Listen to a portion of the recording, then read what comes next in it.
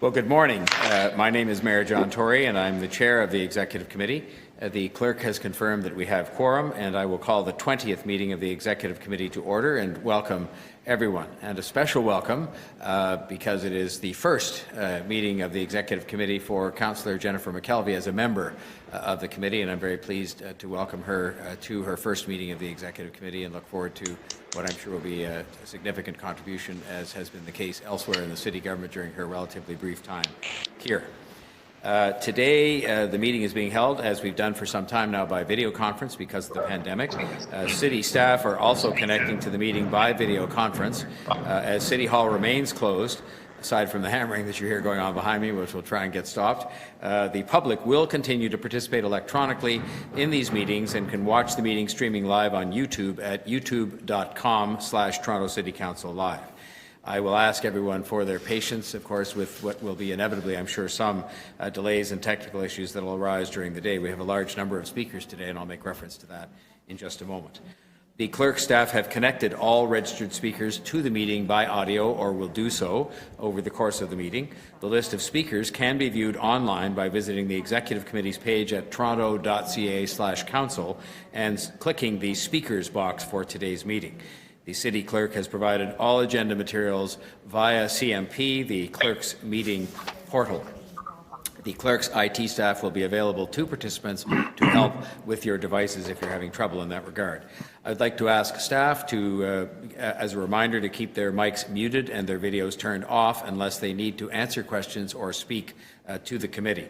This will make it easier for me as chair and for those watching on YouTube to observe the members as they participate in the debate and vote on the various items. Members, I would ask you to keep your mics muted unless you wish to question staff or speak to an item, and ensure that your video is turned on so that people can see that you are, in fact, in attendance at the meeting. As each part of each agenda item, I will ask members to raise their hand or unmute their mic if they wish to question staff or to speak, and since it's a relatively modest-sized committee, I'll be able to see that, and I will then create a speakers list and will call on members when it is their turn to speak. When voting on an item or a motion, I ask members ensure they turn on their video and raise their hand to indicate their vote. Members, I want to remind you that you must submit and approve your motions by email, and the staff are available at exc@toronto.ca to help with motions. And if there are any visiting members, and I can see there are some, and I welcome them, members of council who are not members of this committee who are attending today, I would encourage you to turn on your video so that I know that you're present, and I can give you an opportunity, should you wish, to ask questions of staff or to speak. And this will also help the clerk staff to record attendance for the meeting. Although we are in different locations and meeting remotely today, the committee would like to acknowledge that the land that we are meeting on is the traditional territory of many nations, including the Mississaugas of the Credit, the Anishinaabe, the Chippewa, the Haudenosaunee, and the Wendat peoples, and is now home to many diverse First Nations, Inuit, and Métis peoples. We also acknowledge that Toronto is covered by Treaty 13 with the Mississaugas of the Credit.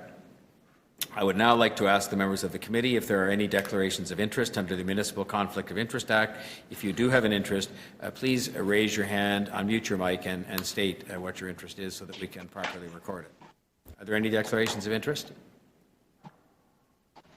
Okay.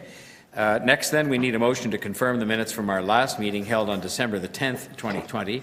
May I have such a motion? I see Councillor Ainsley, and I will then call the question. All those in favour? Opposed? Carried. Before we begin the rundown, we have a very large number of speakers today. I think it's in the neighbourhood of 60, and I would then, as a result, move the following motion, that the Executive Committee set the following rules for this meeting. One, that the speakers who have not pre-registered be allowed to do so, to register to speak until 10 a.m. on January 27th, 2021, which is today, after which no further registration is allowed and the speakers list will be closed. Two, that the list of public presentations be limited to 3 minutes. And three, that questions of speakers and speeches, and there's a small change to what's on the screen there, and speeches by members of council, including members of the Executive Committee, be limited to 3 minutes with one round of questions per member. Is there any discussion or questions of on that motion? I will then call the question. All those in favour? Opposed? Carried. So let's proceed then with the agenda review. and we'll go through starting with item EX 20.1, Community Crisis Support Service Pilot. We have speakers registered, quite a few on this item, and so I will hold it down. And I believe we have a brief presentation on this item, and so the order in which I would propose to deal with this item would be to have the brief presentation, to be followed by deputations, then to be followed by questions of staff, so that we can do it in that way. The next item is EX 20.2, Advancing the Smart Track Stations Program. We have a speaker registered on this item, so it will be held down. Our next item is EX 20.3, City of Toronto Environmental, Social and Governance ESG Annual Performance Report. We have a speaker registered on this item, and so I will hold it down. The next item is EX 20.4, Development Charges Policy Updates. We have speakers registered on this item, so I will hold it down. EX 20.5, it appeared there are no speakers on the item, Property Tax Policies for 2021, but I have a motion for a report we need for Council, and so we'll have to hold it down for that. The next item is item EX 20.6, Cafe TO and Curb TO Pandemic Response Programs. We have speakers registered on this item, and so I will hold it down. The next item is EX 20.7, Advancing the Community Benefits Framework. We have speakers registered on this item, so I will hold it down. The next item is EX 20.8, Affordable Internet Connectivity for All, Connect TO. We have speakers registered on this item, and so I will hold it down. The next item is EX 20.9, Toronto Seniors Housing Corporation Board of Directors. We have a speaker registered on this item, so I will hold it down. And the final item is EX 20.10, Drive-by Shootings in Lawrence Heights Emergency Safety and Security Response. There's a letter from the Toronto Police Services Board. There are no recommendations before the Executive Committee, but we do have a speaker registered on this item, and so I will hold it down. So that concludes the agenda rundown, and that would take us back then to EX 20.1, unless there are any questions or comments by members of the committee. EX 20.1, the Community Crisis Support Service Pilot, and I think we're going to have a. Are we going to have a? Would the committee like a brief presentation about this program? I'm in your hands on it. The answer, I see some heads nodding. So yes, we'll have a brief presentation from staff on this item, and we will then proceed to hear from our deputants for today.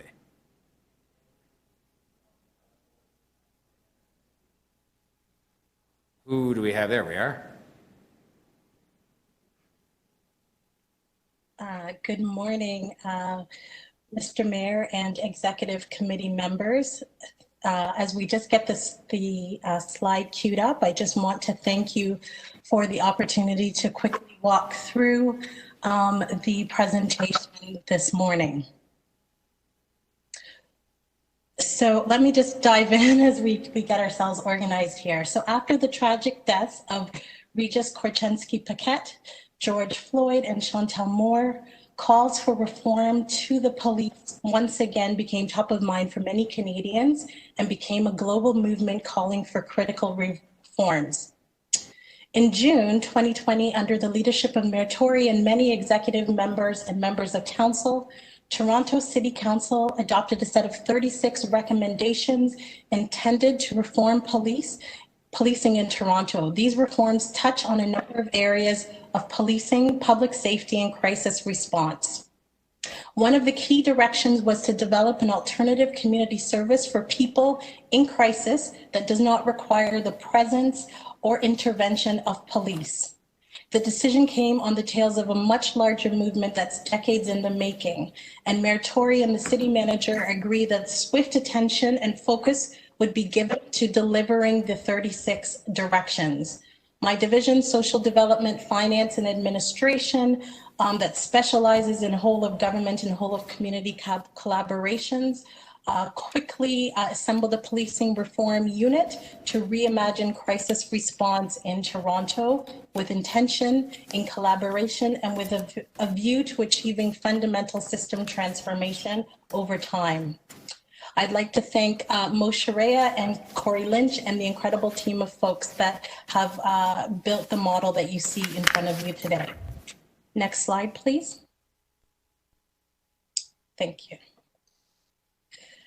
The mental health service system has been dramatically underinvested over time. It has historically been underfunded and inadequately resourced, has resulted in people with mental health illnesses not receiving the supports they need and falling into distress. The current system functions as a crisis management system rather than one that is proactive and preventative. We are seeing a rapid increase in hospital emergency room visits for mental health illness, demand for treatment and support service, and wait lists for intensive mental health case management. And over the past 5 years, the Toronto Police Service has seen a 32.4% increase in person in crisis calls. These types of calls are defined as persons experiencing a temporary breakdown of coping skills reaching out for help. So the police have become default first responders of the mental health care system, with approximately 1 in 5 police interactions across Canada involving a person with mental illness or substance use issues. However, a police-led response to addressing health crisis creates service barriers for many Torontonians, particularly Indigenous, Black, and other equity-seeking communities, members of the LGBTQS communities, youth, and seniors. So Torontonians with mental health or substance abuse challenges, those that are street involved and have complex needs, this approach is incompatible with a law enforcement approach. And systemic racism, anti-Black racism, and anti-Indigenous racism and bias have further compounded these interactions, often leading to negative outcomes for residents who reach out during their most vulnerable state. So community mistrust and lack of confidence in a police-led response has called for us to reimagine a different approach. Next slide, please. The policing reform led a short but intensive period of community engagement and research. Our outreach and engagement prioritized feedback and participation from communities that are most impacted by over-policing and that have lived experience with mental health, substance use challenges, and interactions with the justice system. So from October to December, we completed 33 community roundtables with counseling supports available, 2 public surveys, 29 interviews with subject matter experts, conducted a public opinion poll with a representative sample of over 1,000 Torontonians. We also formed a community alternative community safety response accountability table comprised of 56 diverse organizations to monitor and support the development and implementation of the new community crisis support service. We've also conducted roundtables with related divisions and agencies, including first responders, Toronto Fire Service, Toronto Paramedic Service, and of course, met weekly with the Toronto Police Service. The team further reviewed 53 crisis models from 50 jurisdictions across Canada and internationally, including models like Cahoots. Next slide, please. This engagement and research has directly informed a Made in Toronto service model. We are recommending the pilot of a new service, community crisis support service, led by community health partners in 4 areas of the city from 2022 to 2025, with a full view of achieving citywide implementation in 2026. The new service model includes a multidisciplinary mobile crisis team that can include community crisis nurses, crisis and harm reduction workers, persons with lived experience, case managers, and elders to respond to non-emergency calls involving persons in crisis, wellness checks, and other situations to be determined. It includes multiple access points to ensure a no wrong door in approach that is available 24/7, including a non-police crisis line, triage and call transfer from 911, and a direct line to service, as well as outreach to and from service agencies. It includes a community-based anchor and service partners that ground their work in anti-racism and anti-oppression. And in this way, priority will be given to Indigenous and Black-led organizations to lead service delivery. And the service will be aided by a community investment stream through a new funding stream to support and expand crisis prevention, and post-crisis intervention, such as adding crisis beds to the system. I do want to state clearly that building out the mental health and crisis support system is not the jurisdiction of the City of Toronto. Through COVID, we have and can play an important supportive role to the system, but we rely on other orders of government to do more. Intergovernmental advocacy for greater investments into an overall system is critical to the long-term success and effectiveness of this service. Next slide. So let me just take a quick second to highlight a few details on how the pilots will work. A central intake partner, potentially 211, will dispatch the calls to the appropriate pilot team. Others will be triaged through 911. The service will be anchored in a health service provider like a community health center, which will hire and manage the mobile crisis teams and wraparound supports. Each team will be comprised of 2 crisis workers that respond to calls together to ensure mutual safety. Additional team members can include a case manager, holistic or culturally specific mental health expert, and other population-specific mental health or outreach worker to enable us to respond to a broad range of calls. The city will select the anchor agencies, serve as backbone for the new service, identify areas for increased community investment, lead intergovernmental advocacy, and develop public education campaigns to prepare Toronto residents to use the new service. We'll also develop a pilot oversight committee to shape and guide the pilots through implementation. This committee is made up of mental health experts, key stakeholders, and people with lived experience. We will continue to, a third-party evaluator will lead monitoring, evaluation, and knowledge mobilization, including the development of a community of practice around crisis support. We need to test, learn, adjust, and refine the pilots based on real time experience, information, and community feedback. Next slide, please. So I would like just to take a quick second to walk you through how the pilot, one scenario of how the pilot would work. Sorry, my apologies here. I'm just having a tech problem.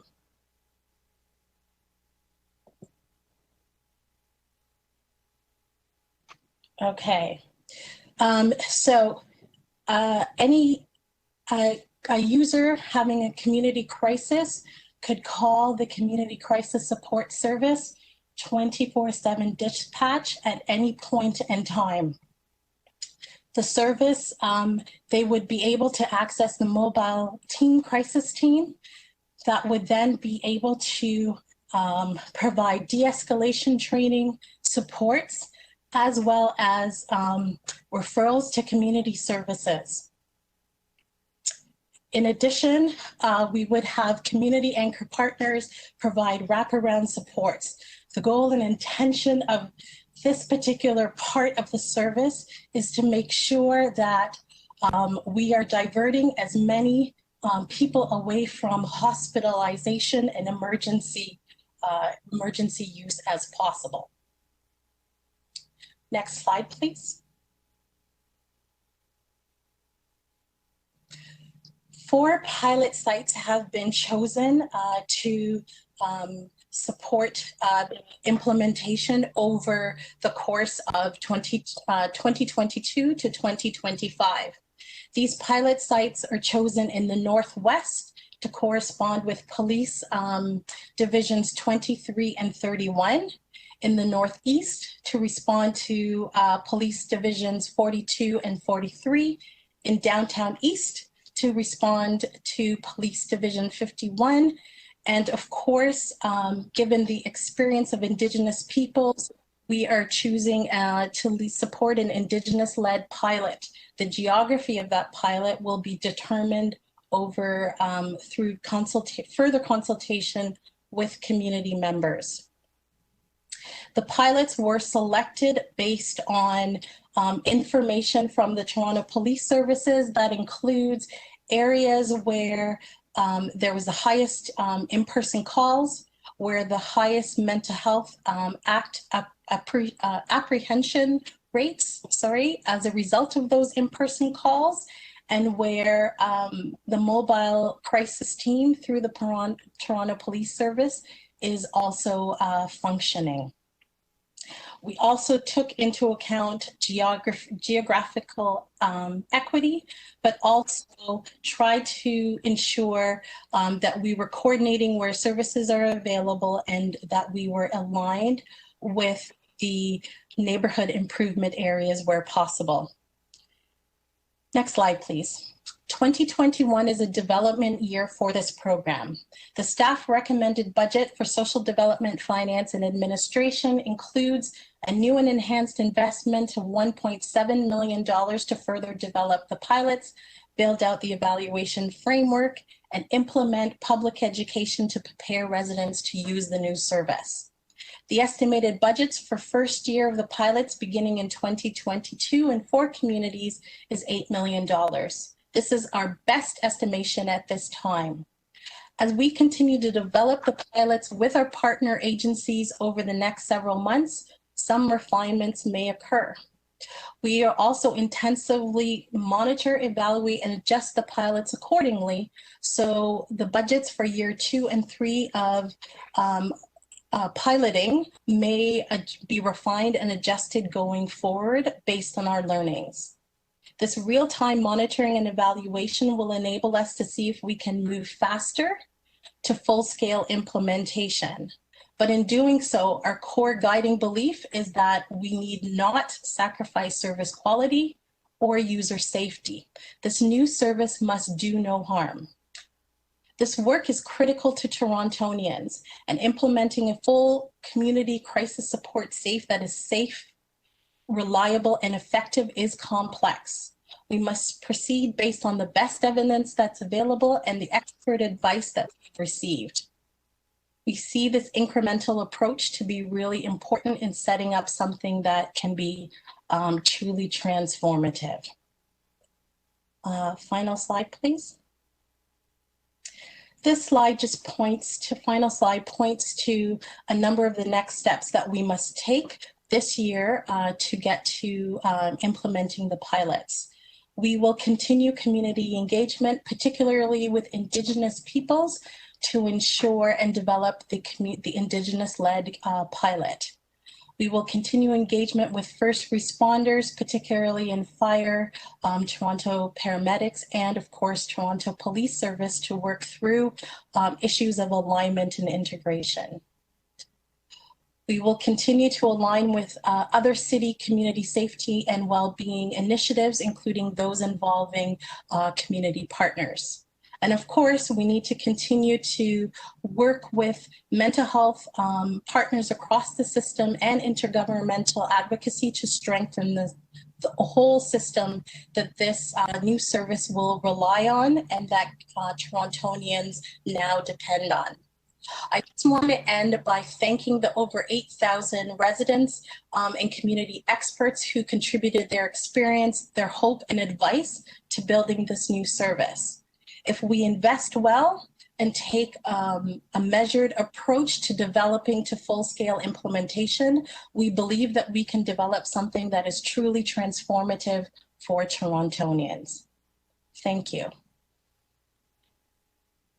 Denise, thank you very much for that report. It was very helpful, and I thank you as well and the staff for all the work that's been done. If you think about the extraordinarily short period of time during which it's been done and has brought us to this preliminary stage, stepping forward, I think it's been great, and with a huge amount of consultation. I think I was speaking in the media and saying there were 33 roundtables discussed, and you've mentioned several thousand people that got involved in consulting one way or the other. And so in furtherance of that consultation, and before we move on to questions of staff, we would next hear from what are 22 deputants that have registered to be heard on this issue. And so what I'll do is I'll mention the names of them in groups of 3 so they can be prepared to speak. As a reminder, we've set a limit of 3 minutes because there are so many people on all the different items to be heard from today. And the first three are Rachel Bromberg, Jacqueline Robbins, and Sean Mahar. Is Rachel Bromberg available? Yes. Are you there? Can you guys hear me properly? Perfect. Yeah. Okay, well, over to you then. Thank you so much for coming. Thanks. So my name is Rachel Bromberg, and I'm the co-founder of the Immediate Response Network, which was contracted to support cities in preparing their report on the new crisis services. Our organization has engaged hundreds of Toronto residents in town halls, surveys, and interviews to learn what they'd like to see in the new crisis service. We've also conducted extensive research on international models of crisis response and best practices. Our organization is grateful for all the hard work done by city staff in this report. We're particularly glad to see the proposed no wrong door approach to access the service, as we heard in our community engagement that people have diverse preferences for how to access the new teams. Some folks told us they want to access the service directly via 911. Others want to be able to call the service directly or call another 3-digit number. We strongly support the recommendation that all of these options for access be developed, with a particular emphasis on effective 911 integration in order to divert as many calls as possible towards the new teams. We also strongly support the recommendation that people with lived experience of their own mental health challenges be heavily involved in the frontline work, operations, and governance of the new service. In particular, we believe that peers with lived experience of their own mental health challenges and extensive training in providing crisis support should be hired to work on each crisis team. As the city manager's report states, such involvement will ensure that the response is compassionate and person-centered. In addition, the literature shows that incorporating peer workers into crisis response promotes better outcomes for service users, promotes hope for those in crisis, and reduces stigma and shame. Equitably employing peer workers also demonstrates both respect and accountability. However, our organization is concerned about the framing of the new service as a service to respond to non-emergency crisis calls. Our network's foundational philosophy is that a mental health crisis is a health crisis, not a crime. The job of police is to respond to crime, violence, and danger. A mental health crisis is not a crime and is very rarely violent or dangerous, as the research shows. Therefore, the default response to a mental health crisis should be a response by trained mental health workers, including peer workers, rather than police. We're concerned that the framing of the new service is responding only to non-emergency crisis calls, fails to fully ingrain response by mental health workers as the default. Many crisis calls currently responded to by police are emergency calls. They are calls where someone in crisis needs help right now and can't wait until later to go to a walk-in clinic or see their therapist. That doesn't mean these calls are violent, criminal, or within the police's purview. These calls could still be effectively responded to by mental health workers if they could get there quickly enough. It's essential that the new service be adequately staffed, funded, and resourced to provide immediate response to Toronto residents in crisis, just as police, fire, and ambulance are adequately resourced to provide immediate response. Otherwise, this new service will fail to effectively serve those in crisis, and police will continue to be dispatched to respond to calls that require a mental health response. We wouldn't send an electrician to fix a clogged toilet because all the plumbers were busy. These are two very different jobs that require two very different skill sets. Similarly, we need to ensure that we're funding enough mental health workers to respond to the volume of crises in our city so that we're not sending police just because they're the only ones available. If I could ask you to try to wrap up now, Ms. Bromberg, thank you. Thank you. Yeah.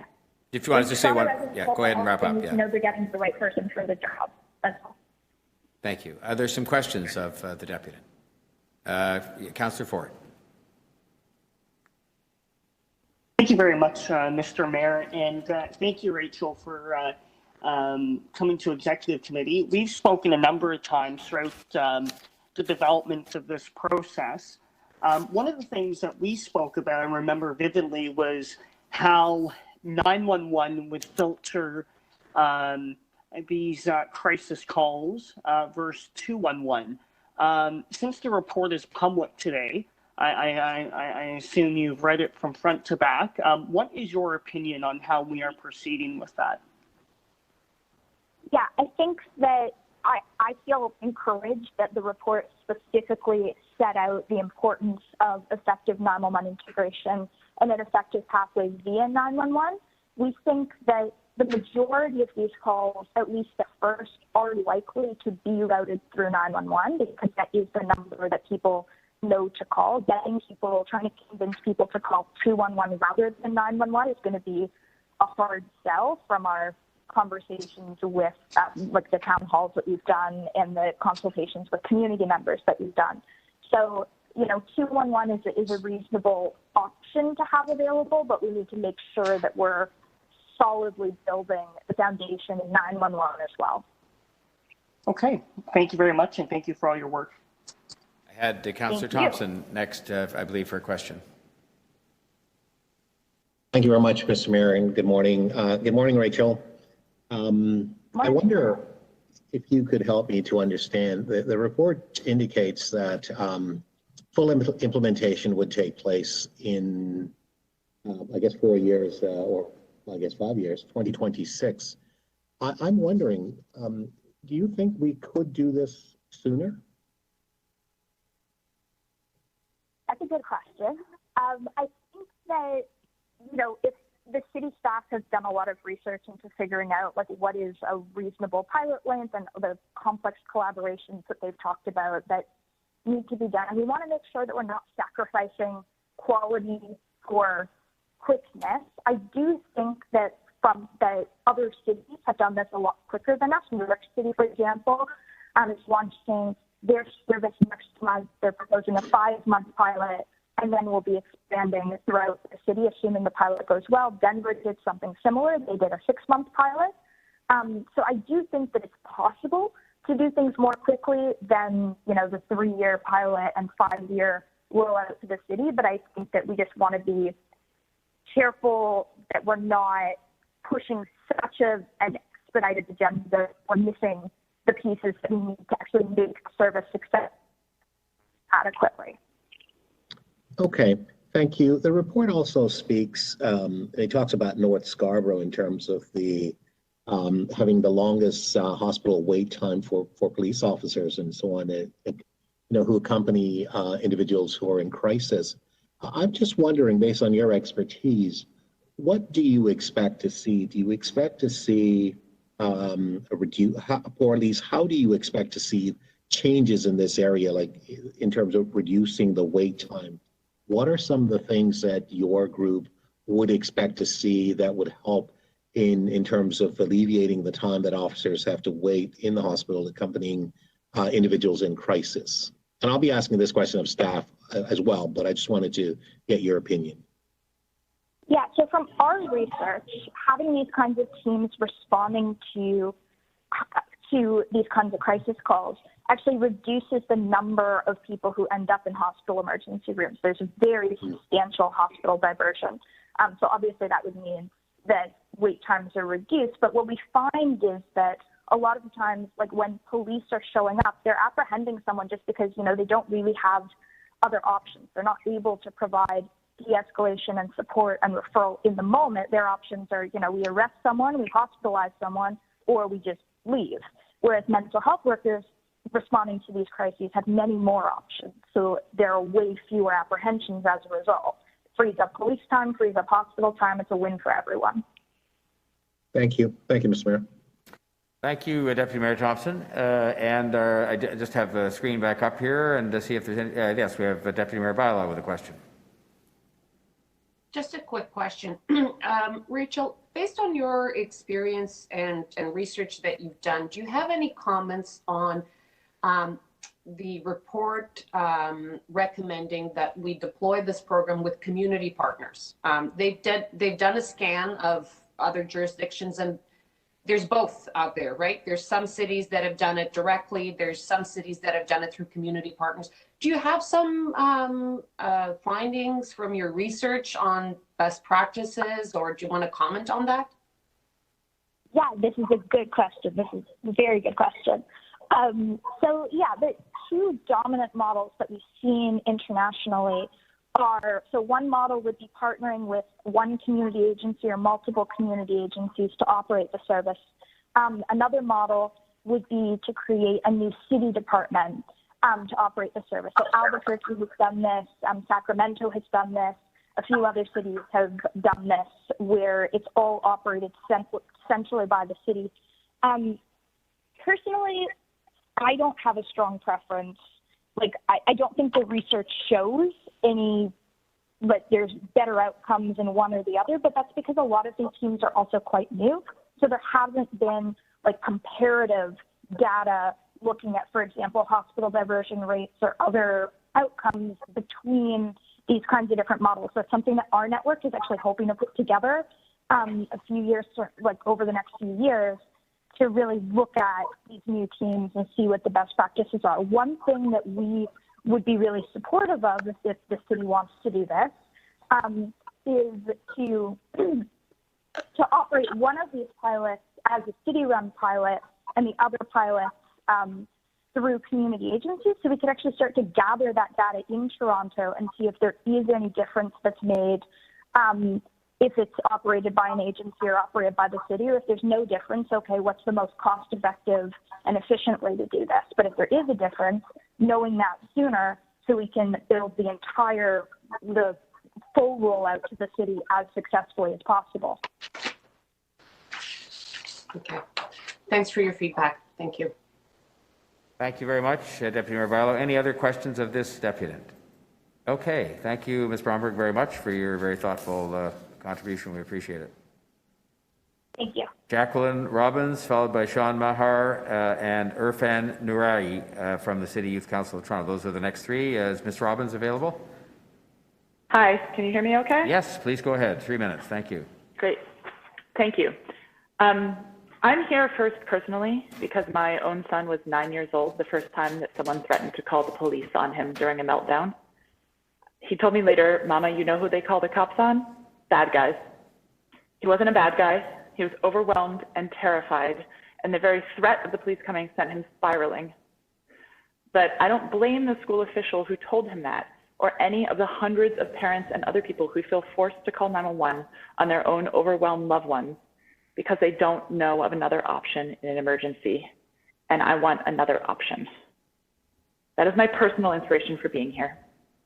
I've also been asked to share collective comments that hundreds of Torontonians signed over the weekend on the proposed recommendation, and I'll do that now. We are thrilled to write in support of this recommendation for the mobile mental health crisis emergency service that Toronto so desperately needs. We are family members, service users, service providers, neighbors, and Torontonians from all walks of life. A mental health crisis has touched us all as it touches the lives of everyone in this city. We have been concerned by visible tragic incidents in which our city has failed people in mental health crisis, and by hundreds of incidences in which we, our loved ones, our clients, and our communities have reached out during mental health crisis and not received a mental health response. This proposal can change that. We implore the Executive Committee to approve this pilot and to allocate all of the resources and support that it needs. We would like to highlight two elements. First, this must be a true emergency service, available 24/7, rapidly accessible through 911. 911 is our emergency reflex. It is what we are taught from a young age to turn in an emergency. We ask the committee to require 911 integration from the beginning. We also support alternate means of access. Further, we ask the city to ensure that this pilot has the mandate and the resources to take on the volume of calls that this would entail and to respond rapidly. Second, the city's recommendation describes the inestimable value of peer workers, people with lived experience of mental health challenges who are also professionals, trained in de-escalation and trauma-informed crisis support. Peer workers must be an integral part of every team that responds to calls. Responders with lived experience who approach from a place of empathy and understanding have been shown repeatedly to be some of the most effective mental health crisis supports. And we ask the Executive Committee to require that response teams include peer workers as active and equal members of every team. This crisis response model is compassionate and culturally responsive. It is shaped by academic research and the lived expertise of hundreds of Torontonians, and it has the chance to establish Toronto as a leader in innovative mental health crisis response that we know our city can be. Thank you. And that has then been signed by hundreds of people in Toronto, all of whom, along with me, know that the committee will have the courage and the compassion to make this pilot happen. Thank you. Thank you very much, Ms. Robbins. I saw Councillor Carroll's hand up. Questions of the deputant? Thank you, Mr. Mayor. Thank you so much, Jacqueline, for coming and talking about your own personal experience. I know how hard that is. Do you think because you've lived it and you know, I know how that goes, you probably have talked to many other parents. Do you think a lot of people, when they phone 911 in these crises, they think they're going to get something other than a police response, having described that they're just dealing with a mental health problem and need assistance? Do you think some are surprised that what they get are a lot of police? I think absolutely. I think when I know lots of people who have felt forced to call 911 on their own children. And in fact, I have been told repeatedly by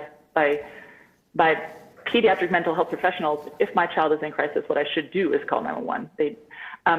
So I think that people expect that they will get help that is directed towards the kind of crisis they are having. When I call 911, they say, "What's your emergency?" I say, "Fire." I get a fire response. And so I think people are hoping that they will get a mental health response when they're overwhelmed and their loved ones are needing mental health help. Okay. And in the interim, while this pilot is developing, and it's going to be area specific, we still have the rest of the city where this could happen at any time. Currently at 911, the approach they're taking is that first a police officer, even if we mobilize our mobile crisis intervention team, first primary officers go and then decide if the MCIT can come to the site. Do you think that for the rest of the city, while we do this pilot, we at least need to adjust that? Absolutely. I think, I can only speak, I'm not a professional, I can only speak from my own experience and those of other parents, but the very presence of police, and in fact, the very threat that might be who comes,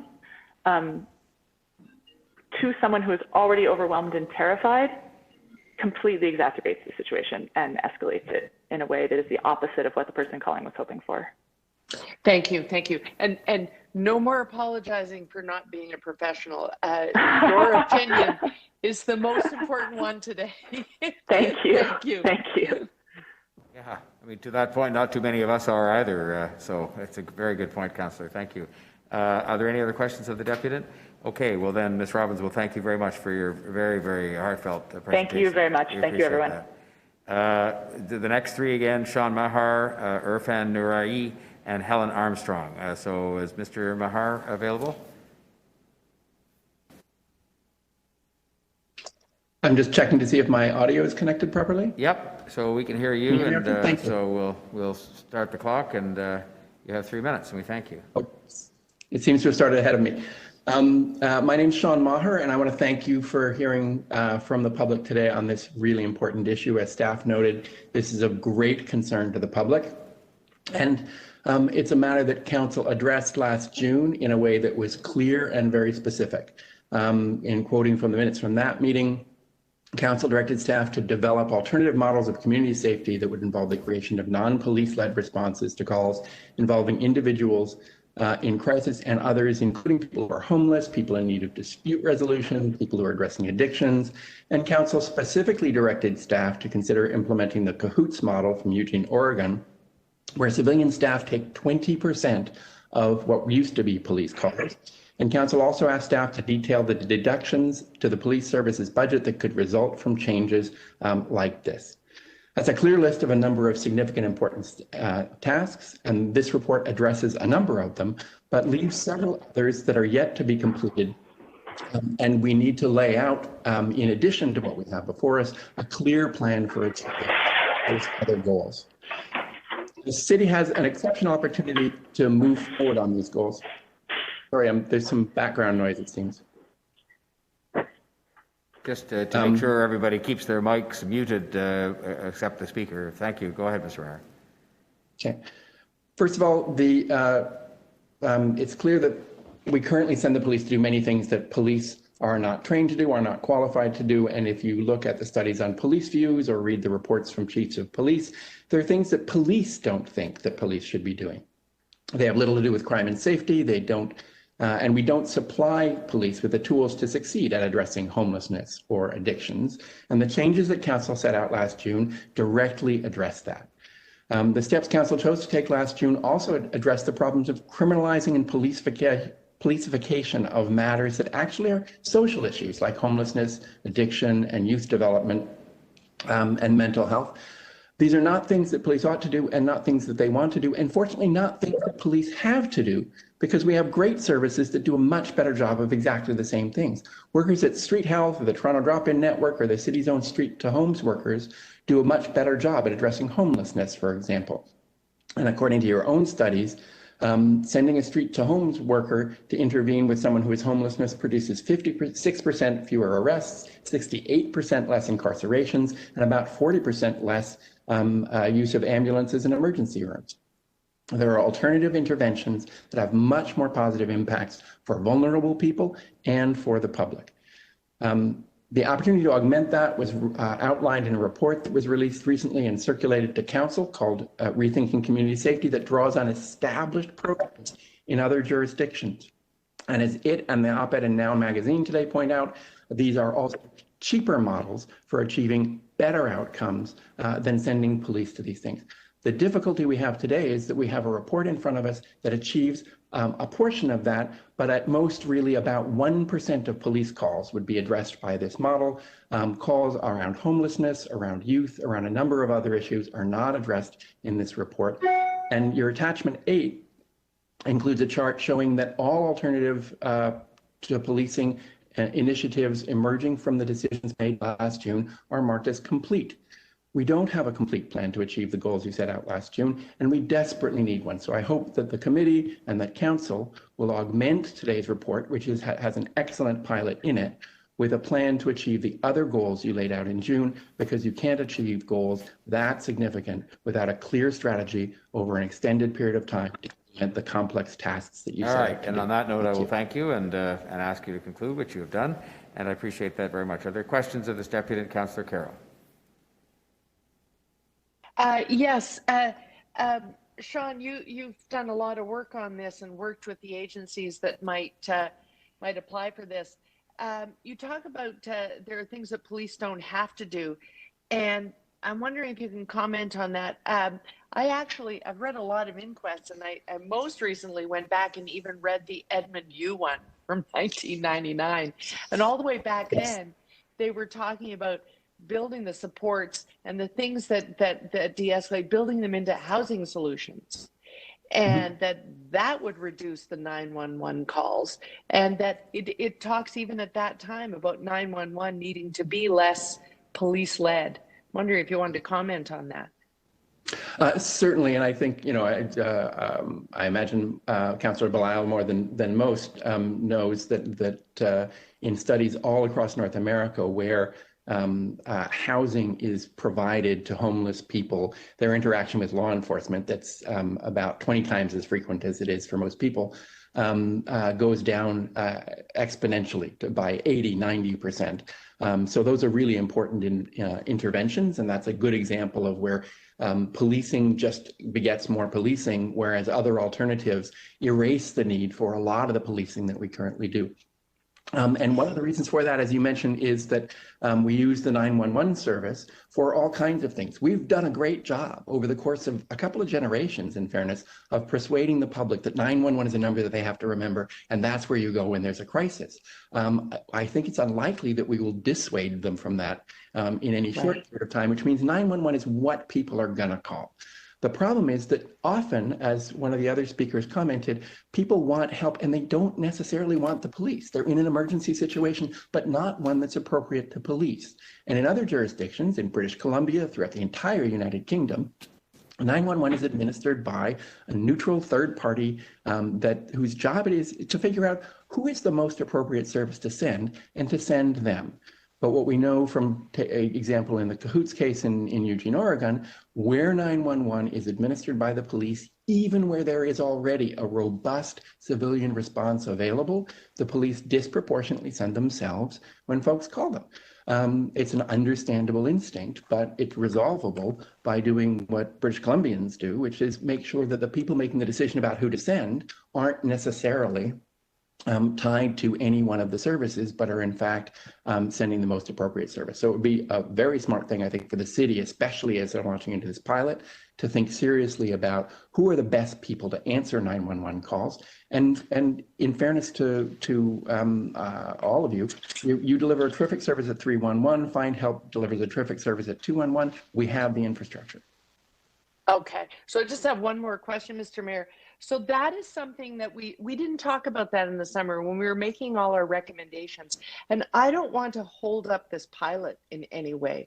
I think we really want it to move forward. We're a little worried about it taking 3 years, worried about the rest of the city. But is this something, looking at who delivers 911, should we maybe be looking at that on a parallel track? It would seem logical, especially because, as I understand it, 911 is currently going through a very substantial transformation. And the best time to make changes is when you're making changes. And 911 is looking at other kinds of interventions and other kind of structures for contact. So there's a whole review of 911 and a change implementation strategy going on at 911. And it would seem to me the most logical time to look at delivery, and the most appropriate delivery agent would be when you're looking at all of those other issues as well. Thank you, Councillor Carroll. And any other questions of Mr. Maher, Deputy Mayor Bailão? Thank you, Mayor. Sean, I just want to make sure that I understood your recommendation. Your recommendation is that programs like Streets to Homes, which do a great job of responding to homelessness crisis and assisting that population, that they're also be included as first responders in the dispatch process. So that 911 has the option, if they so believe, to send some of these other units that are already created, that we have it in our system. But so enhancing those units, is that what you're suggesting? Yes, we have a very robust infrastructure that can respond to some of the crises that we currently send police to. If a homeless person is hanging out in a Tim Hortons because it's cold outside and they have nowhere else to go, people sometimes call 911 and the police come, and then somebody gets a trespass arrest and they get a criminal charge, or they get a ticket that they can't possibly pay. And if we sent a Streets to Homes worker, the outcome would be a whole lot better. That's true if the youth were acting up in a playground and we sent a youth outreach worker instead of sending the cops. It's true if youth were misbehaving in a mall and we sent a youth outreach worker instead of sending police. So we have those services available to us. And if we have the mindset to say, we're going to have a multidisciplinary approach to safety, we're going to send the right person who has the tools to deliver the right intervention to each different kind of problem, then we would have much better outcomes. The evidence is super clear about that. And it would be substantially less expensive than sending the most expensive option without the tools to succeed. Thanks, Sean. Thank you, Deputy Mayor Bailão. Councillor, I just would add one other point, which is that you can't get there without a plan. These are not things that fall into place on their own. And the staff who have worked on this pilot have worked diligently for 7 months, and they've generated a really beneficial plan for one of the items that you passed in council. And I would love to see those same staff and the great work that they're doing mapped out with a plan that carries this forward to address the other things that this council decided to do last year. Thank you very much, Mr. Maher. Are there any other questions of the deputy? Okay, well, thank you so much for being with us today. Next three are Irfan Nouri from the City Youth Council of Toronto, Helen Armstrong from CUPE, and Jennifer Chambers from the Empowerment Council. And Irfan Nouri, are you available? Hi, Mr. Chair. Can you hear me? We can. So you please proceed. You have 3 minutes to make your presentation, and there may be some questions. Thank you so much. Good morning, Mr. Chair. My name is Irfan Nouri, and I'm Toronto City Youth Councillor for Ward 18, and from Toronto City Youth Council, CYCTO, the abbreviation for that. So before I start, I would like to thank you as a mayor of the city and the members of the executive committee for this opportunity to speak before you on this very important item on the implementation of the community support service pilot. First and foremost, because of the underinvestment in mental health over years and COVID-19's major impact on our lives, we've seen a dramatic increase in mental health challenges. While it's important to note that everyone has mental health, Toronto City Youth Council has prioritized youth mental health as one of our key issues in 2021. We're in the council health. We've heard the same thing from so many of my fellow peers, youth, and friends that who have been struggling with mental health challenges when it comes to severe emotional distress, such as persistent insomnia, interpersonal problems, and even suicidal thoughts. As a consequence, these all together illustrate that we must fully invest in stronger mental health crisis response. And so we ask you as youth to invest in community-based mental health crisis response and continue your efforts to train city staff in crisis response, which can provide effective and responsive mental health support service for youth and adults. Second, youth having distress and are in crisis need more help and support in our communities. The implementation of community crisis support service pilot will open the doors for making a better infrastructure to provide more effective support to those in crisis. Mr. Chair, for many of us, this pandemic has been a reminder of what we value most and what we as youth should value. I speak for the City Youth Council, my fellow youth and peers, Toronto's youth, when I say we need your help. We need your help, and thank you very much. I look forward to your questions. Thank you very much for those comments. Are there questions of the Deputy? Well, thank you very much, Mr. Nouri. Appreciate your participation. Next, 3, Helen Armstrong, Jennifer Chambers, and Jasmine Ramsey Rezai from YWCA. So next is Helen Armstrong. Ms. Armstrong available? Yes, good morning. Morning. I'm speaking to you today on behalf of 230 staff in CUPE Local 2289. We work at the neighborhood group. We work daily with people who have experienced trauma due to inappropriate policing. We are very supportive of the 4 pilot projects and commend the city for this. However, we don't agree that police should decide when these proposed pilot programs are used or when the police would respond themselves. Nor do we agree that police should expand their own mental health crisis response budget by 1.5 million when the non-police mental health pilot is given such little money. We support city control of these programs. The Rethinking Community Safety Report has concrete ideas. Investments in alternatives need to happen this year. We need action now to divest at least 65 million from the police budget. Staff in our Youth Arcade program have proven success with a mediation program called Game Changers, using a peer development approach, putting youth at the center and building them up as community leaders. We endorse the calls for peers to be expanded in community crisis response across the city. We also back the calls for more youth lounges across the city now. Our conflict resolution staff has success with alternative dispute resolution mechanism and de-escalation. This approach is desperately needed for many 911 calls that don't involve a weapon.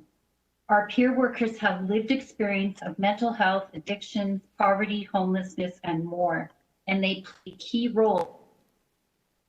They help keep people out of hospital emergency and out of prison. Peers can play an important role in a mental health crisis response team. 5 years ago, some of our peer researchers did a survey at our organization of 46 drop-in users. They were feeding into the Police Modernization Task Force. Almost all of these service users had been arrested repeatedly for minor infractions and carded. Almost half said they were poorly treated when arrested by police. This poor use of city funds for over-policing many people who are homeless is very frustrating. Now is the time for the city to step up to meet the provincial call for a well-developed community safety and well-being plan that is robustly funded. We do not accept that we can only have one small pilot project with 4 components and more consultation. We urge you to implement the recommendations from this year's budget that have been submitted by Toronto Neighbourhood Centres and others. We live in a city with so much inequity, racism, and mental health oppression.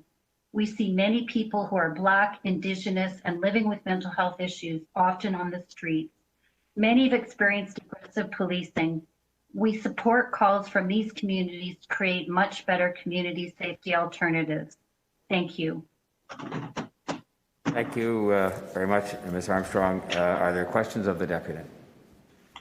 Okay, well, thank you very much for being with us today, and move to the next 3, Jennifer Chambers, Jasmine Rezai, and Rana Abramovich from West Neighbourhood House. And so next would be Jennifer Chambers. Jennifer, are you there? Yes. Good morning, Mr. Mayor and Executive Committee. The Empowerment Council is an organization that represents people with lived experience of mental health and their substance use issues. EC policy and positions are directed entirely by this community. I thank you for the inclusion of persons with lived or living experience of substance use and mental health issues in the Pilot Oversight Committee. I'm puzzled by the lack of any other specific mention of the community most affected in either the summary, the Executive Committee, or the framework to pilot the Community Crisis Support Service. It's discriminatory to make people invisible, especially when this is the community most affected by this proposal. The summary refers to Indigenous and Black communities in leadership, which is good. But then it adds an equity-deserving communities, which many people, all of whom are deserving, but not all of whom are equally affected. Why does it not say the community of people with lived experience of mental health and substance use issues? Every crisis call, by definition, involves someone in crisis, a person with at least a temporary mental health issue. Yet this community was specifically excluded from mention. If you had services whose every client was a woman, would you rightfully say people who should be involved in delivering and leading these services should be Black and Indigenous, but never mention they should also be women? Would you lump them under other equity-deserving groups? Even the Toronto Police Service and Board managed to specify our community and its importance in their materials. It is not generic equity-deserving community members whose deaths have had to testify about it at a dozen inquests. It's people with mental health issues. We request that City Council make a motion changing or adding to the generic phrase equity-deserving communities to community organizations representing people with mental health and or substance use issues. Organizational representation also matters. Communities tend to be represented by organizations because ideally the input received in this way is broad-based. Every other community is represented accordingly. Treat communities equally. The tendency for the voice of people with lived experience to be selected by services is a conflict of interest and unacceptable. Does the management choose the union representatives? No, because it's obvious how bias would result. Crisis support teams are described without prioritizing the essential inclusion of people with lived experience, although this is supported throughout consultations. Culture-specific expertise is mentioned as it should be, but why did it not mention the community most affected? People with lived experience have formed community with self-representing organizations. Most cultures discriminate against people with mental health issues, so inclusion and valuing of culture alone is not sufficient to protect people in crisis from discrimination. It's great there are principles of being client-centered, trauma-informed, and reducing harm. But you know who claims to do that? Every service. Service delivery that is so undesirable that people have to be forced into those services will not change until there's true accountability on an individual and systemic level to the people whose services are supposed to serve. Creating a desirable option requires the presence of people with lived experience who have a commitment to the principles of empowerment, human rights, trauma-informed care, and harm reduction. If all that happens is the reproduction of traditional mental health services that use force and use it with racial bias, this project will be a dismal failure. Traditional mental health services also routinely call on the police to handle people in crisis. We need community-based, non-coercive services that are accountable to and inclusive of the community they exist to serve. Community anchor partners should have to have a proven track record of accountability to service users and governance, as well as affirmative hiring of skilled workers whose lived experience of mental health and their substance use issues is highly valued. Look at Soundtimes and Gerson Crisis Center as examples. Chambers, if I can ask you to conclude that. I congratulate you on the plan to have pilots expanding the availability of alternatives to police as crisis responders. It's a plan whose time has come, or more accurately is overdue. But everything is going to depend on how it's done, and it must be done with a meaningful inclusion of organizations that represent people with lived experience at every level of the pilot. More of the same coercive and racist mental health services is not acceptable. Okay, Create the Ms. conditions Chambers, for this to be Ms. done. Chambers, Lives depend on it. Ms. Chambers, yeah. Yes. We're at 3:45, so I'll have to ask you to conclude there. And we do have a question, so it'll give you a chance to say some more. And the question is from Councillor Carroll. Thanks, Mr. Mayor. Hi, Rona. How are you? Jennifer. Jennifer. Yes. Sorry. Sorry about that. Yes, the question that I wanted to ask was, I heard your motion, but you know, people are really worried today about holding this up because we need the change. So I'm wondering if the executive members move a motion similar to what you're asking for, could this be addressed through the next steps? Where there is consultation coming, and that's going to precede tendering out to the agencies. This is an important group to include in the conversation, and we want you to be comfortable with the way it's been included. If we move this motion, could it happen during the consultation phase so that we don't start to see this whole idea drift to taking longer and longer? I certainly wouldn't want to hold up the process, and you probably have more expertise than me in how to ensure that this is addressed in another means. If you can be sure that this would be a way that this would be remedied, then I would be happy with that. Yeah, because we have a chunk of time where we have to refine and define before we even do an RFP to agencies, and you're concerned with some of those terms, it seems to me, that in terms of teasing out what are the track records of the agencies that will deliver the program, and you want us to hear the lived experience. So if a special effort was made during consultation, make sure that is happening. That would give you comfort?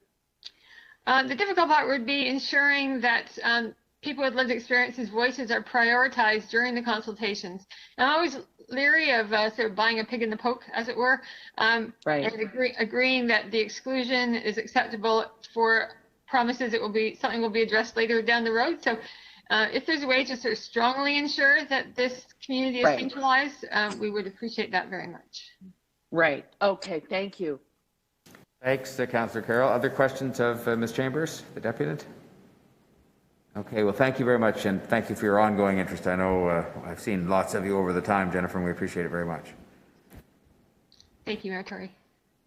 Next, the next three again are Jasmine Ramza-Rezai from YWCA, then Rana Abramovich, and Susan Bender from Toronto Drop-In Network. So, Ms. Ramza-Rezai, are you there? Hi, good morning. Please go ahead. Can you hear me? Yep. Okay, great. I'm always so impressed when you pronounce my name so well, Mr. Mayor. So I'm addressing you on behalf of YWCA Toronto, a well-established community agency that supports the resilience and safety of thousands of women, girls, and gender diverse people. YWCA Toronto provides many services that span the city. We also convene a group of mothers who have lost loved ones to gun violence. Many of our community members live in neighborhoods with heightened levels of poverty, violence, and race-based inequities, and so deal more frequently with Toronto Police Services. We commend the leadership of the city and the stewardship by various city divisions in responding to community concerns and proposing the community crisis response pilot. We are deputing today to encourage you to move this community safety measure in an accelerated pace and in a more robust manner. Police-centric models of community safety are inherently flawed. Of course, there is absolutely a valid role for police officers to play in society, but ultimately the best tool to reduce crime is the same tool that reduces poverty. We're referring to good social policies that include ensuring everyone has access to safe and adequate housing, income security supports, and viable, decent job opportunities, and an ability to improve one's life circumstance regardless of the family you were born into or the color of your skin. We fear 1.7 million isn't substantial enough to ensure the success of the proposed pilot this year. The pilot is fairly limited in geographic scope and involves a slow implementation process. We need to roll this out faster with better funding and integrate the system with 911 from the get-go. We also need a clear long-term plan to shift the focus from police to alternative community safety models and to ensure the city has the proper funding in place to support this transition. We need to begin the process of transferring responsibility and resources from TPS to other relevant divisions and agencies. As a women's focused organization, we are very concerned about the way gender-based violence is treated by TPS in the criminal justice system more broadly. Services have been set up in a way that often fail to support survivors of gender-based violence and fail to keep women safe. This situation is particularly complicated when the parties involved have precarious immigration status. There are many women who do not feel comfortable reaching out to the police for fear of deportation. Who will protect them from an abusive partner? The other question is around police accountability, which goes beyond mere budget numbers. There is no evidence that certain practices such as carding and other forms of racial profiling by police have ceased. What seems to be missing from the conversation are certain considerations such as whether police officers should be carrying lethal weapons or whether the civilian oversight of police services is adequate enough. Ultimately, police reform has to be part of the discussion of reimagining what public safety can look like. And such reforms need to apply a gender lens and implement a clear action plan to dismantle anti-Black and anti-Indigenous racism. So in short, we urge you to, 1, expand the investment and geographic area of the pilot project, 2, invest in youth hubs, street outreach workers, and drop-in centers that in particular support the well-being of Black and racialized youth by, for example, doubling property taxes, and 3, seriously consider reallocating funds from the police budget into wraparound services as suggested in a report we submitted to the committee by Toronto Neighbourhood Centres and Partners, or any other evidence-based recommendations brought to your attention by scholars, the police services itself, community leaders, grassroots. And I will have to ask you to conclude. There may be a question that can allow you to, but thank you so much for that. Appreciate it. Is there a question of Ms. Ramsey-Razai? Okay. I will. Thank you very much, and thank you very much for your participation. Appreciate it. Have a great day. Next 3 are Rona Abramovich, Susan Bender, and Harmy Mendoza. And so, Rona Abramovich, are you there? Yes, I am. Thank you. Welcome. Thank you for coming. And you have 3 minutes, and then there may be some questions. Okay, thank you. So I'm from West Neighborhood House, and I'm speaking on behalf of Toronto Neighborhood Centres, a network of 26 multi-service organizations. We're very pleased that this pilot is before you today, and we want to encourage you to move this and other community safety measures forward in a more robust manner. The new pilot is transformative in intent, and many other investments and programming stewarded by the city are making a big difference in our communities. But we feel that you could try to do even more with the tools you have and the choices you're making. There is no doubt that the province bears the primary responsibility for investing in such programs, and we will work with you on advocacy efforts in that regard. But we also need bolder efforts from the city at this time. City staff notified Budget Committee members last week that the proposed pace of implementing the pilot is necessary given its complexity. However, the report before you stresses that the success of the pilot will also depend upon the existence of a community investment stream that can, quote, support the broader service system within which the pilots are situated. Expanding wraparound services and investing in MAD, Black, Indigenous, otherly abled, and 2S LGBTQ+ informed and directed programs should happen while the pilots are being developed.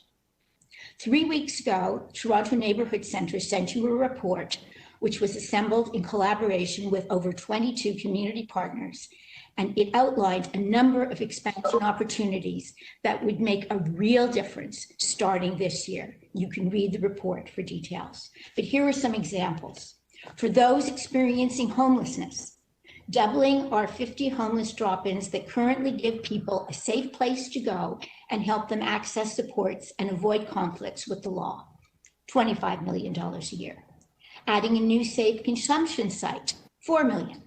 For youth, doubling the number of youth hubs, $9 million.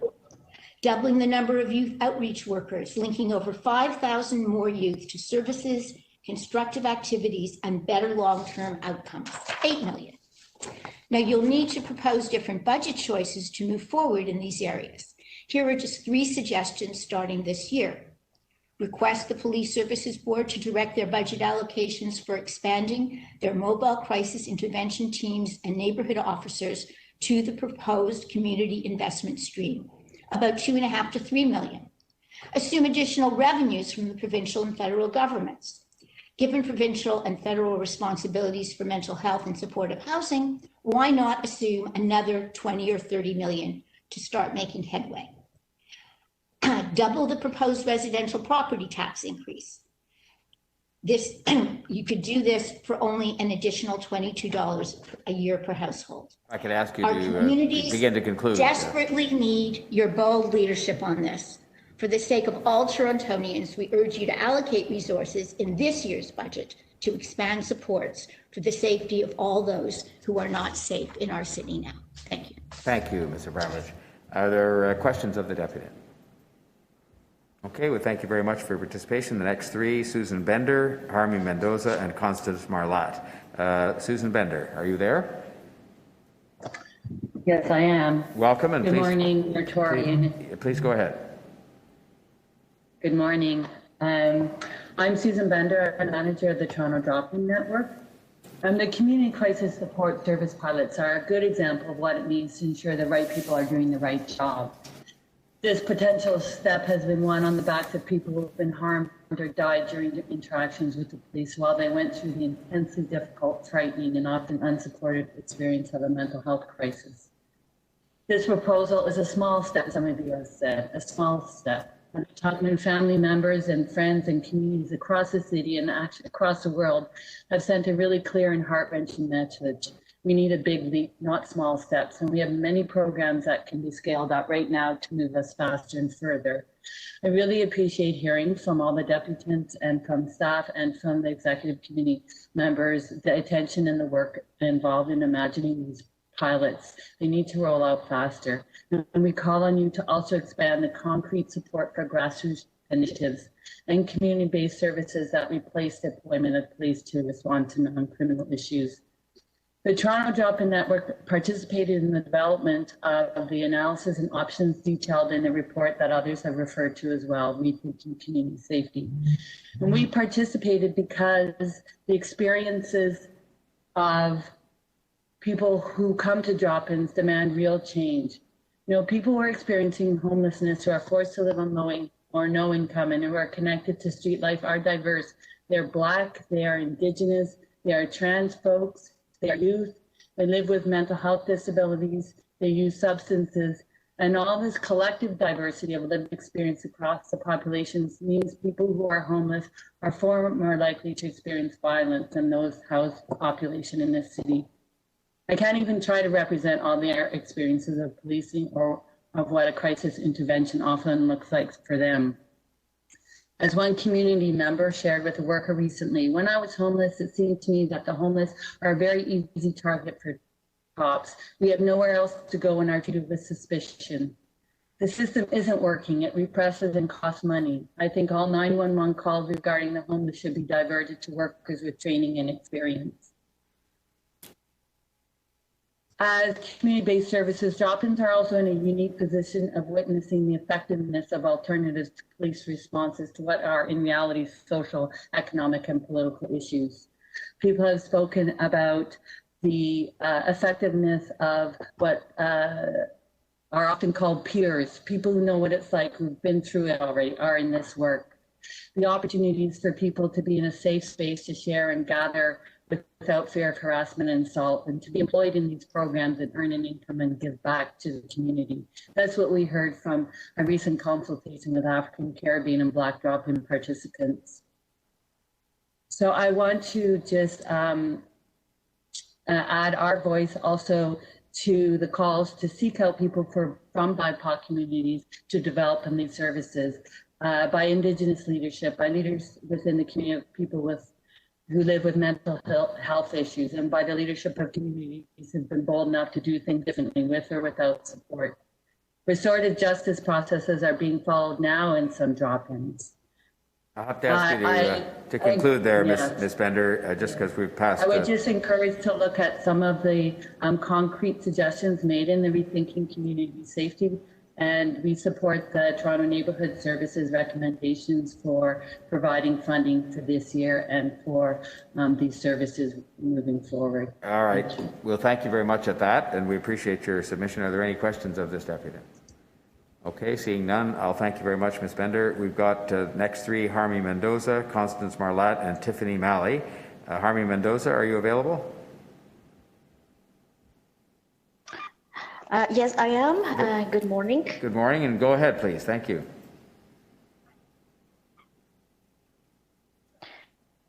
Thank you.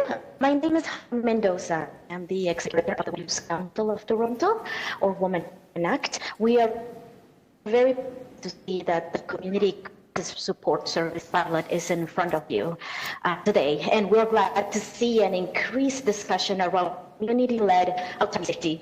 But I have to say, the pilot proposed today is just not bold enough to tackle the many social issues in Toronto that require police alternatives.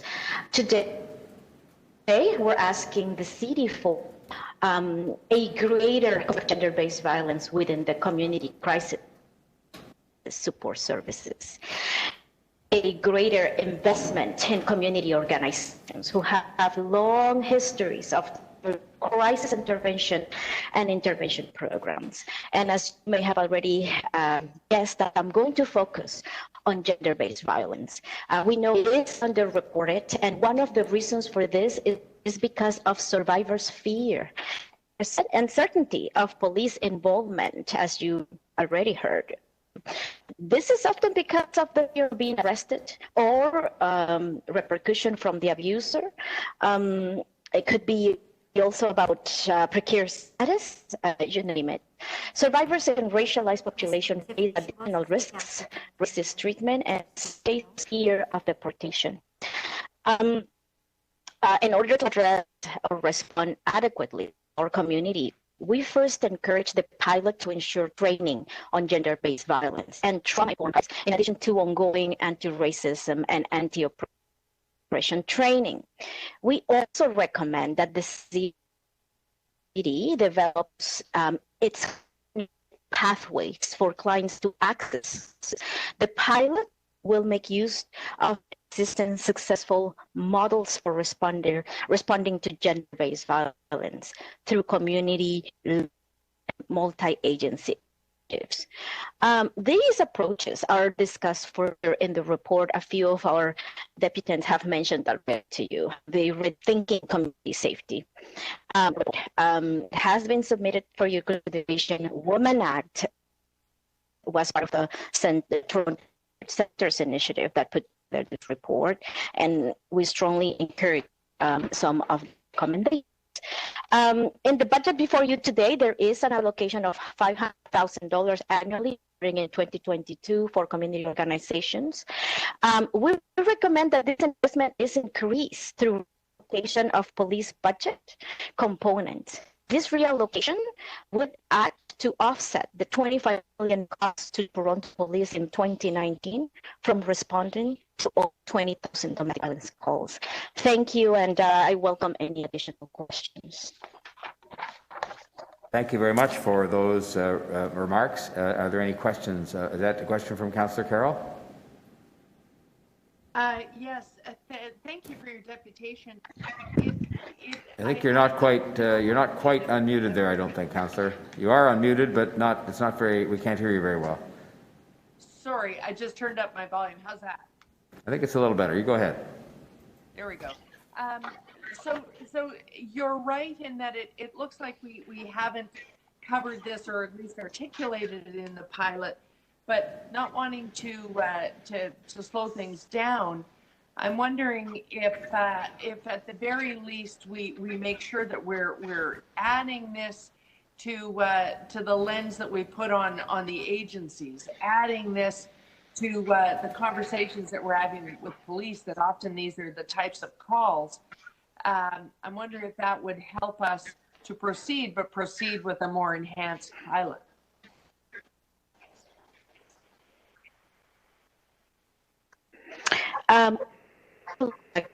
Carol, will definitely be important to implement.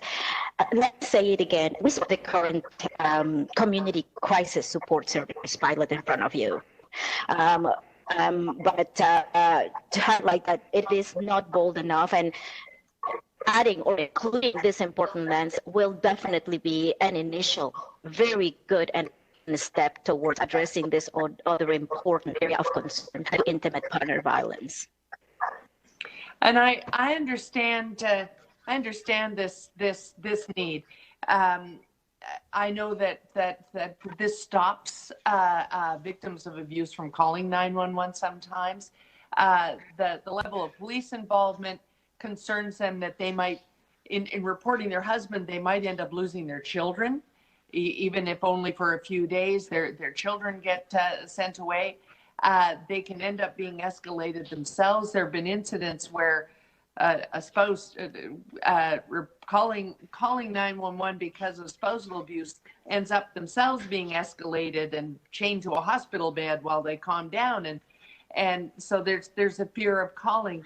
If we can make this a part of the pilot and they know that the response might be other than a police response, do you think we might increase the incidence of people reporting domestic abuse?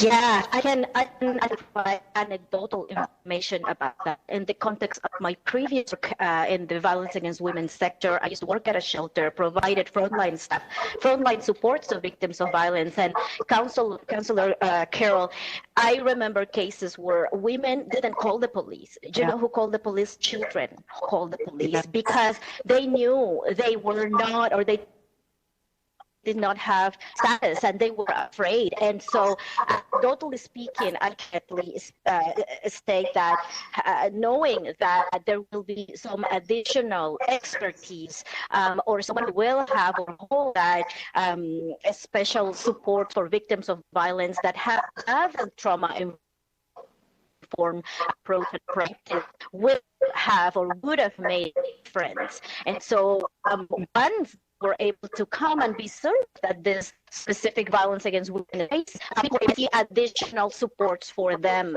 But the initial fear is there. And I remember those cases quite well. So yes, anecdotally speaking, I can definitely support that call, and having and integrating this additional component and lens will enhance deeply the idea of having a community reaching out for help. Thank you so much. Any other questions of this? You're welcome. Okay, thank you so much. Now the next three then are Constance Marlatt, Daniel Salama, and Chris Langenfeld. Ms. Malley needs to have a little more indulgence in time, so we're going to have Constance Marlatt next. Constance Marlatt, are you there? Hello?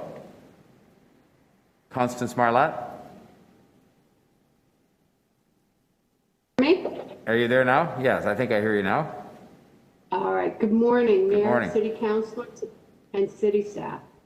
I'm here to speak in a personal capacity to urge you to support the recommendation for a community crisis support service pilot. I have, as a family member, lived experience with loved ones who have mental health issues. I have been involved in multiple mental health crisis events, caring and advocating for family members in distress, with ambulance attendants, paramedics, EAs, ER staff, doctors, and the police. I have also participated in many community-based family support groups over the years.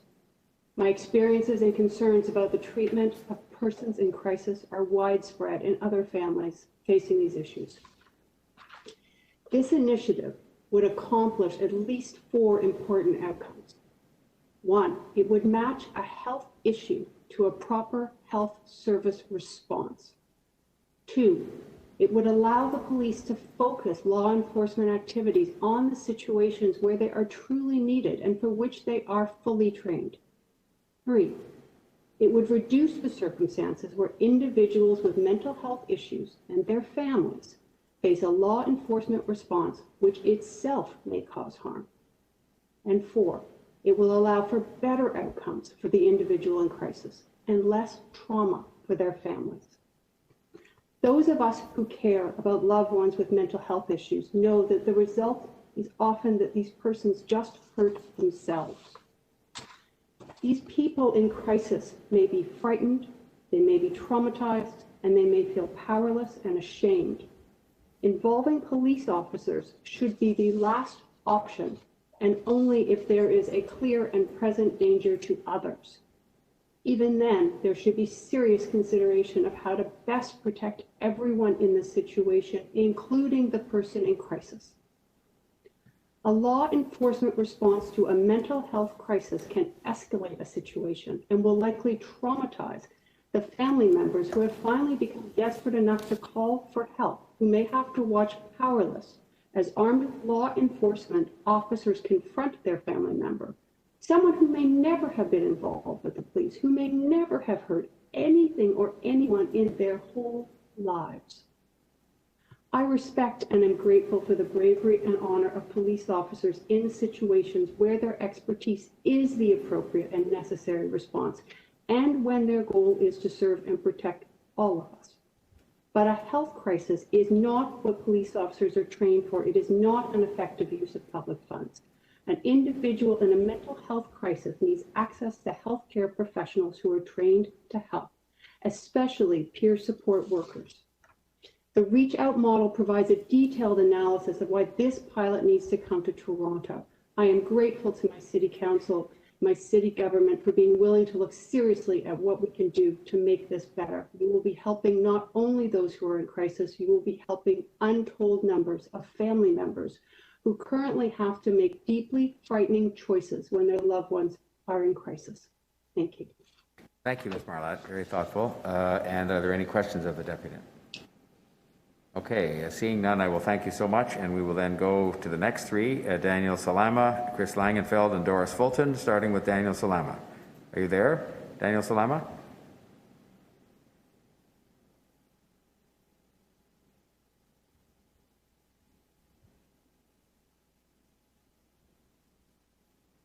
Is Daniel Salama there?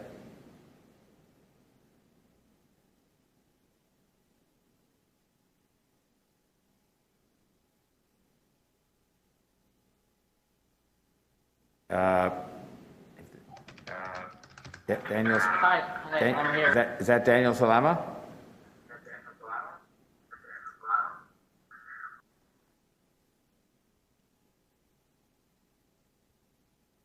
The technician is not here with me, so I can't really judge what's happening. Daniel Salama, are you there? Hello, this is Nahum with the City Clerk's Office to Jazzy Daniel Kaiser. You will need to mute any other audio that is happening on your end in order to speak and to prevent any echoing from occurring. So that's advice. I will now unmute your mic. To Mr. Salama. Daniel Salama, are you there now? Okay, well, let's move on. We can come back to that. Is Chris Langenfeld available?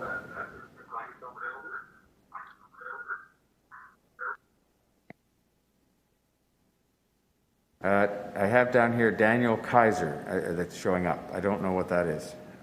That's not the same name I have here. Maybe it's the same person. From the A-Lab Clinic?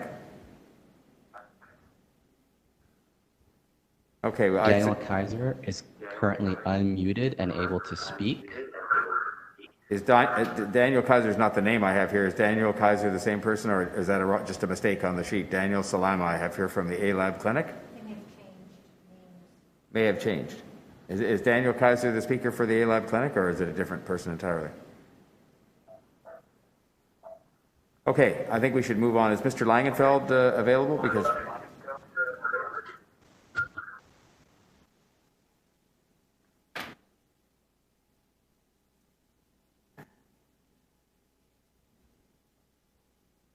I apologize to the committee members and to the public. We're just getting things sorted out here. I would suggest we move to Mr. Chris Langenfeld if he's available to us. Mayor Tory, this is Mr. Langenfeld. Hey, Chris. Okay, so if you'd like to go next, I'm sorry, we're doing things a bit, we just couldn't get the previous deputy on the line here, so you are on the line, and please go ahead. You're most welcome. All right, thank you very much. I'd like to commend City Council and the Executive Committee and you, Mr. Mayor, for having made an effort to address these issues here that we're facing for crisis support. But I'd like to suggest that some changes are needed. There's certainly a lot of reference made to the CAHOOTS program as holding that out as the gold standard, but I point out that that serves the areas of Eugene and Springfield, Oregon, which have a combined population right now of 240,000 people roughly. For CAHOOTS, they have a annual budget of $2.1 million US, and they're serving 250,000 people. Here we're looking at this project for Toronto with a proposed budget of under $2 million for this first year of setup, and then $7 to $8 million a year for the next 3 years of the pilot project. Meanwhile, we're looking at trying to deal with a population here of 0.7 million for the city. Just for Scarborough alone, we have an estimated population of 625,000 people, so roughly 2.5 times the population that the CAHOOTS program has dealt with CAHOOTS having been around for 31 years of build-up. And meanwhile, the overall budget for this pilot project for the entire city wouldn't even cover the escalated amount for the CAHOOTS at $2 million US. So I think there are some changes needed. I think really what we need to look at is while the city should be funding some of these community outreach programs to deal with homelessness and things of that nature and youth support, what we also require is a mental health crisis response team. And I would suggest, I have before to the police board, that that should really be coming through medical care. And so I would suggest the ambulance and paramedic services would probably be the most appropriate place that we should be adding funding to and increasing the amount of ambulance and paramedic response that we have available to the city, and training them in crisis response so that they can address both units, both types, both medical health emergencies as well as mental health emergencies. Part of the, meanwhile, dealing with what we have here as a proposal, I'll address some of the issues there. Civic Action, Mr. Meager there has brought up, and this is an issue that's been brought up several times to the police board over the last year, is the question of whether or not 911 should in fact fall under the jurisdiction of the police department. And I would suggest that it should be an independent agency. To a police officer, I think the standard response is, who should we send in addition to police? Whereas really what we need to be looking at is, are police needed? I know, going back to the CAHOOTS project, that in their last year, they say out of 24,000 calls, they requested police backup 150 times approximately. I'll have to ask you to wrap up there, Mr. Langenfeld. Just take another couple of seconds to wrap up, if you would. All right, thank you. I'd just like to suggest also the proposed third-party evaluations should look at evaluating the MCIT programs as well as the pilots. You may need to look at whether Highway Traffic Act amendments are needed to have crisis response.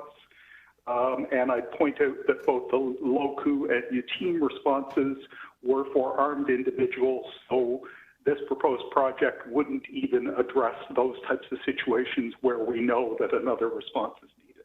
Thank you. Thanks, Mr. Langenfeld. There's a question from Councillor Carroll. Hi, thanks, Mr. Mayor. Yes, we've talked about those inquests many times over at the police board, and you took part in those. Those armed calls are still a concern, and it's part of the reason why I brought up in the summer discussion, and some other councillors did, that alongside this pilot, while we're developing it, are you still supportive of the idea that at the advent of a police call, if the individual is armed, that we should do away with the idea that the police have to respond alone and then call in MCIT, that they ought to be able to respond simultaneously so that they can advise one another? Absolutely, and I think the first responders should in fact be the mental health professionals. And I think that once they arrive on the scene, they should be the ones that make the determination of whether or not police become involved. And the mental health professionals should be the ones who have the authority to direct police to back off. Certainly, the reality is there are far more police officers in the city than we have other services available. So police are typically going to be the first to respond. And obviously, I think we all want as quick a response as we can possibly get. So if we can get police there in 10 minutes and it takes 20 minutes for the mental health to respond, I would still rather have the police respond and try and at least ensure that the public is safe, because in a lot of those situations, the public is at risk.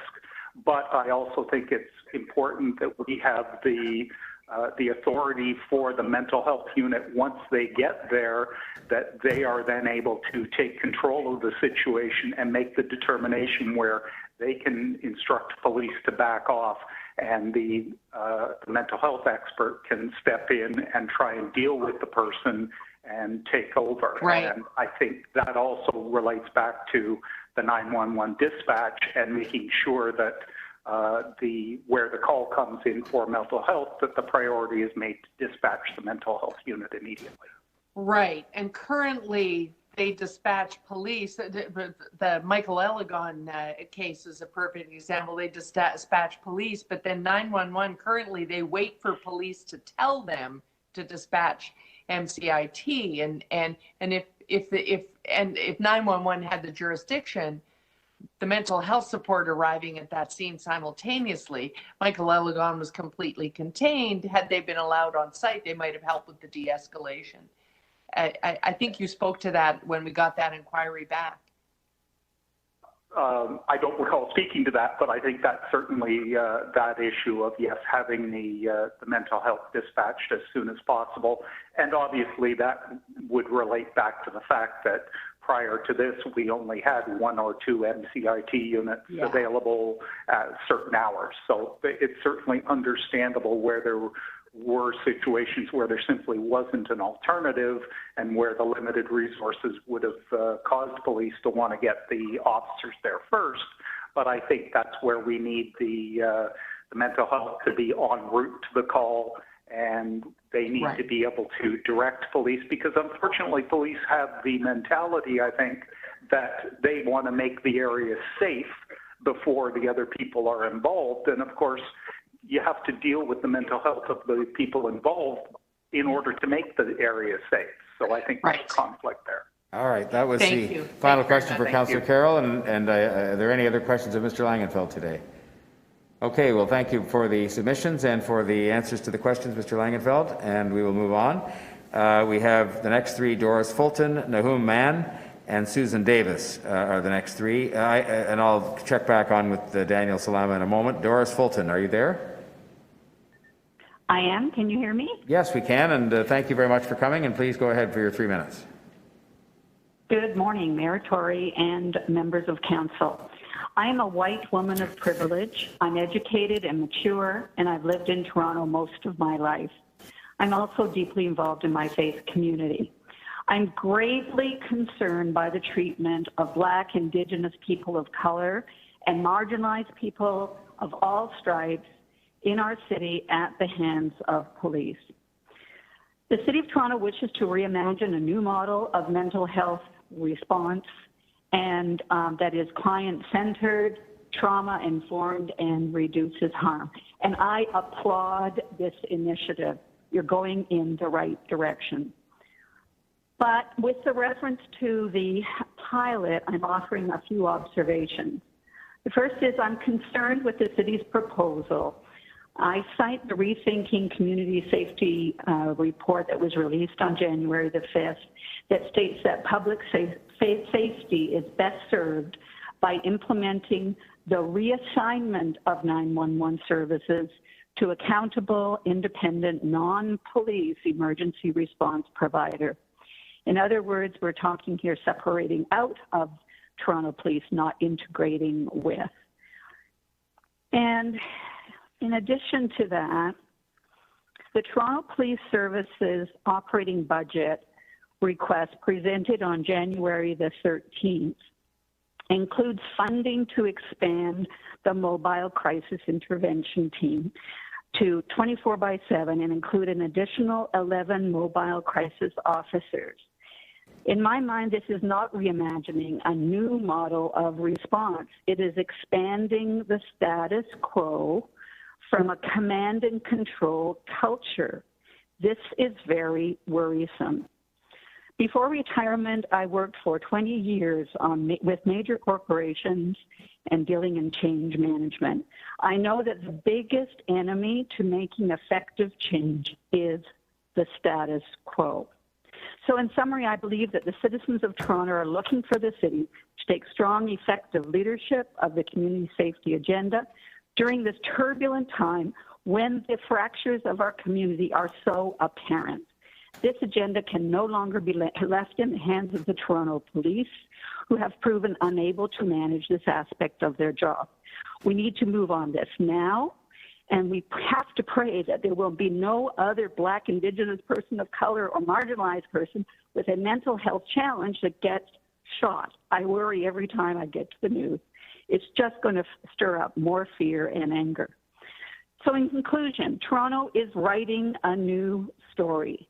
We need to realize that there is no we or them, it's just us.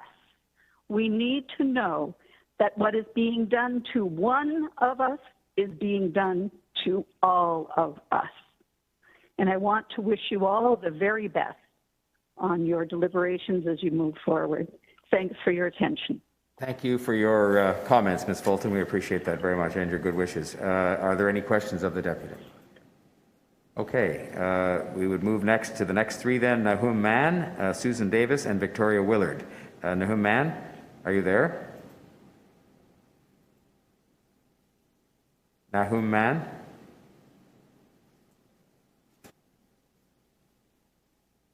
Davenport Mutual Aid Network is the organization.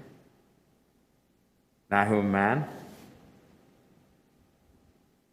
Hello, this is the City Clerk's office. The speaker is currently connected to the WebEx meeting, but has not connected their audio in order to speak.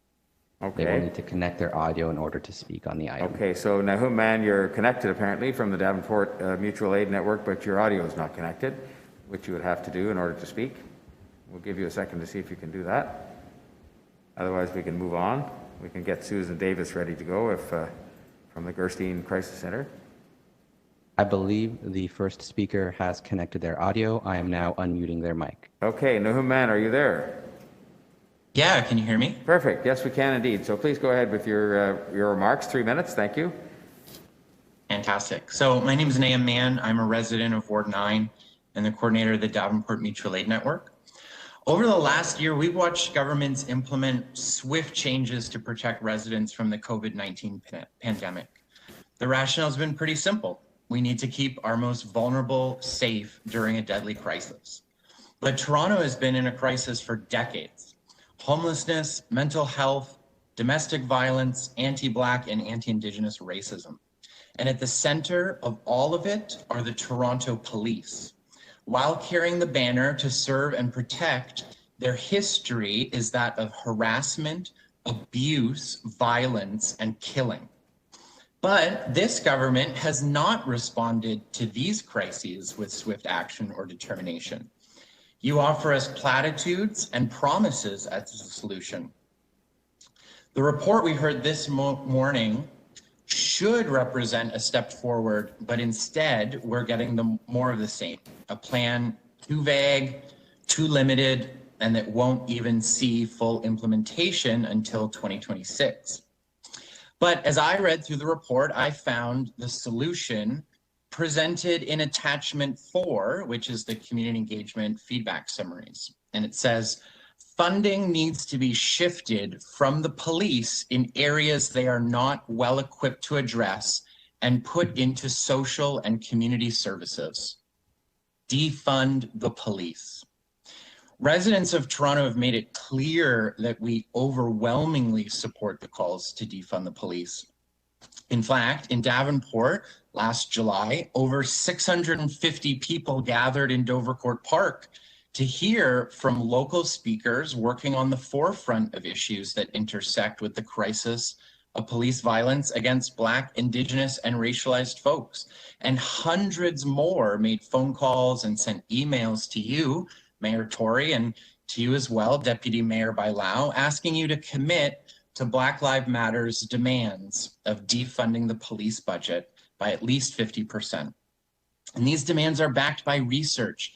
Many people today have brought up the Rethinking Community Safety Report, which shows a clear plan to reallocate 1/3 of the police budget to direct services.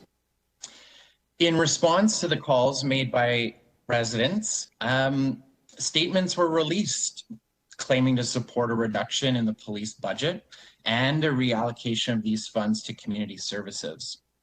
But statements mean nothing if they are not backed by meaningful action. That is why I am calling on you to support Black Lives Matter's demand to defund the police by 50% in the 2021 budget and to push for a multi-year plan that reallocates that funding towards community-based interventions over a set period of time. We refuse to wait any longer. The time for tinkering and pilots has long since passed. The time is now to listen to Black and Indigenous leaders. All right. The residents of Toronto expect meaningful change now. Thank you very much on that note, and we thank you. Are there any questions of the deputy? Okay, thank you, Mr. Mann. The next three are Susan Davis, Victoria Willard, and Abby Deschman. Susan Davis from Gerstein Crisis Center, are you there? Yes, hi, can you hear me? Yes, we can. Thank you so much for being here, and you have 3 minutes. Please go ahead. Thank you very much, and thank you for hearing us today. Gerstein Center, I'm the Executive Director at Gerstein Crisis Center, and Gerstein Crisis Center operates a 24-hour community-based crisis service for adults 16 and over in the City of Toronto who are dealing with mental health, concurrent or substance use issues and are currently in crisis. We operate a telephone crisis line, a mobile crisis team, and community-based crisis beds.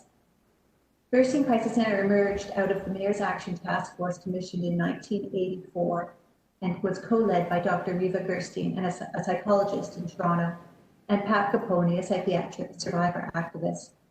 Our work is rooted in community-based, non-coercive approaches that are grounded by the involvement leadership of people with lived experience. We have provided a Made in Toronto non-police crisis alternative for over 30 years, and we commend the City of Toronto on this report that seeks to expand and strengthen existing community responses and increase the capacity for a socially just, community-led, integrated system of crisis support. We recognize the broad community consultation that has informed this proposal. The proposed iterative approach, which allows time for greater collaboration, will contribute to the development of a successful initiative.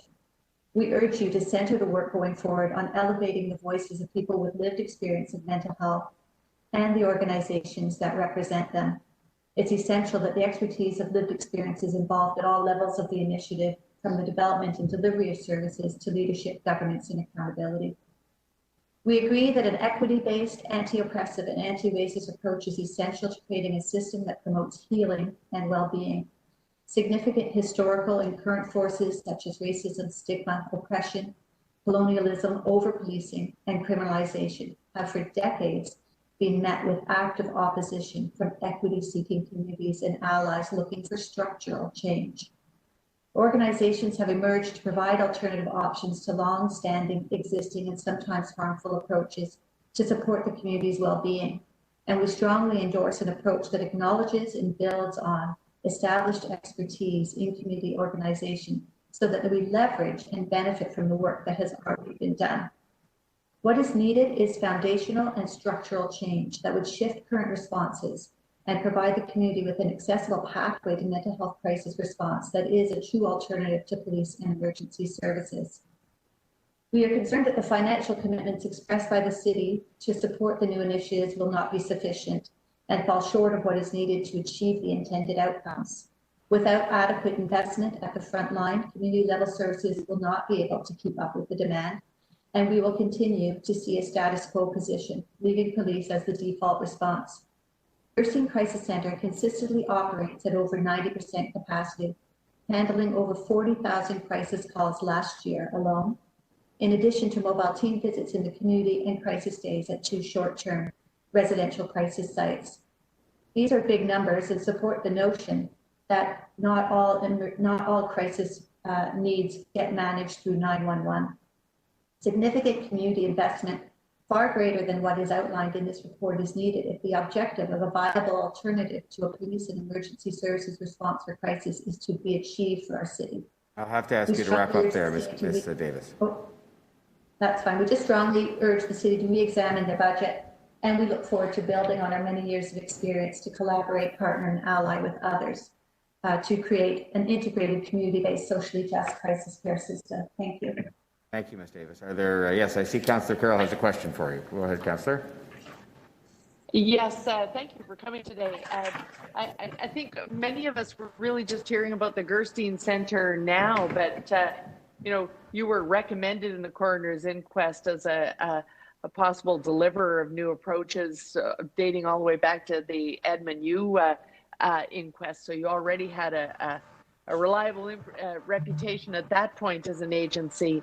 I'm wondering, since we're still struggling with this same problem all these many years later, I'm wondering if you wanted to comment specifically on something we were talking about earlier, that if we proceed with the pilot, and you support that, if we proceed with the pilot, the one thing that we didn't ask in the summer was for comment back on, do we have the right deliverer of 911? Should we sort of take the whole governance and operation and lift that out of the police service? I'm wondering if you wanted to comment on that, if we were to begin looking at that on a parallel track. Mm-hmm.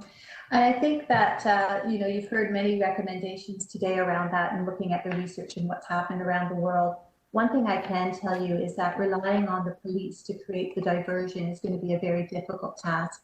And it's not perhaps because of lack of effort on their part, it just doesn't happen that way. We haven't got the structural change we need to really make that different.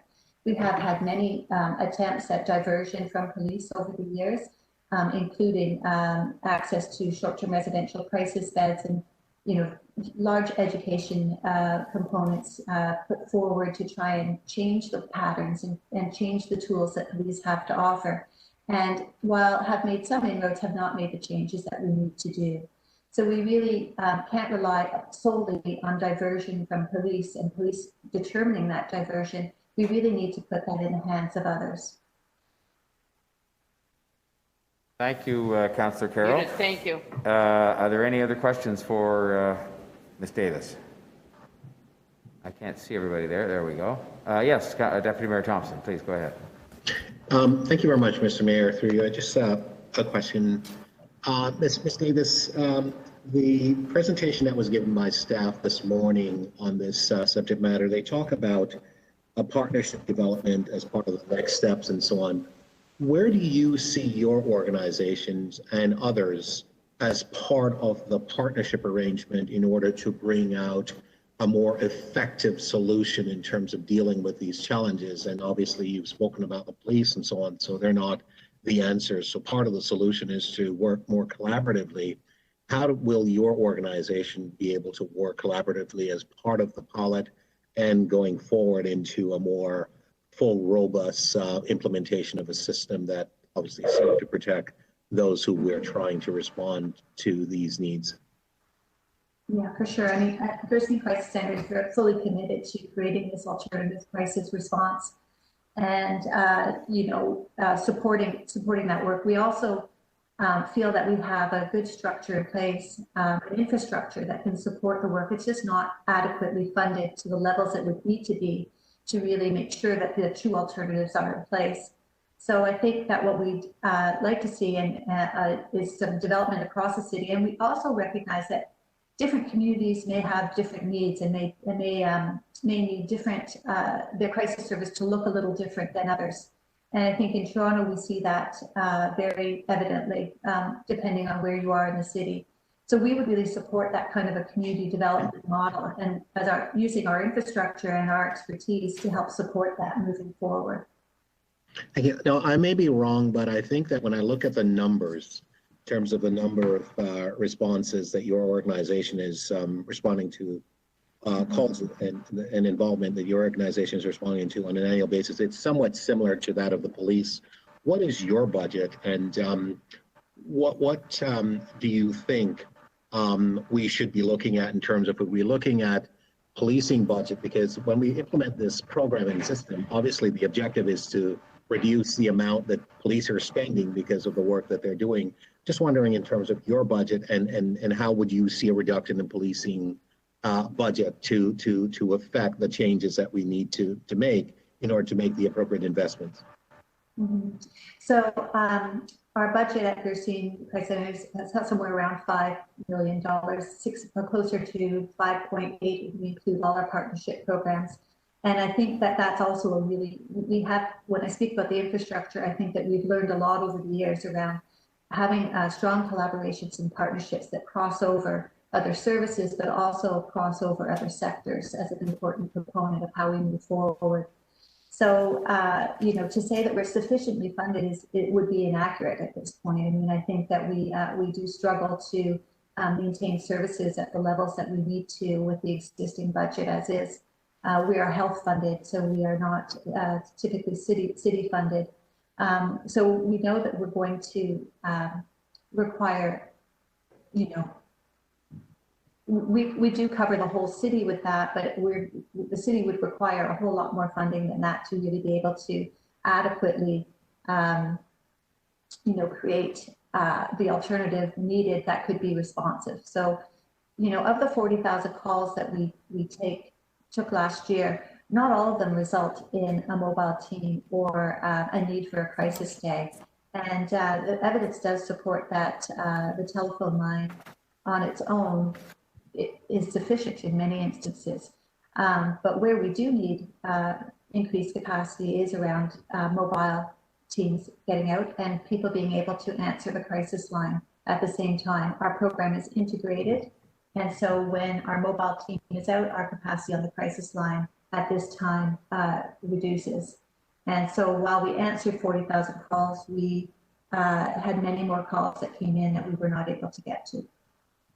Thank you. Thank you, Deputy Mayor Thompson, and thank you very much, Ms. Davis. Are there any other questions of the Deputy? I don't believe I saw any. Okay, well then we can move to, we'll go back because we have somebody that's speaking, I guess, on behalf of Daniel Salama, which is Jazzy Daniel Kaiser. Is Jazzy Daniel Kaiser available on the line now? Hi, my name is Jazzy. Yes. I'm with A-Lab Resource Clinic, and I'm here on behalf of Daniel and our organization. Please go ahead. I hope everyone can hear me. Yep. I would like to play you a recording we have of a personal experience shared with us from a client who is currently homeless, living in downtown Toronto, has experiences to share, but otherwise would like to remain anonymous. She's a 50-year-old woman living with disabilities who has experienced the police being used as a tool against her. I would ask that you pay attention to the words she uses when describing interactions with the police, saying things like, "they didn't care," or "I'm terrified." I briefly, so after I got evicted, I was supposed to stay with a friend of mine for the first month, and his partner offered for me to move into her place. She had a house, got to be very abusive, and a friend assaulted me, and then they called the police on me. This was February last year, and all I remember is I was lying down on my air mattress on the floor in the bed when this woman came in front of me, and I didn't have anywhere to go. I lost almost all of my belongings when I was evicted from my place, and then the police came. They charged me with assault because it took me 4 months to be able to do that because I was too traumatized to go back there or talk to the police, because they told a bunch of stuff to the police at the place that I was able to prove were lies and they didn't care. Anyways, so what happened is another cop interfered with the police that were going to meet up with me. He didn't care what was going on. He said that they couldn't force her to give me my stuff. They asked her, she said no, that was it. I lost everything I owned. But they took me out of there at like 5:30 in the morning on February 4th, and I only with stuff that I had in a bundle buggy, and I had nowhere to go. I didn't have the money or the mobility to get there, and that's still outstanding right now. I am terrified because of that, and I haven't had any charges. I'm 50 years old. This was the first time I was charged, and I was still treated like that. So I'm in fear of everything. If something happens to me, I can't call the police because they'll find out who I am. I don't know if I'm going to jail because the courts, and I haven't been able to deal with it at all. When people are in certain situations, like, I have a fair bit of privilege, but there are other people that have never been safe to call the police if something happens to them or if they're assaulted or hurt because of fear of what will happen to them. Thank you for listening to our experience and allowing us to share it. I'd like to reinforce the all too common theme we notice in the many stories we hear just like hers. The police aggravating an already fragile situation, intimidating people who need help, working in a classist manner, and profiling people from marginalized communities. And on that note, I'll end our statement. Right, thank you very much. And goodbye. Are there questions of this deputy? Okay, well, thank you very much, Mr. Kaiser, and we appreciate the lived experience of that person as well. Thank you. The next three then are Victoria Willard, Abby Deschman, and Catherine Gandy. Victoria Willard, are you there? Excuse me. Hello, can you hear me? Yes, please go ahead. Great. My name is Vic, and I'm going to be speaking as an individual. I offer peer support to our unhoused neighbors from the A-Lab Resource Clinic as well. And also, Jazzy Kaiser is a miss. So just, Miss Jazzy Kaiser. The clinic that we work with is a grassroots mutual aid organization in the city of Toronto. And our goal is to try and tear down the barriers to care and justice for all of the city's residents. So today, much of our work revolves around the unhoused population. And day after day, your neighbors are being harassed and abused by the police. And all the while, the COVID-19 pandemic has worsened this situation. We all know this. Lockdown measures have further criminalized people who live outside as the city fails to provide enough housing to keep everyone indoors. In this pilot, we see the potential to reduce police interactions with the unhoused and marginalized folks, which is a positive, but this is because the police have proven incapable and unwilling to answer calls for people in distress without inflicting further harm and violence. This pilot's project will reduce the Toronto Police Service's capacity to inflict that harm upon our city's most vulnerable populations. It will again show what the overwhelming evidence tells us already, is there is a better way. The unhoused, a group disproportionately affected by violence from the TPS, would benefit from more services like the one proposed in this bill. But I will be perfectly clear. This pilot alone is nowhere near enough to put an end to the daily harm we see from this broken, racist, ableist, classist justice system that seeks to punish and victimize the vulnerable with little regard for the health of the community. So the Toronto Police Service's existence itself has never protected or served the people of the city, and protecting those with corporate interests. We really need to move away from this, and that's why this proposal is such a step in the good direction, but we really do need to address these larger problems in a more tangible way. The current proposal for the budget is only a fraction of what's spent on the tools of oppression that are currently in place. So surely we could be spending that money better in our own communities, working with community organizations as opposed to the corporation that is the police. And you owe it to your neighbors, the unhoused and housed, to support this bill and other evidence-based approaches like it and bringing it to council. I would like to wholeheartedly echo the sentiment of defunding the police in the 2021 budget, and the people of Toronto cannot take any more disappointment. We expect accountability and justice as well. Thank you for your time. Thank you very much, Victoria Willard. And are there any questions of the deputy? Seeing none, I'll thank you and we'll move ahead. And we have the next three are Abby Deschman from the Civil Liberties Association, Catherine Gandy, and Tiffany Malley. Abby Deschman, you are next. Please go ahead. You have 3 minutes. Great. Thank you very much for taking the time to hear from me today. And also like to extend my thanks to the staff and the councillors that have taken work and energy to move this initiative forward. I am here today to both support the direction of the proposal before you and also to strongly urge you to go further. The patterns entrenched in our criminal justice system, the systemic discrimination, racism is so severely felt by Black and other racialized community members, Indigenous persons, those living with mental health challenges, addictions, individuals without secure housing, among many others. These patterns run very deep.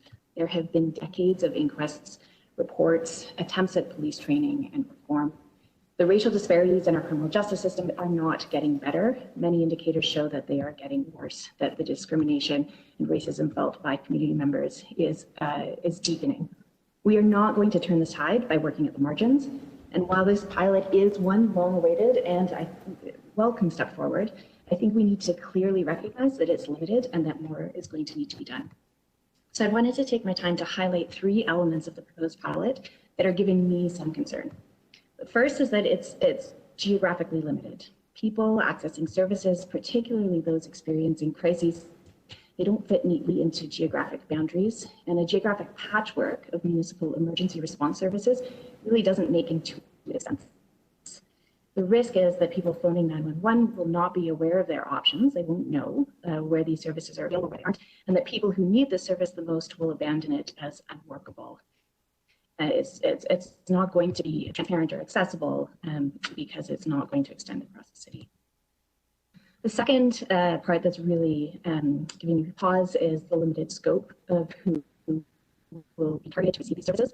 Now, the focus is on people in crisis, and predominantly this seems to overlap with those experiencing mental health crises. This is obviously a very key group of people that is disproportionately harmed by police response. But there are numerous other individuals who don't fit into this description that can be better served by non-police responses. And more work needs to be done to address needs on these fronts. And then third, I'm concerned that this pilot is going to be limited in its ability to displace police response. So the goal is and must be to take situations that are currently being dealt with by the police and divert them to a better placed community response. One of the reasons that police are dispatched to calls is because they are on the end of the line when 911 is called. And at the risk of repeating what previous deputants have said, people continue to call 911 when they're faced with a crisis. And unless there's a firm path to divert a very significant portion of those calls, the police will continue to respond. People, predominantly Black, Indigenous, community members with mental health crises, they will continue to be unnecessarily harmed. And I'm concerned that triaging 911 subject to the discretion of the police will really limit the scope and the impact of this pilot. I'll just point to one really concerning indication in the report to me is that it is going to be targeting non-emergency responses for people in crisis. There's no definition of what a non-emergency response is. People who phone 911 believe that they are facing an emergency, and the police will often agree. So I'm very concerned that it is not going to achieve the goals of diversion if it remains with the police to determine when they dispatch these alternate. I'll have to ask you to begin to conclude now, please. Okay, thank you. Go ahead, it's okay. I'm sorry that we just ran out of time there, but I gave you an extra bit of time, and there may be a question. Are there any questions of the deputy? Okay, Ms. Deschman, well, thank you very much for your submission. We appreciate it very much.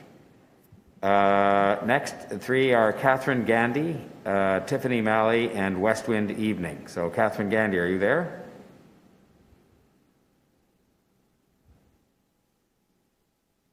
Catherine Gandy? This is Nahum with the City Clerk's office. Catherine is currently not connected. Okay, then that would bring us to Tiffany Malley. Tiffany Malley, are you there? Good morning. Hello, good morning, committee members. Good morning. Please go ahead. You have 3 minutes. Hello, Ani. My name is Tiffany. My spirit name is woman who is as beautiful as the fire. I am identified as an Indigenous parent, and I am here to ask the Executive Committee to take a moment to listen to my words. There's been very little community consultation with Indigenous community members. I speak on behalf of myself as a long-term City Toronto member, but also a frontline worker. I've worked in the Indigenous community for more than 18 years, and I have enough experience to speak to these issues related to a mental health response. I've spoken to the Indigenous Affairs Committee. I've been in contact with the Indigenous Affairs Office, and I'm quite concerned about the pilot project that is in place for Indigenous-led community mental health response to be led by Native Child and Family Services of Toronto. I feel that this pilot project needs to have more consultation from community members. I feel that considering in the last 6 months, while the city is developing what Indigenous community-led responses look like, my family has experienced multiple crisis responses that included needing police. Native Child has not been there for 20 of my crises, and I feel greatly concerned that Native Child should not take this lead in providing a crisis response. I know that in June, there was no Indigenous community members who spoke on this topic, and I would really like to ask the council members to amend the agenda items that speak specifically that the Indigenous Affairs Office needs to stop and disengage with any pilot project to have more community consultation to include the 80,000 Indigenous community members that are being not heard. And I feel concerned as a parent who can identify that Indigenous partners, there's a lack of Indigenous mental health resources for children, youth, and adults that exist. And it's unfortunate that this pilot project will be detrimental to Indigenous families, to Indigenous people who are already discriminated against, who are already marginalized and already not getting the support that they need to access support services. I would ask the Executive Committee to stop all pilot projects with Native Child and to cease any type of engagement on so many recommendations that I've already made to the Indigenous Affairs Office and have made at the Aboriginal Affairs Committee. This is a very important issue. We need to address this, and I know that our people are not being heard. Committee members, please do something and address this issue immediately for all of our families. Thank you. Thank you. Are there questions of the Deputy Councillor Carroll? Yes, thank you.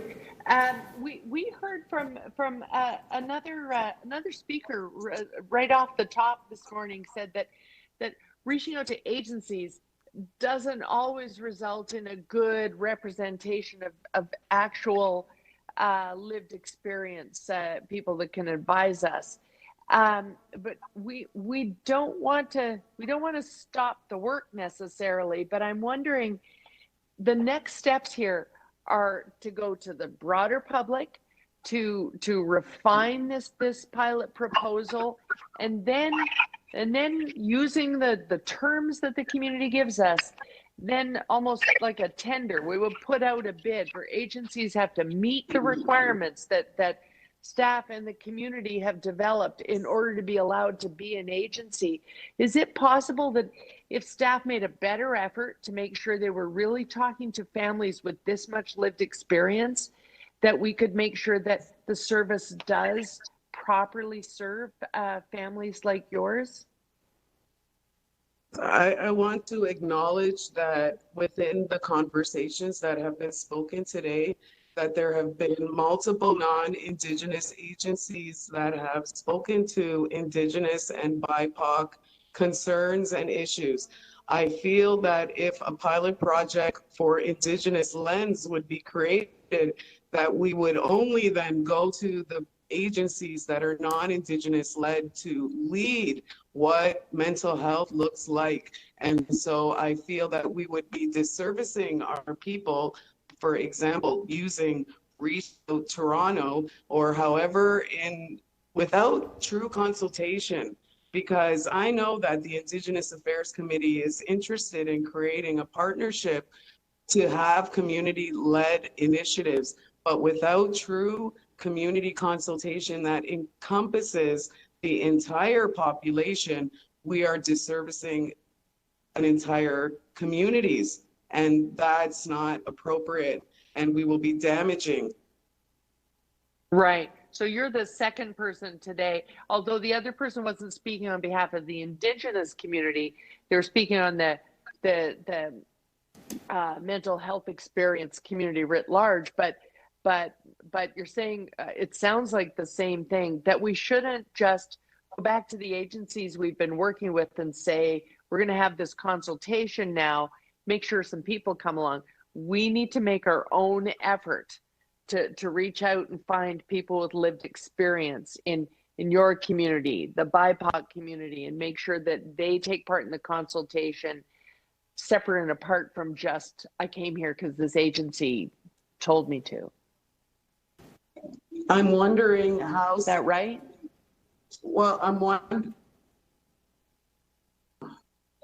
wondering how significant and valuable Indigenous perspectives are when it's being led by community agencies. You are correct. Yeah. It's quite problematic on many levels when Indigenous community members are being oppressed by using our specific experiences to then change the models that are in place that are not effective and in fact much more damaging. My daughter is a prime example who is currently a victim of the system, and she shouldn't have been. And if we can think that if Native Child could take on that role, when in fact, if there's been 20 crises that Native Child hasn't provided support, post-crisis, any type of crisis dialogue, how is that to make me feel confident that this agency would then in turn serve our community in a positive way? They've had many months to be able to show by their presentation of advocating for ensuring enough supports. There is none, and I'm disserviced as an Indigenous community member. Miss Malley, thank you very much. And there's something to be followed up on there, and I'm sorry for the circumstances that you find yourself in. And I don't know if you might, we have your information. If we don't, maybe you could leave it with the clerk and we could arrange. Clerk? Yes? Yes, I will.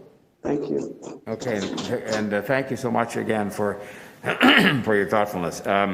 We have then West Wind Evening, Steve Lurie, and Derek Moran. Those are the last three that we have. And so we would go next then to West Wind Evening. Is West Wind Evening there? Yes, I'm here. Can you hear me? Yes, we can. Please go ahead. Thank you. Okay. All right. Ani bonjour and in way magana do kapitlen shwana unokchikwe and disneycause makwado dam. I wholeheartedly support a non-police-led alternative community safety response model for 911 calls involving Torontonians in crisis, including Indigenous people. Changes to policing in Toronto has been wanting for a long time. My name is West Wind Evening. I am a member of the Fishing Lake First Nation in Treaty Port Territory. I am a knowledge keeper and a Bear Clan warrior. I am a mother and grandmother who raised family and community in our Anishinaabe way. I am also a second-generation Indian residential school survivor. I also survived the 60-scoop child welfare system that continues to perpetuate the Indian residential school legacy. The personal history speaks to the 3 colonial wars me and my mother and family survived, and police services in a significant way remain the enforcers of this colonial injustice. I am also an urban dweller who has witnessed too many traumatic incidents at the hands of racist police. Changes to policing are wanting for a long time. I applaud the City of Toronto for heeding the voices demanding justice and setting to work on an ambitious plan coming out of senseless deaths at the hands of the Toronto Police Services. But a plan is a plan until it happens. A plan is just a plan until it rises above bureaucracy, red tape, and resource distribution based on fraudulent claims. Right now at this meeting, the City of Toronto Executive Committee is receiving the City Manager's report on activities, findings, and recommendations for a new relationship between the Toronto Police Services and Indigenous, Black, and equity-deserving communities that was ratified 7 months ago. I wholeheartedly support transfer of Toronto Police Services budget monies to communities, but 10% is not nearly enough. Have you documented how many Karens and Kens previously squandered police services resources by calling 911? Toronto Centre East has been identified as a catchment region for one of our 4 community crisis support services pilots. This is the region where many of the Indigenous agencies are located. I have a personal investment in crisis support services. A family member wanders the street as a homeless man because of mental health issues for the last year and a half. I have anxiety about getting a call from a morgue whenever I get a phone call with a no caller ID display. I have sleepless nights about how the Toronto Police Services will treat this kind, gentle soul with a brown skin if they ever encounter him on a mental health check call. Changing to policing are wanting for a long time. So let's get down to specifics. I'm going to have, West Wind Evening, I'm going to have to ask you to conclude because we're at 3.5 minutes and the time limit was 3 minutes. So when you say get down to specifics, there may be a question that would allow you to deal with that, but I have to stop you there and give you a couple of seconds to wrap up if you want. But okay, I sent you a copy of the submission, so I'll just wrap up the last paragraph. Okay. I hope that the outcome of this meeting will be leave me with hope that maybe my son and those like him will finally need another brown face who lends a helping hand to get them off the streets and have a chance at a safe and better future. How much can I say? How much this would be an improvement on our Toronto Police Service response? It is my urgent wish that this project will come to fruition because of a robust consultation process undertaken as a shared responsibility by the City of Toronto, the Toronto Police Services, and Torontonians. Cause change is a long time coming. Thank you very much. Thank you. Are there any questions of the Deputant? Thank you very much. We appreciate your comments very much. Steve Lurie, followed by Derek Moran. Steve Lurie from the Toronto Police Service Mental Health and Addictions Advisory Panel. Are you there?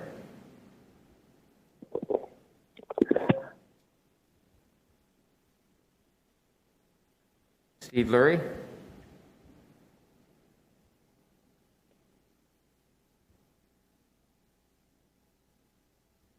Steve Lurie.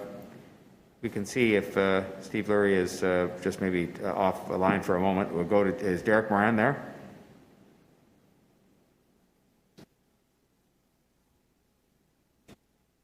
Derek Moran?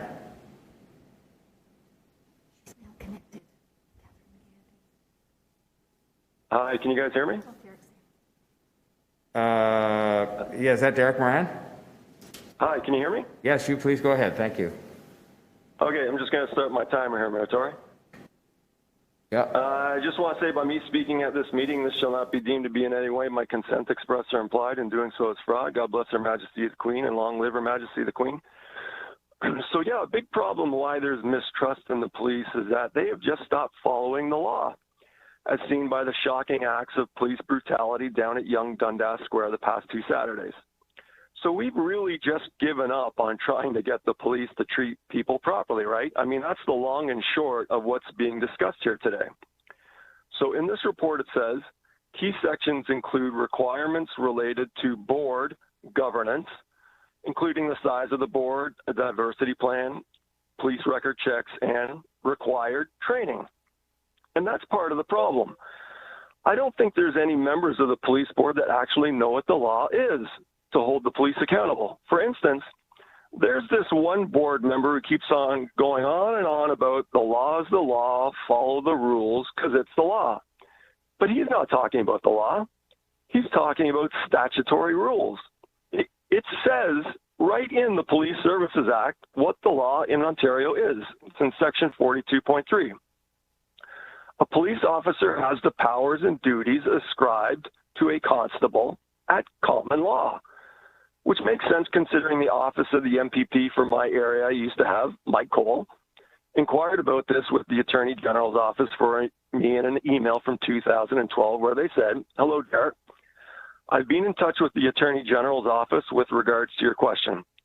The answer is that Ontario does not have a civil code like Quebec. We have rules of civil procedure, but they deal with procedural matters only, not the substantive law. Ontario is a common law jurisdiction, and we rely on the common law, not a code." And this is from Pioneer Corporation versus Godfrey, 2019, where the Supreme Court of Canada mentioned the presumption that Parliament does not intend to abrogate common law rights, which is nothing more than a maxim of law that says an affirmative statute does not take away from the common law. So no stay-at-home order, no reopening act, no emergency civil law, whatever act. That doesn't abrogate, circumvent the common law in any way. But nice try, though.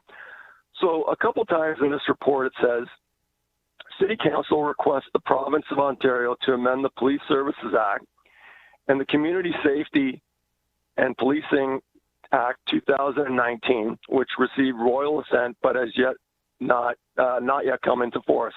While we're on it, there's another act you might want to check in on that hasn't come into force either, and that's the Constitution Act 1982 itself, which I've mentioned at the police board before the last few months, Meritori, subject to Section 59. So if you guys want to look into that also. Yeah, that's my time. Thank you very much, Derek Moran. Any questions of the deputant? Okay, now we have just to circle back because Catherine Gandy was having trouble connecting, and Catherine Gandy is apparently available now. Catherine Gandy, are you there?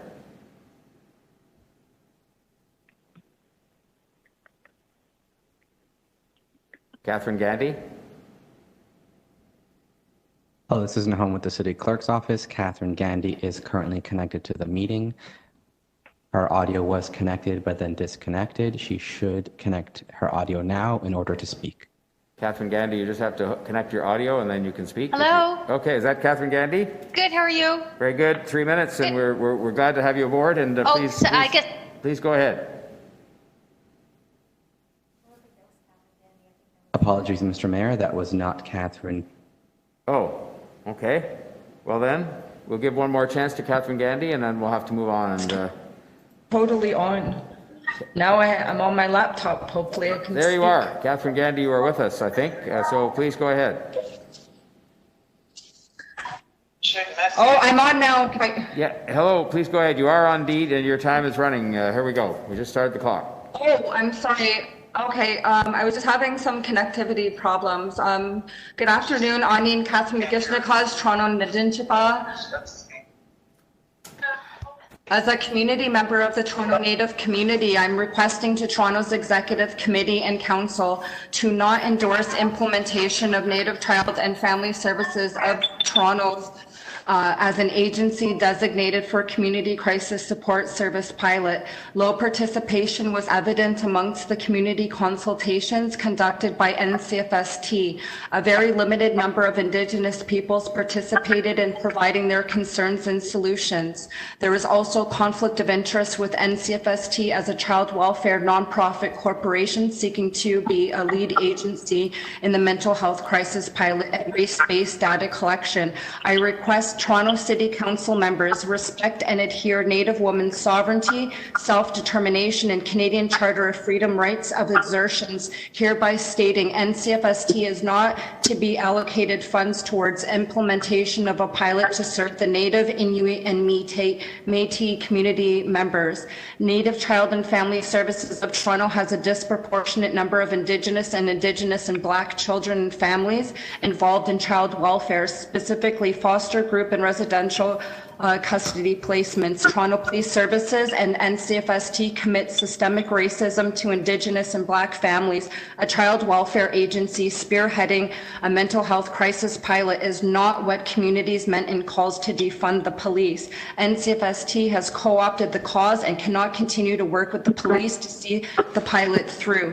Community experiences ongoing violence in relation to the NCFST and TPS partnership through calls to police on mothers who speak the truth of the agency, forcible separation of Indigenous and Black children from their families, and ongoing avoidance to acknowledge NCFST commits institutional systemic racism and violence against Native and Black families. It is appalling.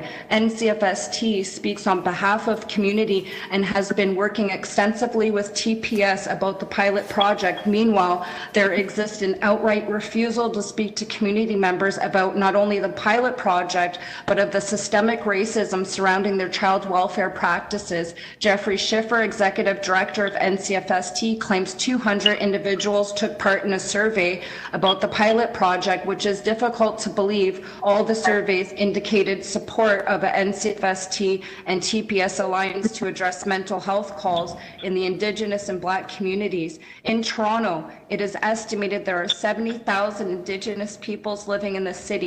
Considering the distinctiveness of each Native nations, Inuit and Métis nations, duty to adhere to self-determination, the extreme limited scope Native Child and Family Services of Toronto had in regards to the consultation, the only option is to not approve Native Child and Family Services as a part of the pardon me? Yes, I was just going to say you'll have to wrap up, Catherine Gandy. I appreciate your comments. Native Child is not to be approved for any funding or any involvement whatsoever. They have caused, and they continue to this day, significant genocidal acts to the Native and Black families. Okay, thank you. I'm calling for an immediate statement from City of Toronto indicating that Native Child and Family Services of Toronto is going to be stricken off of the pilot project. Thank you so much. That message. Thank you for your team and for your time, Chimi Glitch, and I'm open to any questions. All right, I will ask if there are any questions. I don't see any hands up, so I will thank you so much for your representations. We appreciate that. Thank you. That brings us to, I think we did have Steve Lurie on the line, but just had an audio problem. He would be our last deputy on this item. Steve Lurie, are you there? Yes, I am. Can you hear me? You're most welcome, and thank you for your patience. We can hear you loud and clear, so please go ahead. Okay. Thank you, Mayor Tory and members of the Executive Committee. The Mental Health and Addictions Advisory Panel of Toronto Police Service Board does support the recommendations in the report of the city manager that you have before you. You also have our brief before you. We really think that it's important that we get moving on this. We have a couple of points we want to make. Given the time, I won't go into as much detail as in the written submission, but number one, we agree with Jennifer Chambers and others that people with lived experience of mental health and addictions issues need to be central to the planning, delivery, and the evaluation of the service, and the RFP should ask pilot sponsors and anchors how they will involve service users in the planning, delivery, evaluation, and quality improvement. Second point is that the scope and reach of the pilots will likely vary significantly. That's not a problem, but it's something that needs to be recognized. For example, Northwest Toronto has no community-based crisis capacity, while Scarborough has a hospital-based crisis services. Downtown Toronto has the Gerstein, and Downtown East has a multi-agency network that are already collaborating to assist vulnerable populations. So as the pilot proceeds, monitoring the scope, reach, and outcomes of each pilot will be critical to planning and implementation for the citywide service. It's also important to coordinate with existing crisis services and the police, and that means 211, 911, as well as mental health and addictions providers, including hospitals, to develop protocols about when police are to be called, as well as when they do not need to be called. Also, there's an opportunity to build on the successful work of organizations like Sound Times and the Gerstein Center to divert people not only from police but hospital emergency departments. Finally, the money that has been put up for this pilot in terms of the expansion of crisis prevention and postvention is minimal given the need. In October of 2019, City Council had a motion before it by Alderman Kristen Wong-Tam that looked at if the city actually was able to get the proportionate share recommended by the Mental Health Commission of mental health and addictions funding, it would be seeing $300 million additionally annually added to budget, which would be able to support crisis services and would also be able to get $600 million to address the needs for supportive housing, in that the wait list is currently 18,000 and is projected to grow to 37,000. So this is why it will be really important that even while the planning for the pilot begin now, the city needs to work with stakeholders over the next 3 years and use the experience from the pilot to develop a fully costed approach to implementing a citywide crisis response, as well as other needed enhancements to community-based mental health and addiction services, including supportive housing and safe injection sites. We on the Mental Health and Addictions Advisory Panel look forward to continuing to work with the city and our colleagues on implementing this important project. Thank you, Steve, very much. Appreciate that. I just have a couple of questions, and there may be others who do as well. And I so much respect the work that you do outside of your work on the Police Service Mental Health and Addictions Advisory Panel and on that panel as well. I wanted to be clear on the point you made about the budget. First of all, there's no one who's been more consistent in advocating for an increased share of money to do with mental health and supportive housing than me. We can't even get the government at the moment to fund the operating costs for the small modular housing projects that we actually have put in place very quickly. And so if you have a way in which you can help us to get that $600 million you referred to in that area, which we've asked for, or the $300 million in mental health, or any number even approaching that. But on the budget that is set aside here, recognizing what this is meant to do and what it isn't, it's a pilot project that's meant to give a really solid demonstration in, I guess, 4 areas of the city, 3 geographic and 1 with our Indigenous communities.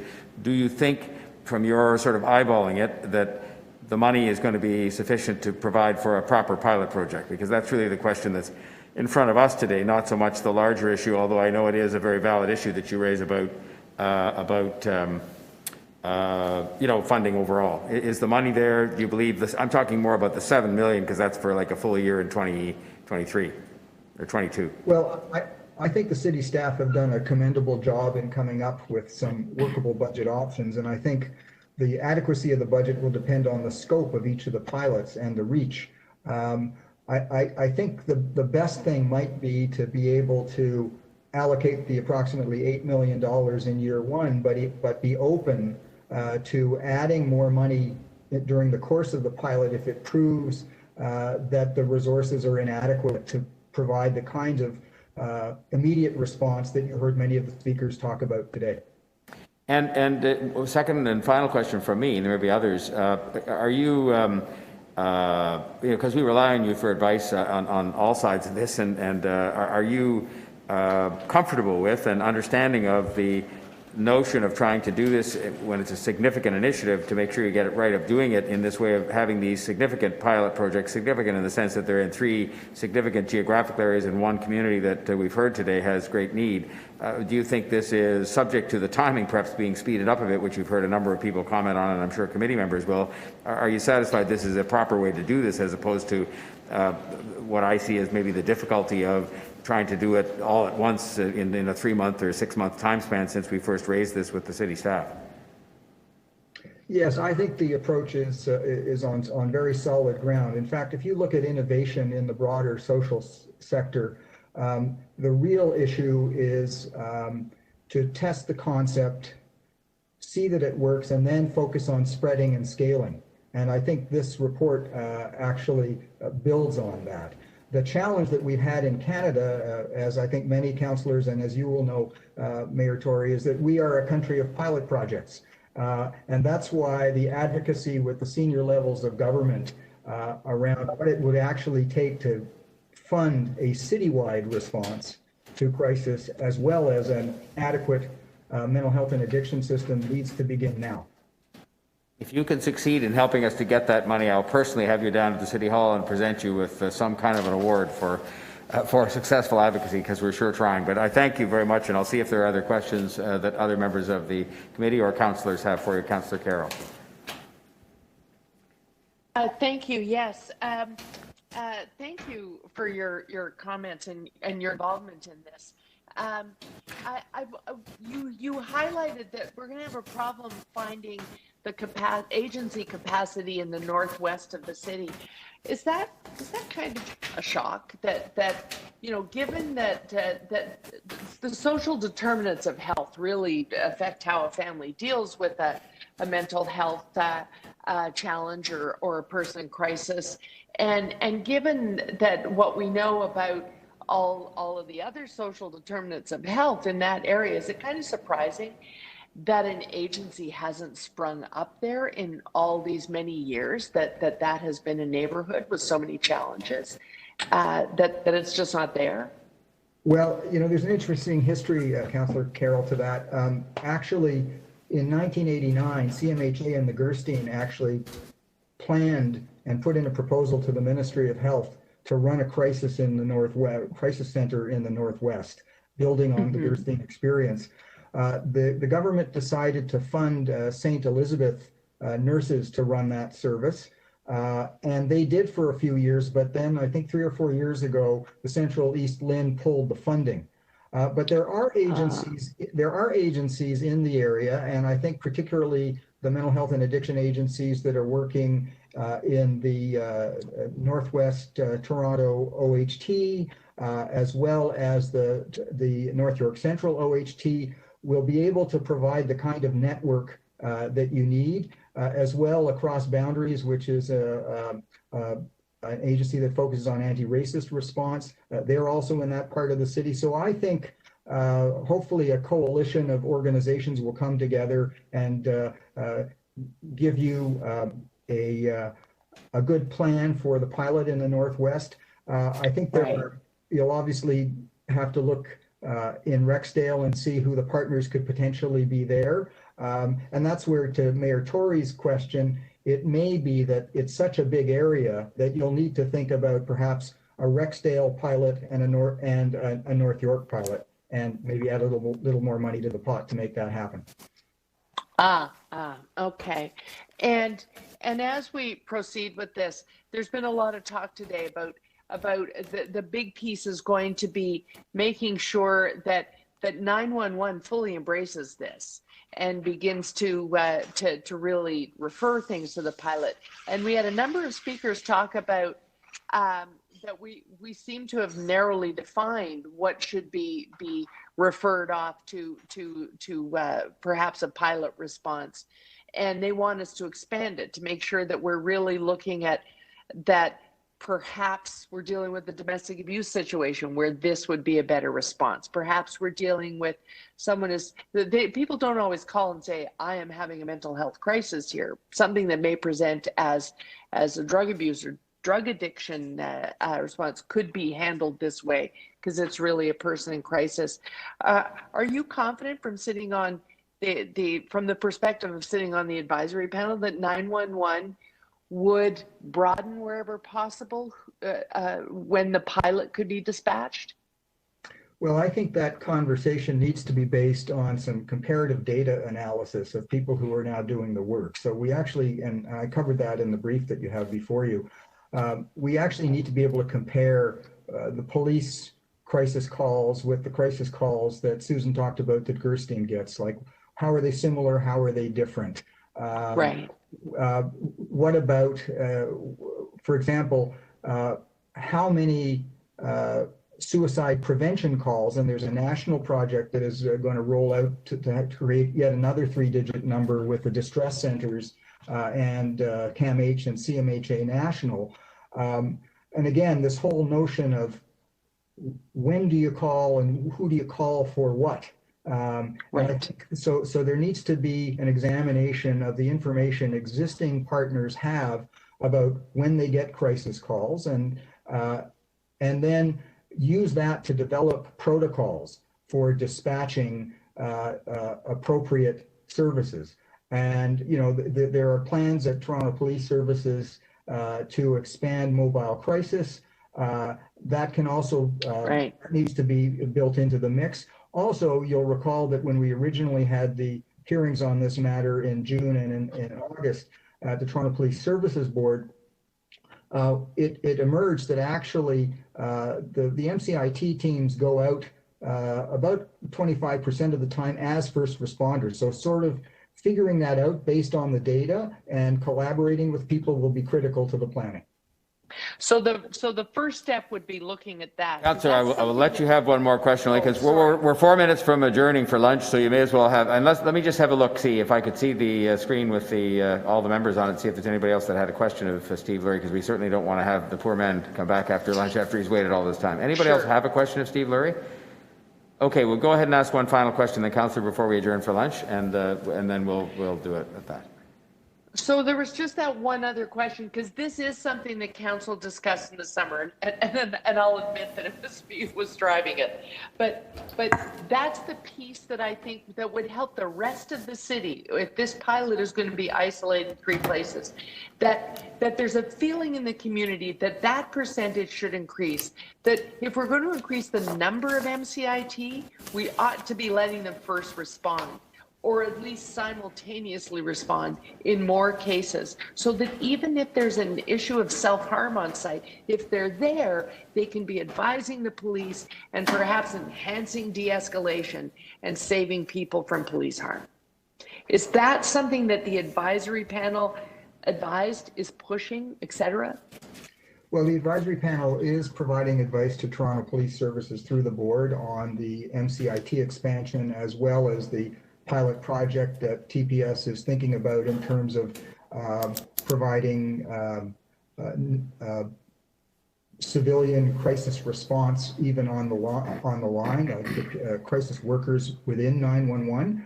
So I think these are going to be very important conversations that need to happen with the city and existing crisis service providers as we go.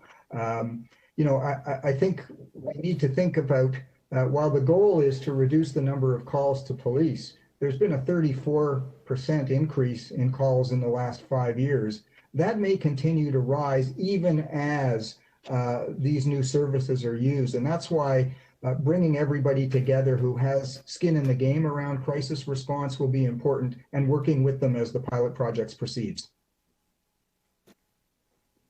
Steve, thank you very much. We have time for one last question if there was one from anybody. Otherwise, we will thank Steve and we'll thank all of you. And I think we're just 12:27, so we will take our lunch recess and we will reconvene at 1:30. And the Deputy Mayor, I believe, will be in the chair for a bit at that time, because I have the COVID matter to deal with for a little while. But thank you all, and we'll be back this afternoon to start with questions of staff on this matter. Thank you.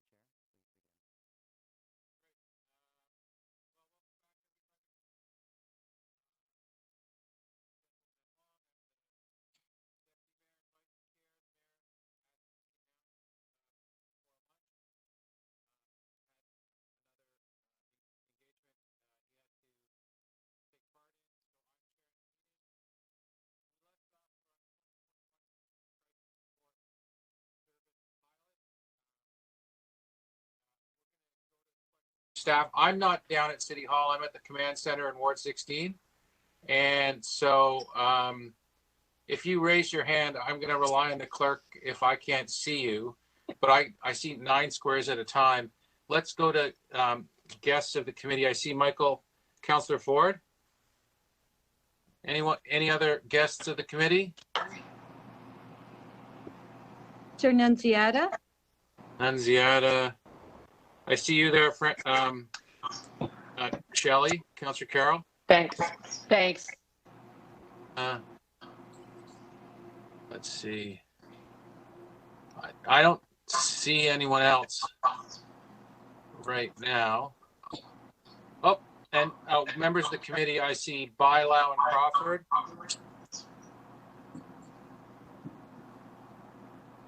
And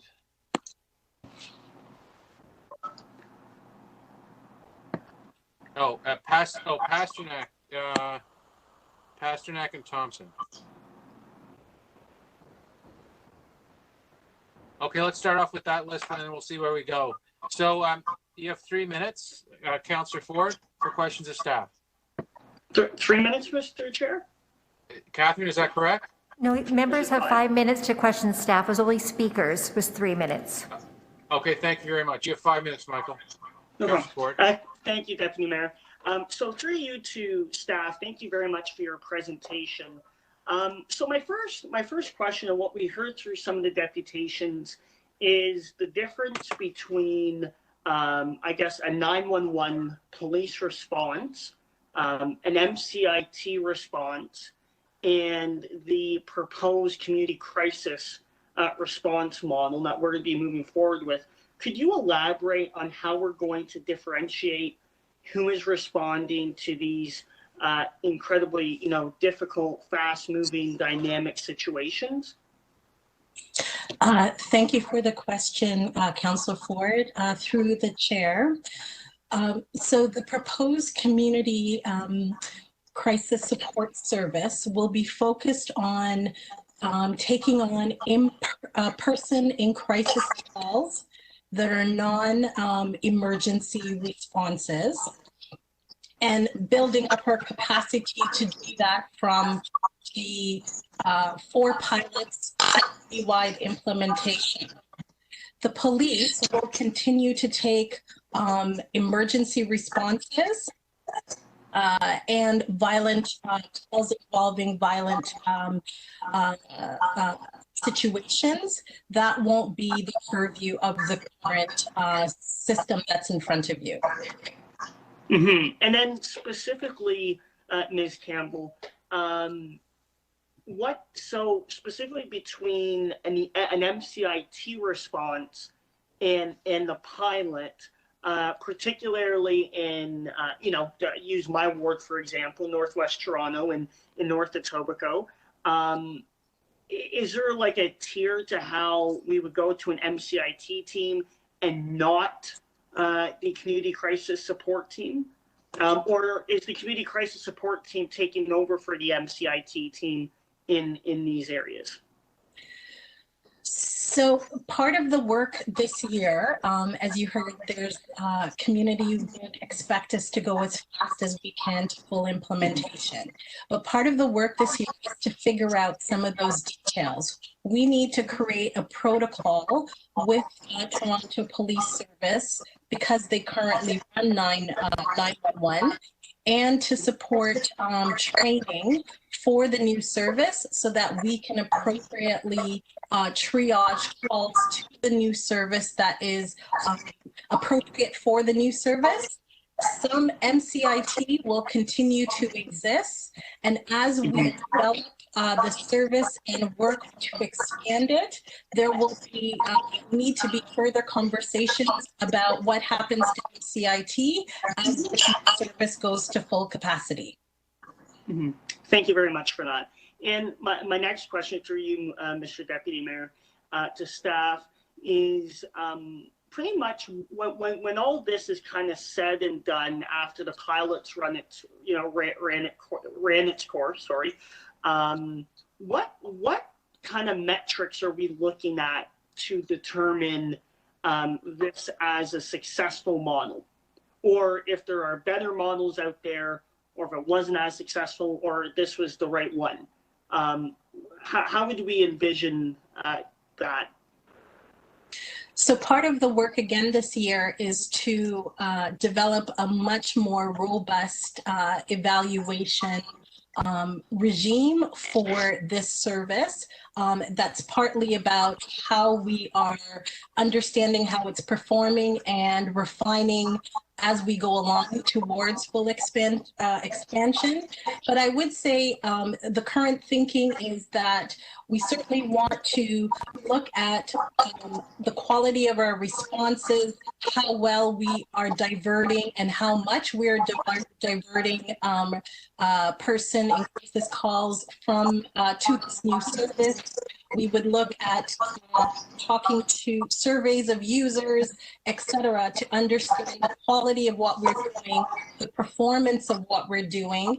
And I would say that you heard a lot from residents talking about the need to build out the broader community-based mental health and support systems. So one of the things that we certainly want to understand is how that system is able to respond as call volumes increase to this new service. Okay, thank you very much. Councillor Nunziata? Councillor Nunziata? Thank you. Denise, thank you very much. So one of the things that we've heard, and I don't know if Councillor Ford asked this question or not, but from even the deputants today and yesterday during the budget, give me the reason, and I believe that you answered that when we went to the budget, why we can't roll this out faster.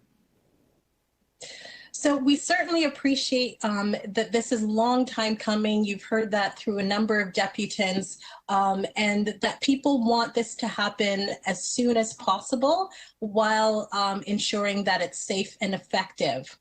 We've taken a measured approach to building the pilots so that we can refine and build a service that is safe, reliable, and effective. But I think in the model that we've proposed, it's measured. So part of this approach is that as we finish year one of this pilot, if we see opportunities to go much faster into full implementation, then we will absolutely be recommending that to council and then asking for the associated budget to move quickly. At the end of the day, because this is complex and because we need to ensure that the community-based service infrastructure is in place to deal with the volume of calls that will come through the service, we want to make sure that investments in the model and investments in community-based infrastructure happen simultaneously. But we absolutely hear everyone. We need to do this as fast and as safe and as reliably as possible. Okay, so in the partnership development, so as far as the evaluation of the partners and anchor partners, so are we looking at some of the existing partners that we have out there that are providing service and in partnership with them, and of course they would have to be the existing agencies that do provide the 24/7 response. So is that what we're looking at? And it was mentioned as well this morning, the northwest end of the city. We do have a number of agencies that are providing the service. I guess we have to reach out and partner and coordinate all those agencies that we do have that's being provided with funding from the city and the province. Is that what the plan is?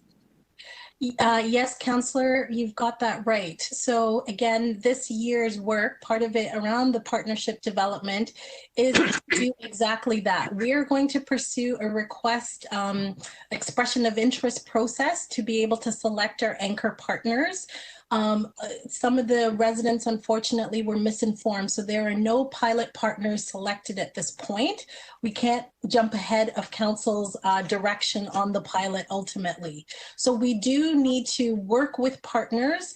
And I think one of the deputants, Mr. Laurie, talked about potentially coalitions of agencies coming together to take on that anchor role. So I think we'll see a number of different models.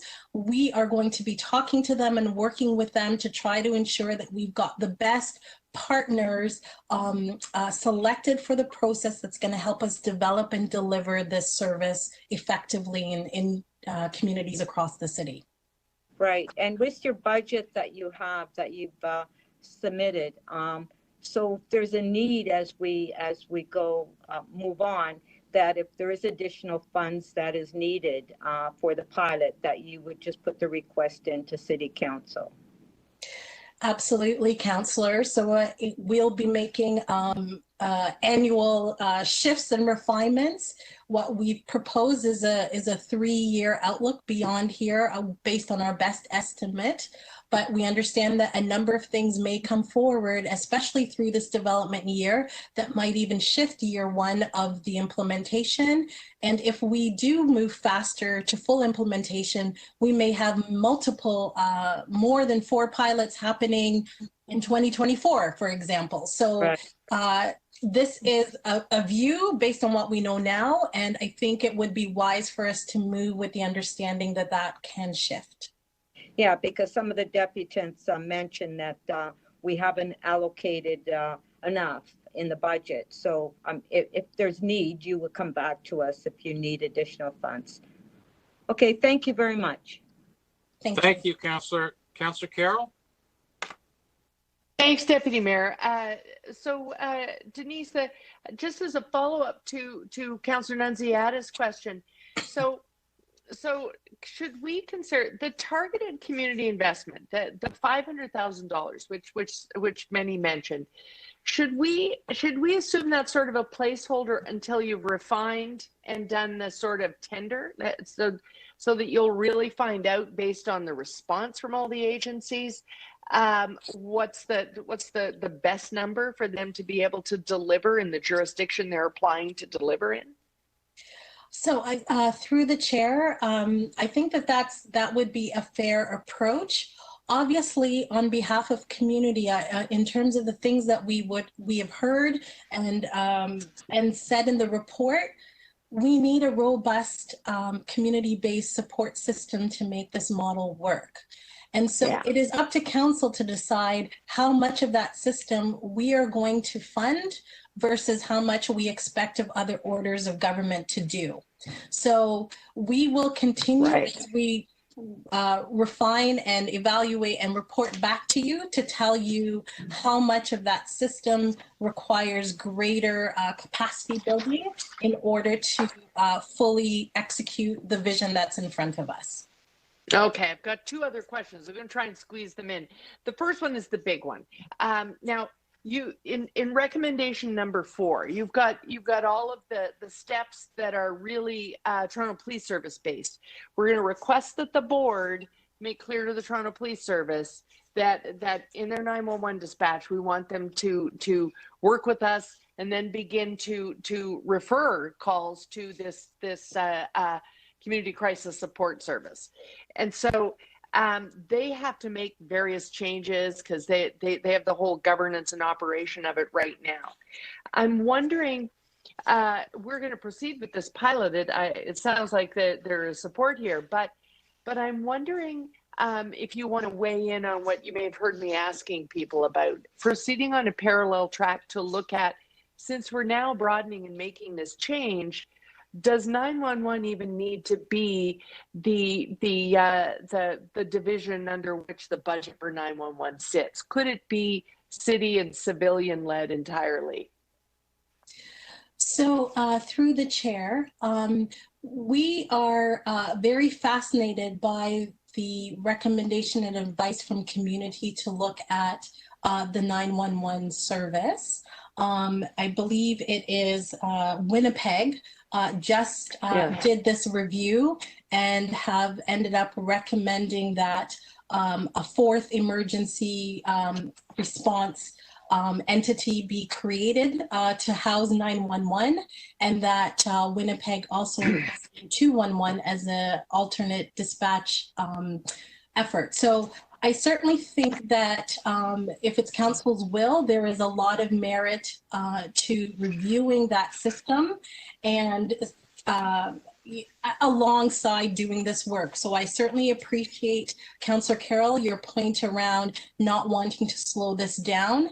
911 is critical, and we heard a lot of discussion from deputants this morning. So we do see it as part of ultimately a citywide response, but who runs it? That's up for conversation. Yeah.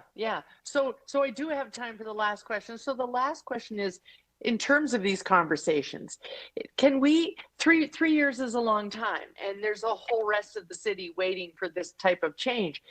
Can we assume, given that you've recommended that we really take a thorough setup period of time, and then we start January 22nd, can we assume that at 3 years, this is that type of pilot that is evolving, is iterative, and so, you know, if there are changes that make themselves obvious, we can make them within that pilot period, and if there are practices that it's really clear this is beneficial to all the partners involved, that there are some changes that will find their way to the rest of the city if we discover them in the pilot. Is that the approach that leadership will take? In a short answer, Councillor Carroll, absolutely.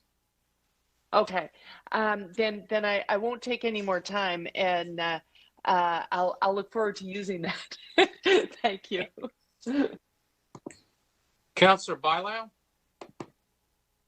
Thank you, Deputy Mayor. I just want to understand why the report keeps talking about non-emergency calls, when I think the direction from council was to have this new unit as first responders for people in crisis. So there are over 30,000 calls currently that the police are responding to for persons in crisis.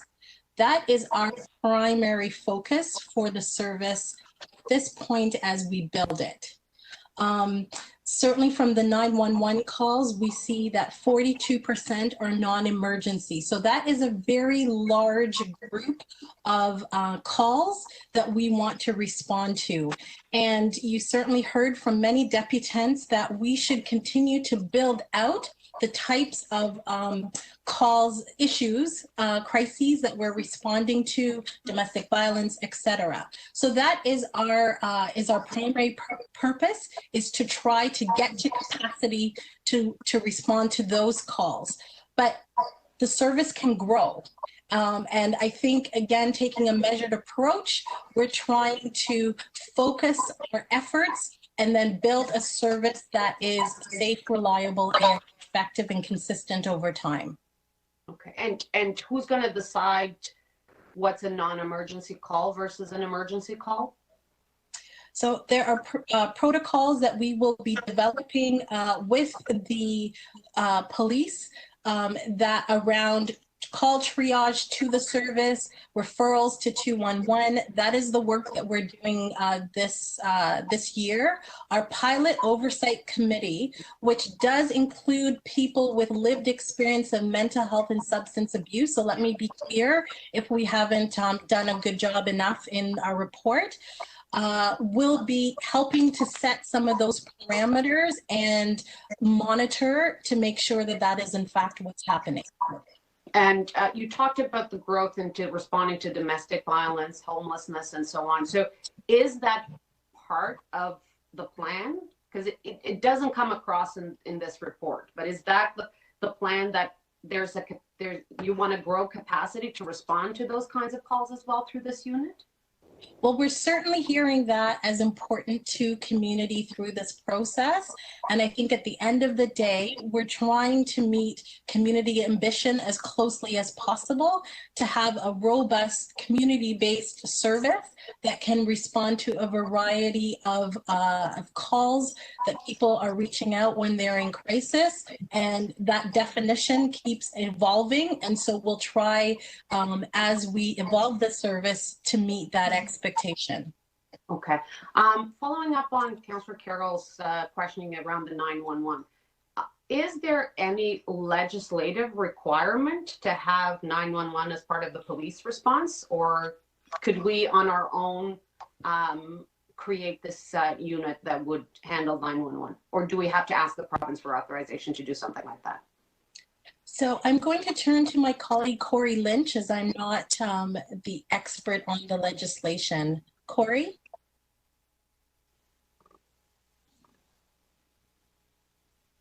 Deputy Mayor, if you can hold my time or give me a little bit extra time. Well, I can't. I'm happy to sort of virtually hold that. Okay. See, now you went down to 0. Great. I think you had about a 120 left. Dang, I wish I'd known that. I didn't do that. Is my colleague there? Yeah, sorry about that. I was just being connected.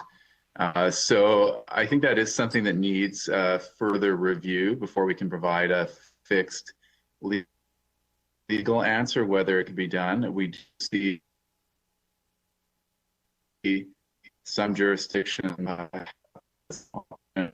and I think it's potentially available, something that we can continue to read and look into. Okay. Also, Denise, you went with an agency model versus creating a direct model in the cities. Can you give us some feedback why you went that way instead of the other way? Because I think the research shows that you could go either way, but why have you decided to go with the agency model? So you're right that in the 53 models that we've reviewed in the 50 jurisdictions, it's a mixed model of community-led or government-led. We chose to go and with the community-based model because we're trying to establish a continuum of care and ensure that the community-based healthcare supports are as close to users as possible. The idea, though, of piloting simultaneously a city-led response that I think a number of deputies might have pointed to is intriguing.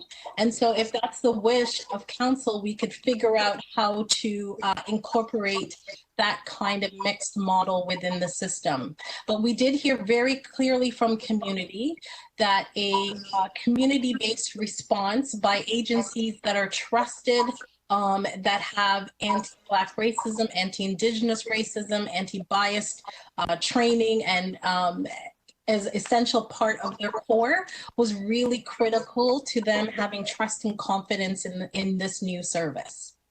Okay, and just last question, with regards to the budget, did you account for capital investments that these agencies might need to do? I mean, in order to respond, they need vehicles, they need radios, they need all that stuff. Is that included in there, or is that you're still going to figure it out throughout this year? No, we did take that into account. So yes, vehicles, radios, harm reduction supplies, those are part of the budget. In creating the budget, we looked at centers like the Gerstein Center. We looked at other first responder budgets. We talked to experts to try to use the best intelligence in order to create the budget for the new service. Okay. Thank you. Councillor Crawford? Thank you very much, Deputy Mayor. Just a couple of questions around supports for crisis workers. And you mentioned, you answered a few of the comments or questions I was going to make with the council bylaw on the emergency, defining emergency, non-emergency. So I understand, that process has to happen. But can you just give me a sort of indication of the kind of calls that this crisis team would be responding to, just generally? What kind of anticipate? I've heard a lot from the deputants But I'm just curious where you fall on the kind of crisis responses that they would be going to. So I would say, Councillor Crawford, the chair. So for example, if my own father was having a particular mental health breakdown, and I needed support. This would be a service that I would call. I'm not sure where else to go in that moment of trying to de-escalate and help him to get the kinds of things he needs.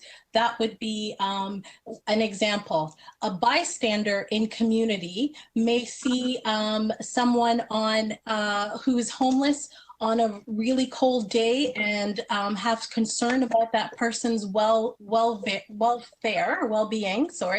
and may also call the service to try to get someone to come and support them. So it's a range of issues that we try to build, and the notion of having a multidisciplinary team is to allow us to the service to respond to the broadest range of situations as possible. And as we say, the more that we study and understand the types of situations, the more that we can refine and evolve the service to appropriately respond as broadly as possible. Okay, thanks. When I was reading attachment 1, it talks about the team that will consist of those 2 crisis workers that ensure mutual safety. It's best, of course, to have 2 people going out. And then it mentions case managers are available to attend on an as-needed basis. So again, I'm looking at a situation. If a situation, once they go out there, for whatever reason, escalates beyond out of the control where their safety is in jeopardy, how do you secure the safety of crisis workers? And you never know what happens when you look at an incident. And in recognizing the sensitivity on TPS, how do you work with TPS on those kind of incidents where it could potentially go beyond the ability of a crisis worker to manage? So based on the research, 89% of 911 calls do not involve, related to mental health, do not involve any violent behavior.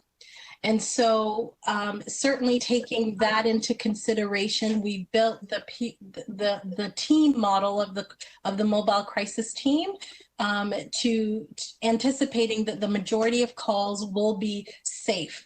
The staff of the mobile crisis teams will have de-escalation and other skills and training to manage the situation. But ultimately, and this is why a police the process of working with the police is required as we develop the protocols this year.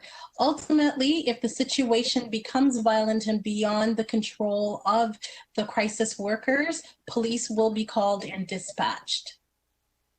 Okay, thank you. Those are all my questions, Mr. Chair. Councillor, thank you. Councillor Pasternak? Great, thank you very much, Mr. Deputy Mayor. It looks like several of my questions have been asked already, but I still have some. So when it comes to, just to follow up on Councillor Crawford's questions, when it comes to attending these calls, is a uniformed police officer in attendance when they respond to these calls? So through the chair, no, councillor. So first, the council direction was to develop a model that did not have police intervention as part of it.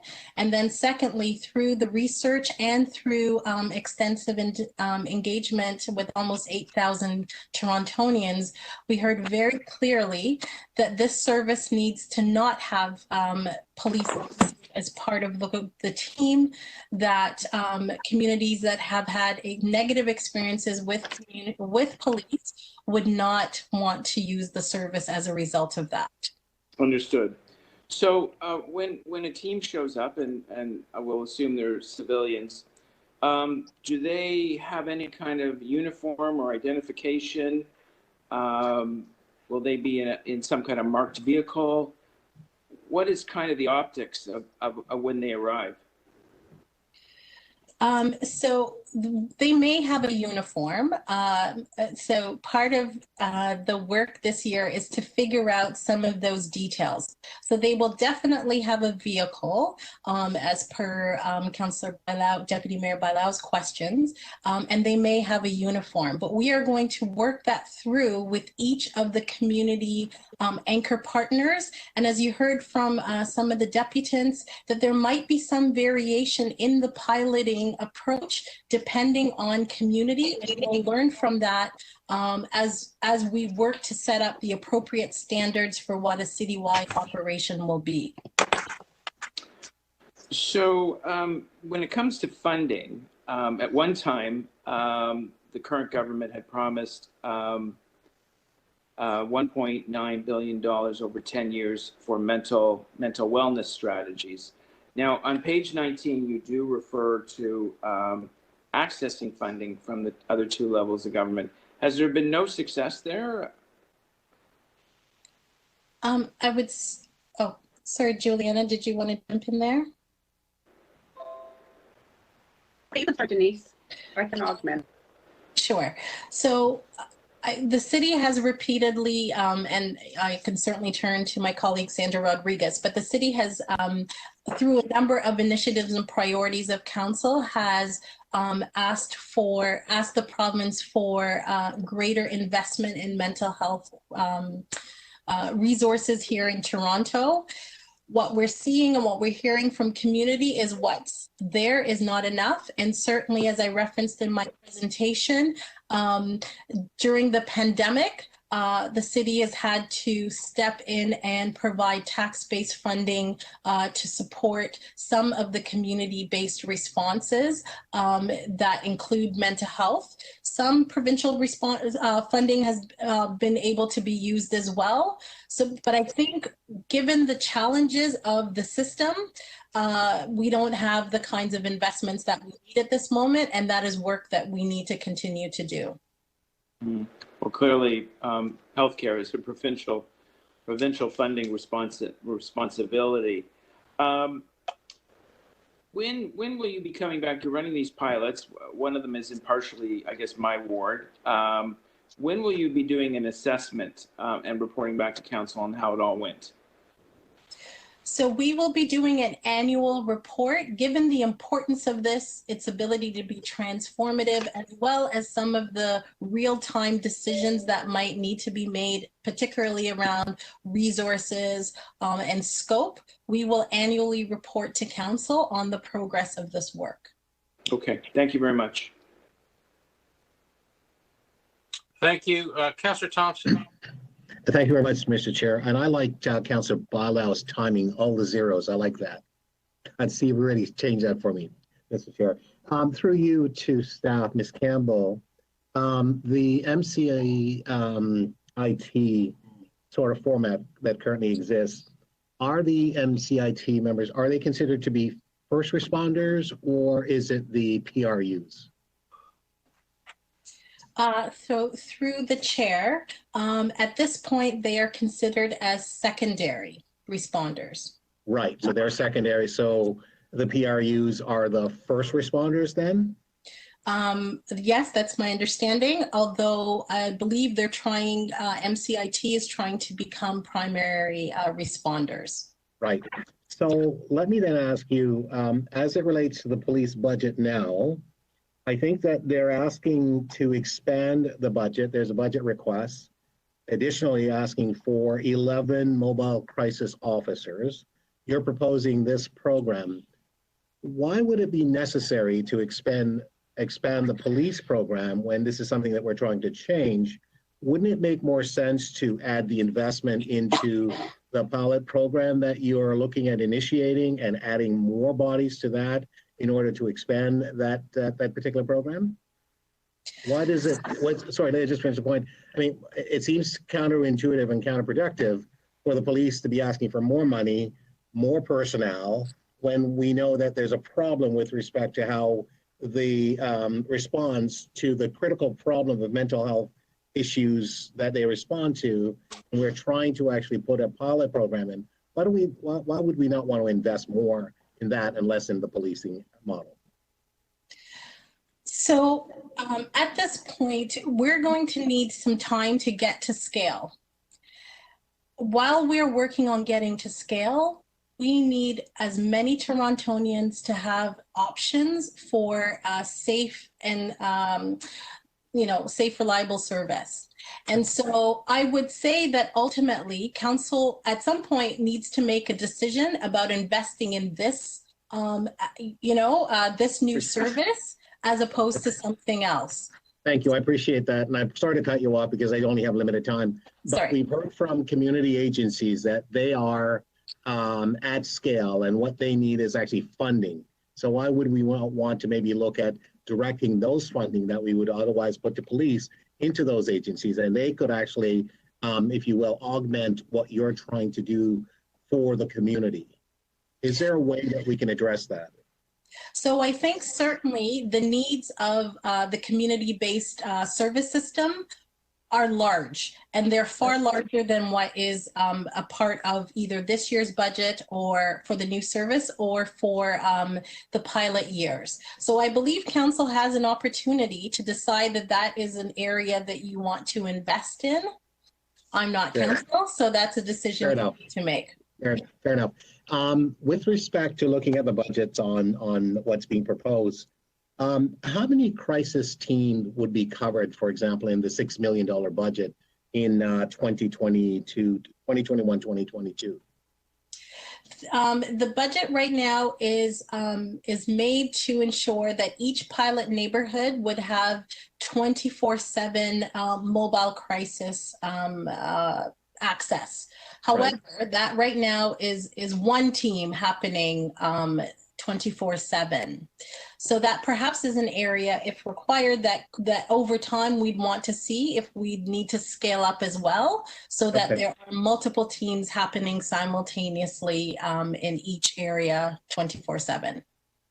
So this morning, when a number of the groups were talking about 911, and you've answered some of the 911 questions that our colleagues have asked and so on, but with respect to that, if the 911 service were to stay within the police, and you're suggesting that we put together a pilot program and so on, and hopefully a program that will be long-standing, how can we ensure that when the calls come in, that they are properly identified, so then distributed to the appropriate groups as part of, if 911 continues to be part of the police program? So part of the work this year is around setting up appropriate triage protocols between 911, the community-based dispatch service, potentially 211, and the mobile teams. We also will be working with the police to be part of training of the 911 dispatch service to ensure that we have some influence over their understanding of the new service and when is appropriate to use that. To do the triage. I would say that the third-party evaluation will be critical on all of these aspects. And again, the yearly reporting, so that we can have real-time information on how well this is working, and council will have the information to make some different decisions if required. Thank you, Ms. Campbell. Thank you, Mr. Deputy Mayor. Thank you. Councillor McKelvey? Thank you, Mr. Deputy Mayor. My question is just about the safety networks that have been established. So we have one out in the north and the south of our community, and they're working really well. How do you see these new teams interfacing with them? And because there's good information that's being gathered at those tables, for example, of individuals that are at risk or may need assistance. So do you see that it's going to be collaborative with those other agencies? So through the chair, Councillor McKelvey, you might be talking about work through the Community Crisis Response Program that is run out of my division, as well as through the focus situation tables. Part of the work that we're doing this year is about trying to ensure that we've got those right alignments and integration between those points. Part of the work of the new service is to do wellness checks. So information potentially coming from those community-based crisis response programs may help to inform where and for whom wellness checks happen, especially as we start to build out the service and start to build information in community about using the service and what's available to them. Okay, so there is potential to use these teams not just to respond to calls, but also to be more proactive and do some of those checks proactively for individuals that we know are at risk. Absolutely. Currently, police do wellness checks, and that would be one of the things that we would take on into the new service. Okay, thank you. I see no further questioners. Sorry, Councillor Ainsley. Sorry, Paul. Councillor Ainsley, I didn't see you there. Go ahead. That's okay, Deputy Mayor, no problem. I'm not sure who to address this to. I just wanted to get some clarity around the financing that by the time we roll this program out, we're looking at about an $8 million cost. And so by the time this program fully rolls out, are we going to see a corresponding decrease in the police budget? So perhaps I can start, Councillor Ainsley. So let me just clarify one thing in your understanding. The proposed $8 million is for the piloting of 4 sites. It's not for full citywide implementation. It will cost far greater than $8 million. And I would say that you know, at the end of the day, it's the same taxpayer. So council will need to work on figuring out as we go to scale and if the police are being detasked, you know, whether the budget moves from one part of the system to another. That will be a council decision. Okay. And Ms. Campbell, when you say full cost or scaled up, do you have any idea, like today, ballparking what the full cost of this program would be? Through the chair, I think it would be premature for me even to venture a guess, but given the clear messages that we're hearing, both in terms of moving as fast as possible, as well as you know, investing properly to make this service safe and effective and sustainable.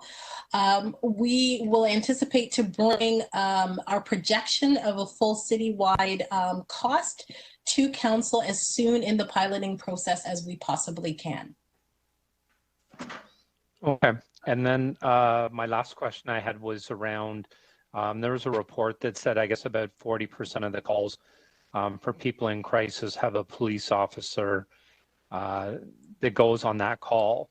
So using this model, will the uniformed police officers be going down, do you think, or it's still going to be dependent on the nature of the calls that we have to have a uniformed officer on a crisis call? So the service is intended to take on responding to as many of the more than 30,000 person in crisis calls that the police currently respond to. I think one of our very knowledgeable deputants said that just given the complexity of mental health issues, we might see calls continue to increase even as we build out this service. But the ultimate goal here and the direction I think that council had given us is to create a non-police led community-based crisis service that will not have police as a core part of the response. So that's my long answer to say yes, Councillor Ainsley, that is the goal and intention. Okay, so Ms. Just to clarify, so this project's done in, I'll call it a pilot project by 2026. There'll be a review, or will it be an ongoing review of, you know, based on calls? If we have to have a uniform officer, can something be done differently within this pilot so we don't have uniformed officers on the same type of call? Is that going to be an ongoing review like that? So we will have an ongoing review of how the service is performing and other parts of the system required to make the service well. So that includes what's happening on the police side of things, what's happening on the community infrastructure side of things. All of that is one system ultimately. And as I listened to both your 36 directions originally from June, as well as the nature of this conversations, there are aligned pieces of work that's not the service, but they're connected, that is about ultimately making changes in policing. This new service is not going to do all of those other things, but those other pieces of work are part of council direction and are happening and will be happening. Okay, great. Thank you very much. Thank you, Mr. Deputy Mayor. Thank you. If there are any further members of the committee that want to speak, could you let me know? Going once? Going twice? No. I just had a couple of questions. So I've actually experienced this arrangement with regard to certain they're called non-priority calls, and I'll use the example of someone has a noise complaint where there's drinking involved. So the resident calls the police. The police says it's non-emergency. Call 311. Resident calls 311. 311 says call the police. What happens? Absolutely nothing. So can this happen in this arrangement? Because that's not an acceptable arrangement. So noise complaints are overseen by municipal licensing and standards, is my understanding. But if you're saying, Deputy Mayor, using that as an example about sort of passing the buck between systems and wanting to ensure that somebody is accountable and responding, that is part of the work that we're doing this year to have clear sense as to what this new service will be responsible for, what types of calls it will take, and what and when that can happen as we build it towards citywide implementation. Yeah. Okay. So we'll see how that goes. But I mean, the arrangement was my understanding is you're not entirely correct. Noise that might involve certain levels of physical interaction where the MLS officer might be threatened, then the police have to get involved. And that's where the lack of clarity comes in. My second question is this. How many crisis calls, you've tracked the number of crisis calls, yes? Yes, using police data. Okay. How many, does anyone track in a crisis call how many times the police show up, the ambulance shows up, and the fire department shows up? My concern is we're going to add another layer. So then this new group, they'll have their own cars and uniforms, and they'll show up too. Hello. Would you like to comment on that? Oh, sorry, Deputy Mayor, got a little distracted there. We can certainly get that data, and I think your broader point is we don't want overlapping services where there's yet another first responder coming into play. So again, part of the work this year is to spend a little bit more time with fire, paramedics, and the police to get a clear sense of protocol and triaging. The goal is to have community-based responders, not uniform-based police response as part of who shows up to person in crisis calls. Would it be one or the other or both? Let's say between police and these crisis responders. Our goal is to have community-based crisis responders only. I see. But in a lot of circumstances, it'll be both. This arrangement could be, we're now overlapping with two groups of responders. Is that fair to say? I'm not sure I fully understand. Let me give you an example. There's a community crisis at some home. There's a kind of like a marital dispute or something, and they're fighting and quarreling, and one of the people has a knife. Who's going to go? So if there is, I think at this point, the simple answer to a question that's complex and that we still have a little bit more work to do is that if there's an immediate sort of violent interaction at play and the police are needed, they will be called. But the goal of having a community-based response is to have those responders de-escalate service. And as I noted earlier, I believe it's 89% of in-person crisis calls are not of the violent nature and do not require a uniformed police officer. But in that circumstance, the example that I gave you, would it be just the police, or would be the crisis response people going as well? So I think this might be either an opportunity for MCIT to support as a backup to the community-based service. But again, we need to delve into a whole bunch of scenarios with the police, the anchor agencies, and other first responders to ensure we're ironclad on these details. So there would be 2 responders in that circumstance. Potentially, if required. Okay, I'll take that as a yes. All right. Does anyone else? And seeing no other questioners, I'll go to speakers. I know Councillor Bilow, the clerk, told me, or actually, let's go to guests of the committee. Any visitors to the committee want to speak? Okay, if you can just let me know verbally, because I can't see everybody on the screen. Councillor Ford at the appropriate time. Okay. Councillor Carroll. Ford, Carroll. Anyone else? Councillor Thompson. You're on the committee, Michael, but I'll put you down after Councillor Bilow. Okay, thank you. Thanks. Any further guests? Hearing none. I have Bilow and Thompson. Anyone else would wish to speak? Pasternak, I see. I don't see anybody else. I'll take those. So we have 5 so far. So, Councillor Ford, you have the floor.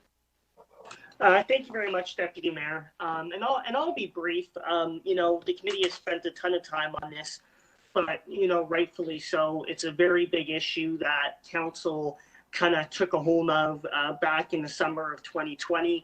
And I think staff have done remarkable work on what we have before us. No doubt it was, a very challenging, complex kind of model and how we move forward with many different opinions. So I think staff have done great work.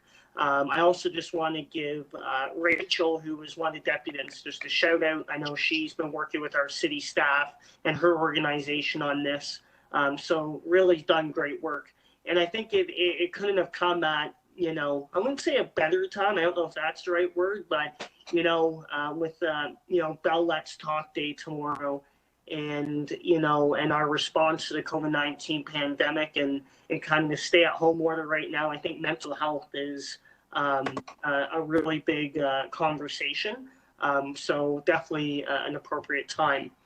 I think, following this from the beginning, whether it's been on city council, on the work the Toronto Police Services Board have done, there has been a multitude of, I think, consultation processes that have gone on with how we, look to, have better, models of policing in our community. And I know the board has taken that, in full stride, and the city has as well. I think, city staff have put a very responsible way forward. And, how I know they hit the right kind of balance on this is when listening to deputants, they're saying, well, you kind of haven't gone far enough. And there's reasons why we, haven't been able to put this across the entire city at this time.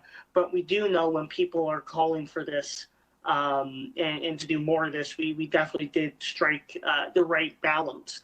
But we know that, and I think Toronto police are the first to admit this, they are, equipped to respond to every single type of call that they get.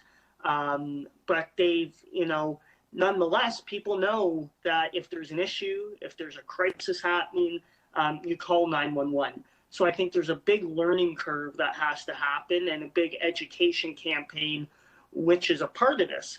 But the conversation about how we're rolling this out and the way the Toronto Police Service will work with the city.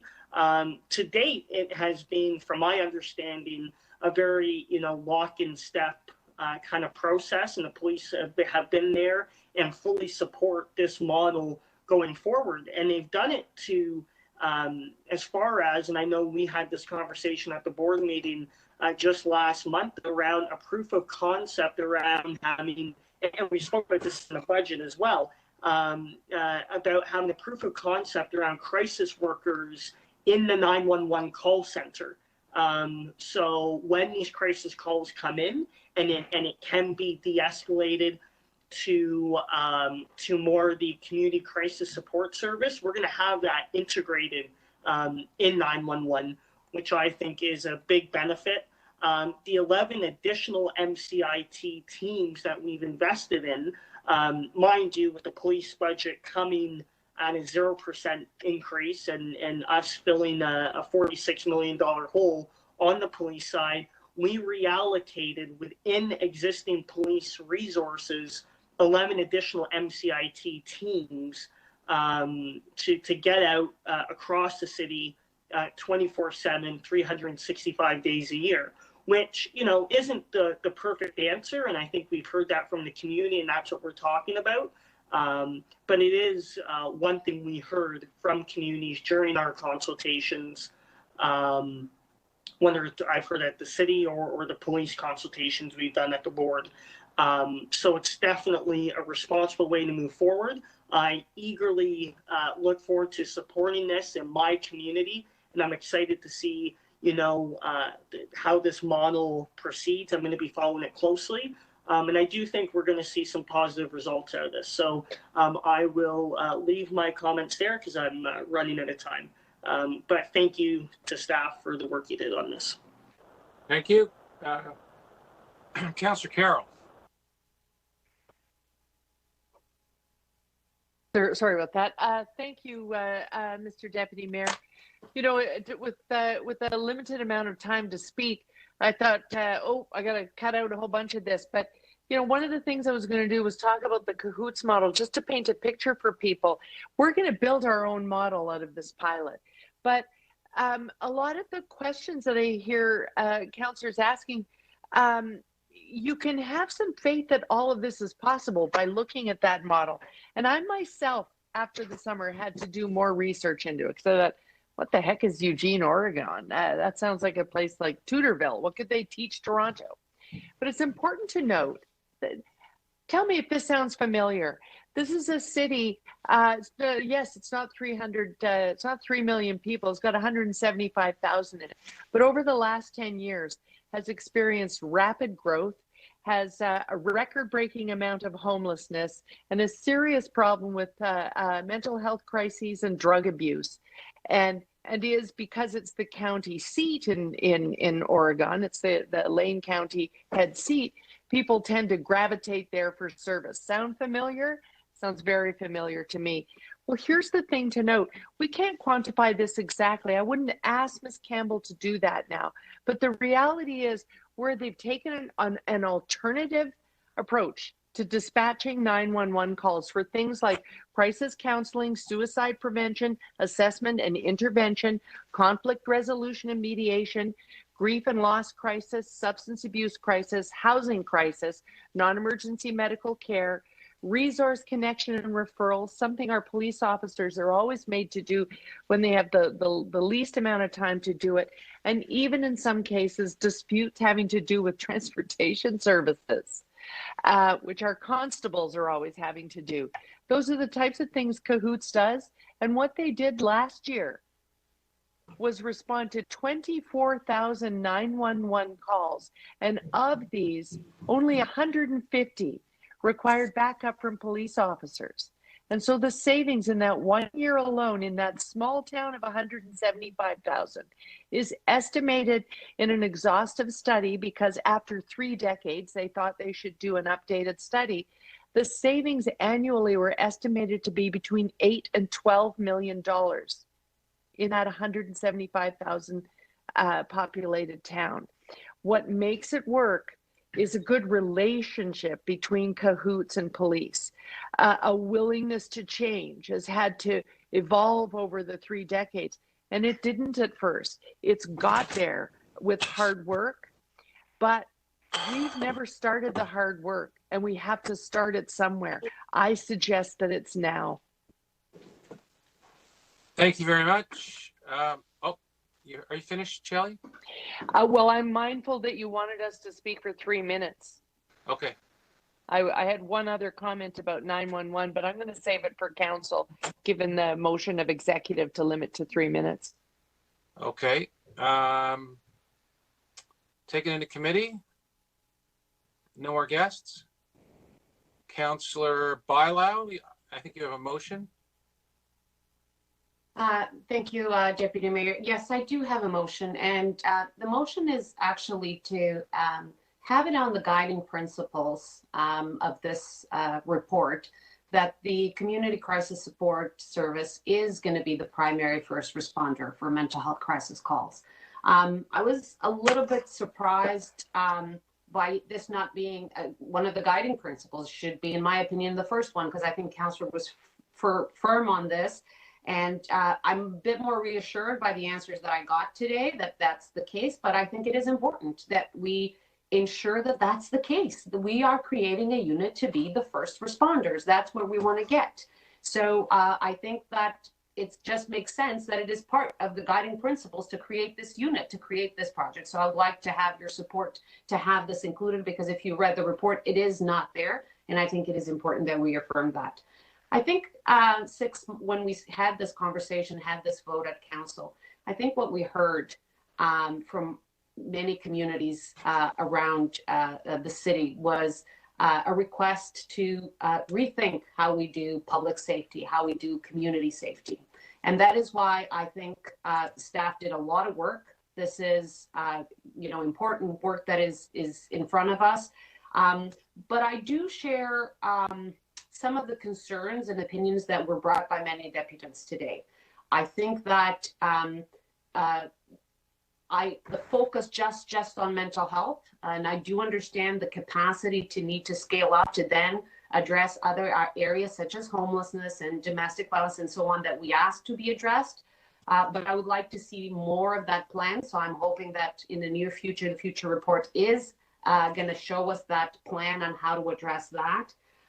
The timing, I think it is concerning. I think everybody is a bit concerned about a 3-year timing for pilot project on something that has started to be done, and in some cities has been going on for quite some time.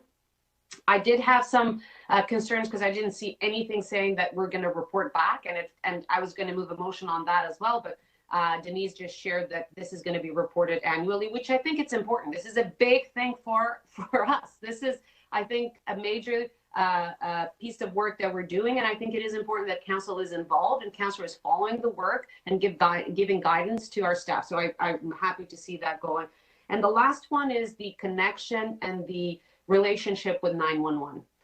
People are calling 911 and they'll continue to call 911. That's the number they know. And when you might not be a violent situation, but those are the numbers, they want to be able to call that number and be able to say, my sister, my mother, she's in crisis. She didn't take her meds. She locked herself in the washroom. I need help.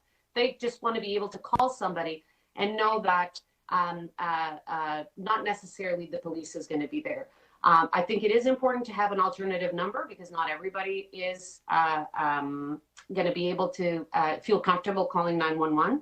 But I do, and I hope that staff has the answer for the question I asked about our powers to have 911 not be part of the police services, because I'll be asking that again at council. I think people have asked us to look into that, and I think that it makes sense that we explore that opportunity. You know, we have fire, we have ambulance, we have paramedics, we have police. Now we have this unit. We should have an independent body that makes the call on how to dispatch the different services. So those are my remarks. I'll have more remarks at council, but I do want to thank staff for a lot of work and complex work that has been done to date.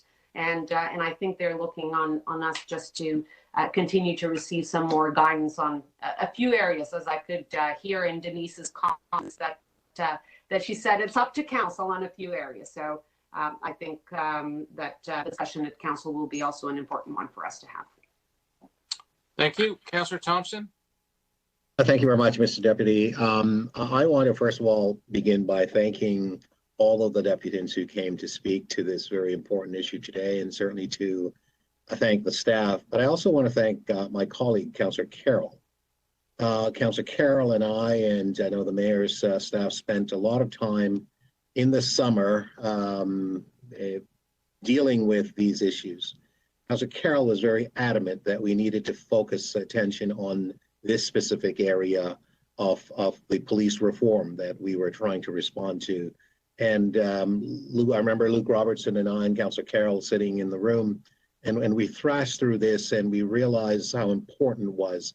Clearly, the George Floyd matter and Black Lives Matter and the influence that they've had brought this forward, and the mayor's leadership was very active, so I want to applaud the mayor as well.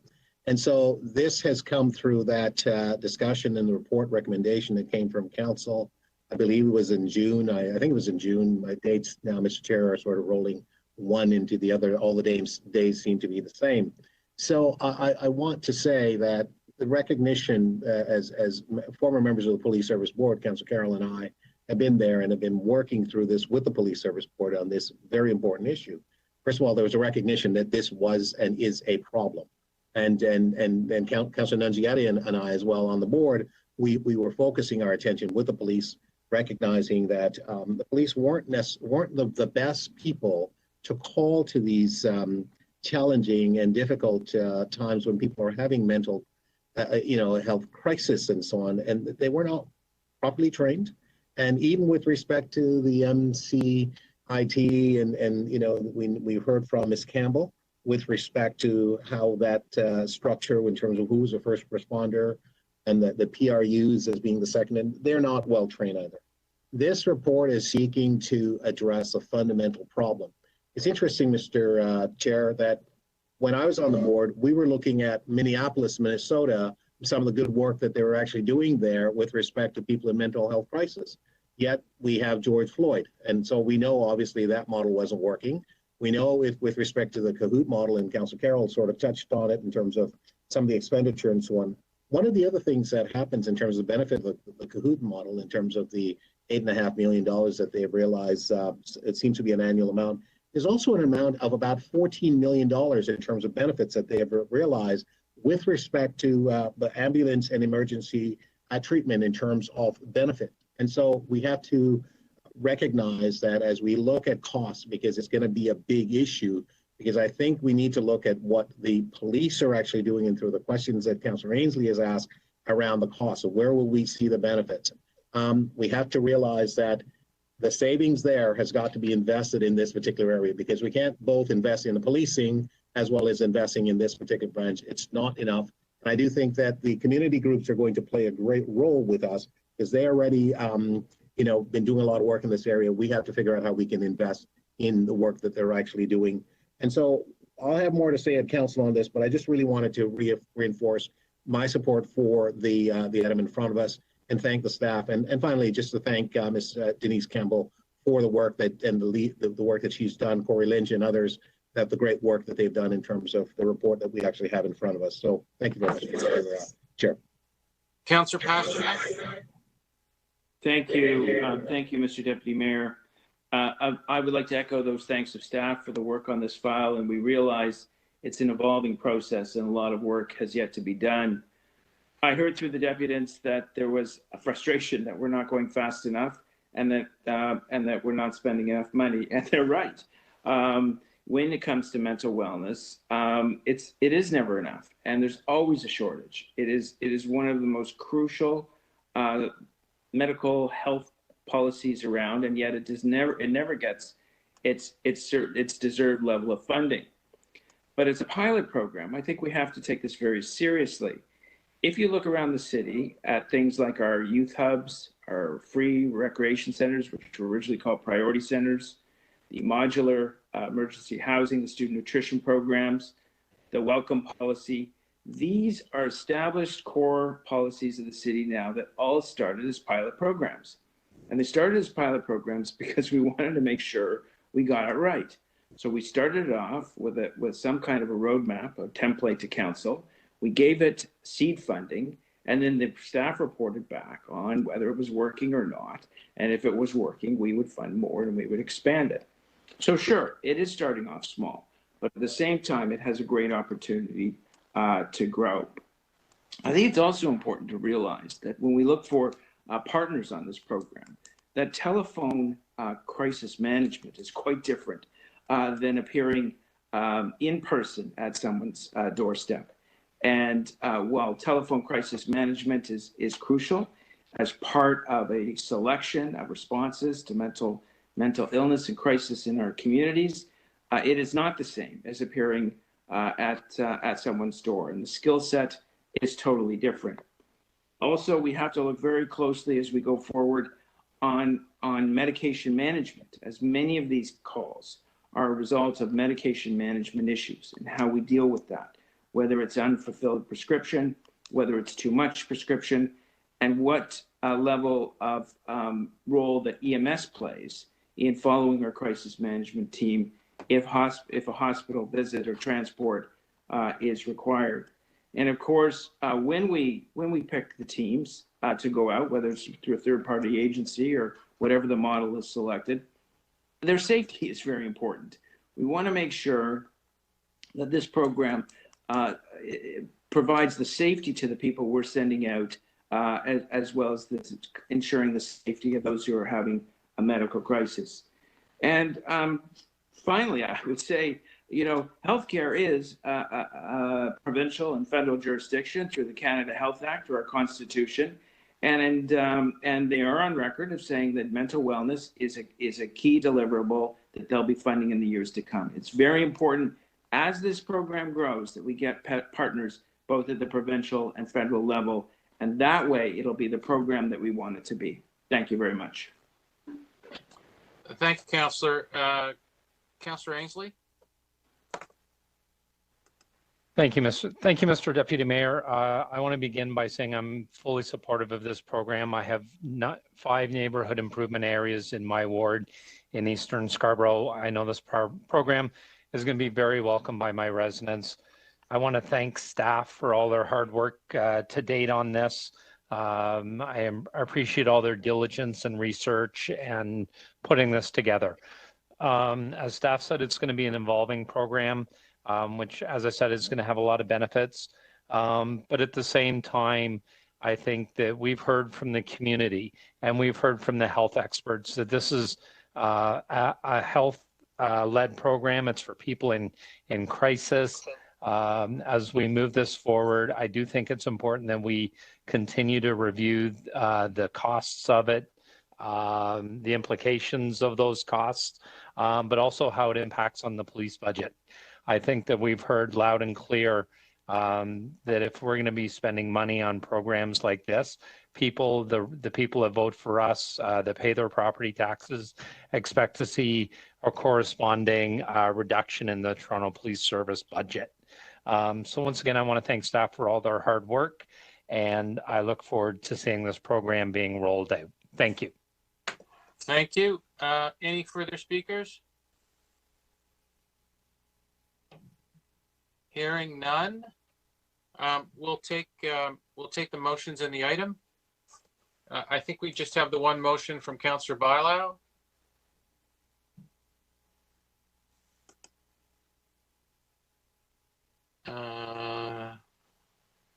Can everyone see it? All those in favor?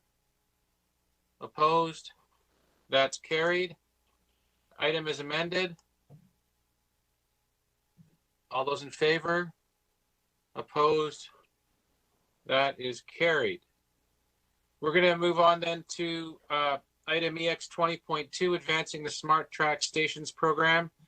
We have one speaker, Miriam Rogers. Is Miriam there?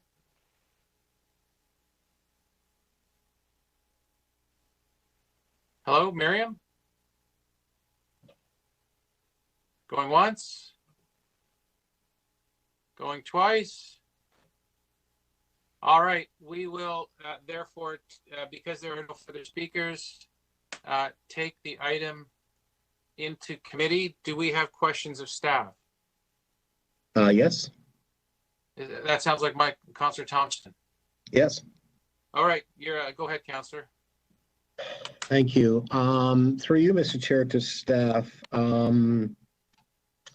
the recommendation to remove the Lawrence Station, can you explain that in terms of the rationale as to why that station is being recommended to be removed from the Smart Track program?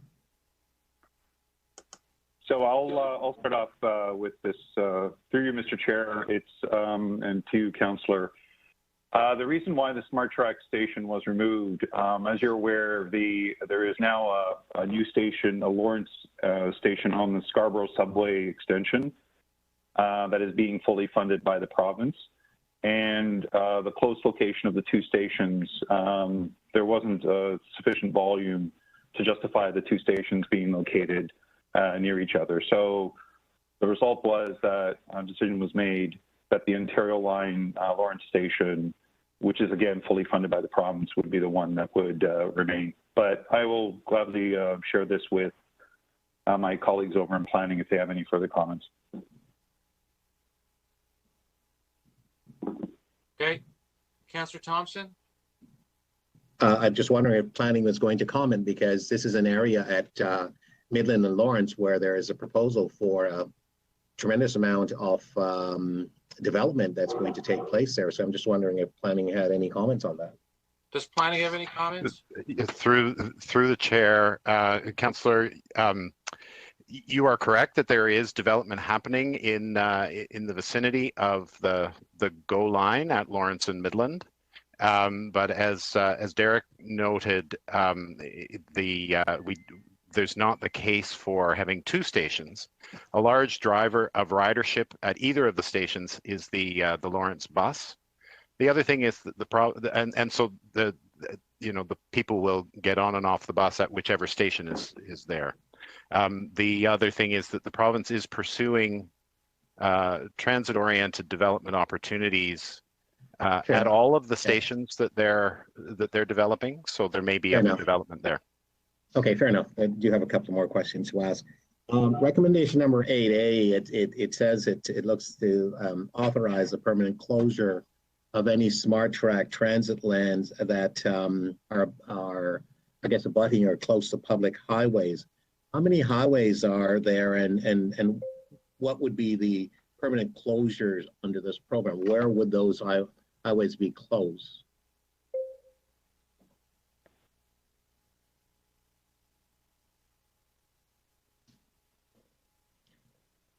Who wants? So through the chair, it's Pat Matozo, Deputy Mayor Thompson. So we've identified 10 city properties, 9 of which are existing road allowances. They're not traveled roads, so there's no real impact in terms of those closures, because they're just road allowances and not traveled by any cars or any pedestrians. So. Okay, thank you. Can someone explain to me a timing? So the distance from Kennedy Station to Midland and Lawrence, distance from McCowan and Lawrence to Midland and Lawrence by bus. Can you tell me about the frequency, as well as Kennedy and Lawrence? Can someone tell me what the frequency of bus traveling in this area is at this point, and whether or not that will increase as a result of future changes? Through the chair, Councillor, off the top of my head, I don't have the frequency of buses, but Lawrence is a very busy route, was identified as one of the priority corridors in the TTC surface transit priority work that we're doing. And we're also working very closely with the TTC in terms of the assessment of various routes as the smart track stations are coming on. So when they're on, there will probably need to be a reassessment of what is feeding into that station and others. Okay, thank you. Thank you very much, Mr. Chair. Thank you. Any further questions? Councillor Bailão? Thank you, Deputy Mayor. Transit-oriented development around these stations.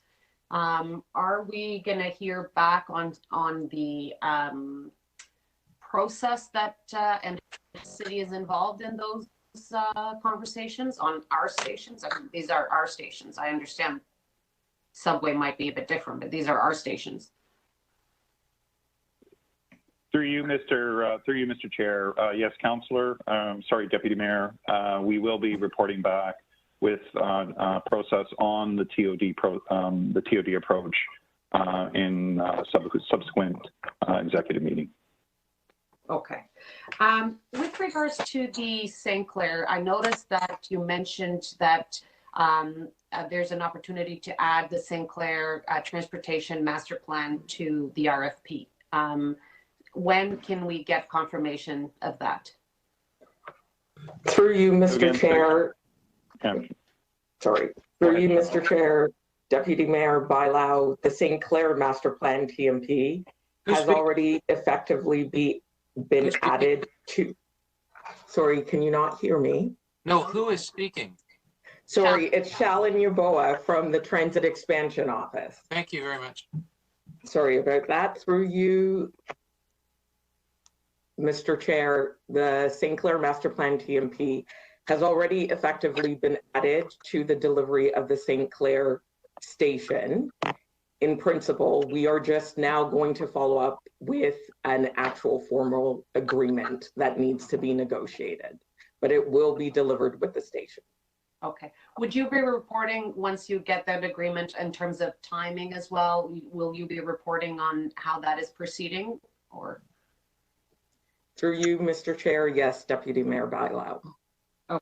And is TTC already involved? Because I know that when we talked about the St. Clair Master Plan, there was some rerouting of some bus routes that were going to be happening. Have we started those conversations as well, or do we have it on our to-do list?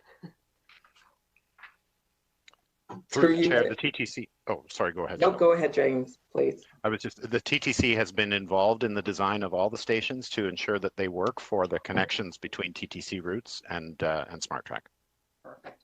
On the Bloor and Lansdowne station, this was a station that the community fought with a whole bunch of other city benefits. And there are certain commitments that were made to Metrolinx. Can I be assured that the city will still be putting those commitments at the table, since we as a city have endorsed them formally as well? Through you, Mr. Chair. Why don't you go ahead, Shalin? So I'll over to you, Shalin. Through you, Mr. Chair, Deputy Mayor Bailão, yes. We will still be pushing for those commitments that were made when the intent was for Metrolinx to deliver Bloor Lansdowne as part of the GO expansion program. Okay, thank you. Great. I don't have any other speakers on my list unless any members would like Councillor Ainsley? Oh, okay, Councillor Ainsley. Anyone else while I'm asking? No, sorry, I have questions of staff. No, I understand that. I just want to see if there's anyone else have questions right now. Oh, okay. Okay, go ahead, Councillor. Thank you, Mr. Deputy Mayor. To staff, I wanted to ask about as a proportion of the overall cost of this project. My understanding is the cost of the project is going up. Is the percent up as well? I didn't hear the entire question, Paul. You cut out. No, I didn't hear. Yeah, can I start my clock again? We can ask. Yeah, sure. Go ahead. Yeah, so the portion of this project that's being funded by tax incremental financing, is that going up as well?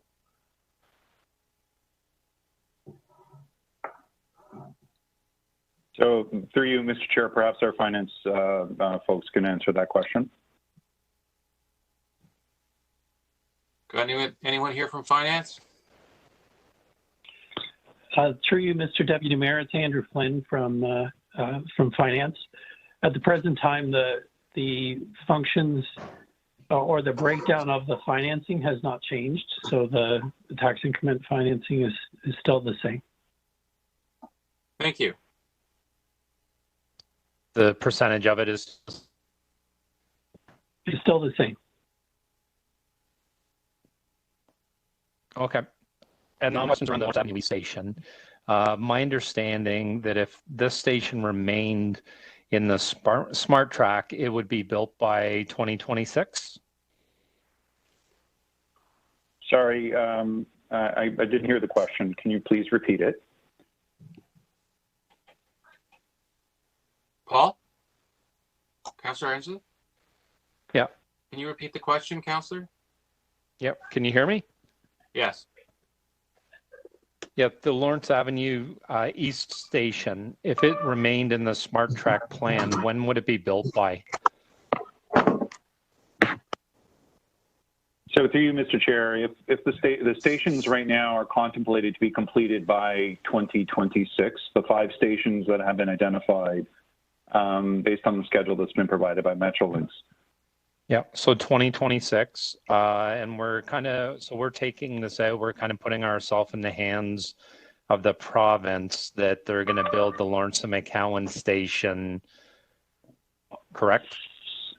Oh, so sorry, Councillor, were you referring to the Lawrence subway station or the Smart Track station? So the Smart Track station, the Smart Track station is supposed to be built by 2026 if it had stayed in Smart Track. The subway station, they're projecting to build that at Lawrence and McCowan by 2030, correct? That's correct. So we're kind of putting ourselves in the hands of the province that they're going to be able to build that subway station by 2030. And that's a subway station. And that's a subway station that the cost started to balloon so high that we decided to take it out of our last city building proposal, correct? So through you, Mr. Chair, the schedule for the Lawrence station is according to Metrolinx 2030, as you've suggested. It is fully funded by the province. Yeah, so no, sorry, I didn't ask that, Darren. Sorry, then perhaps maybe maybe James can answer the question then. Yeah. So how far along is the design for the Lawrence subway station? Have we seen any design work? Through you, Mr. Chair, yes, we have seen the designs. The first RFPs for the Lawrence station for the Scarborough subway extension have in fact been issued. So that's the tunneling contract. And we are still in the process of reviewing designs with Metrolinx on the remainder of the program. Okay. And what corner of that intersection is the subway station going to be located on? So through you, Mr. Chair, the subway station is located on the Lawrence station. It's located. There's an entrance off of where the hospital property is, or the Scarborough Hospital, and then there's also a location on I believe, the southeast corner of Lawrence, the Lawrence and McCowan. Sorry, southeast or southwest? Southwest, I believe. Sorry, southeast. My apologies. I'm trying to get my alignment. I think it's southeast. Okay, so we're really putting our hand.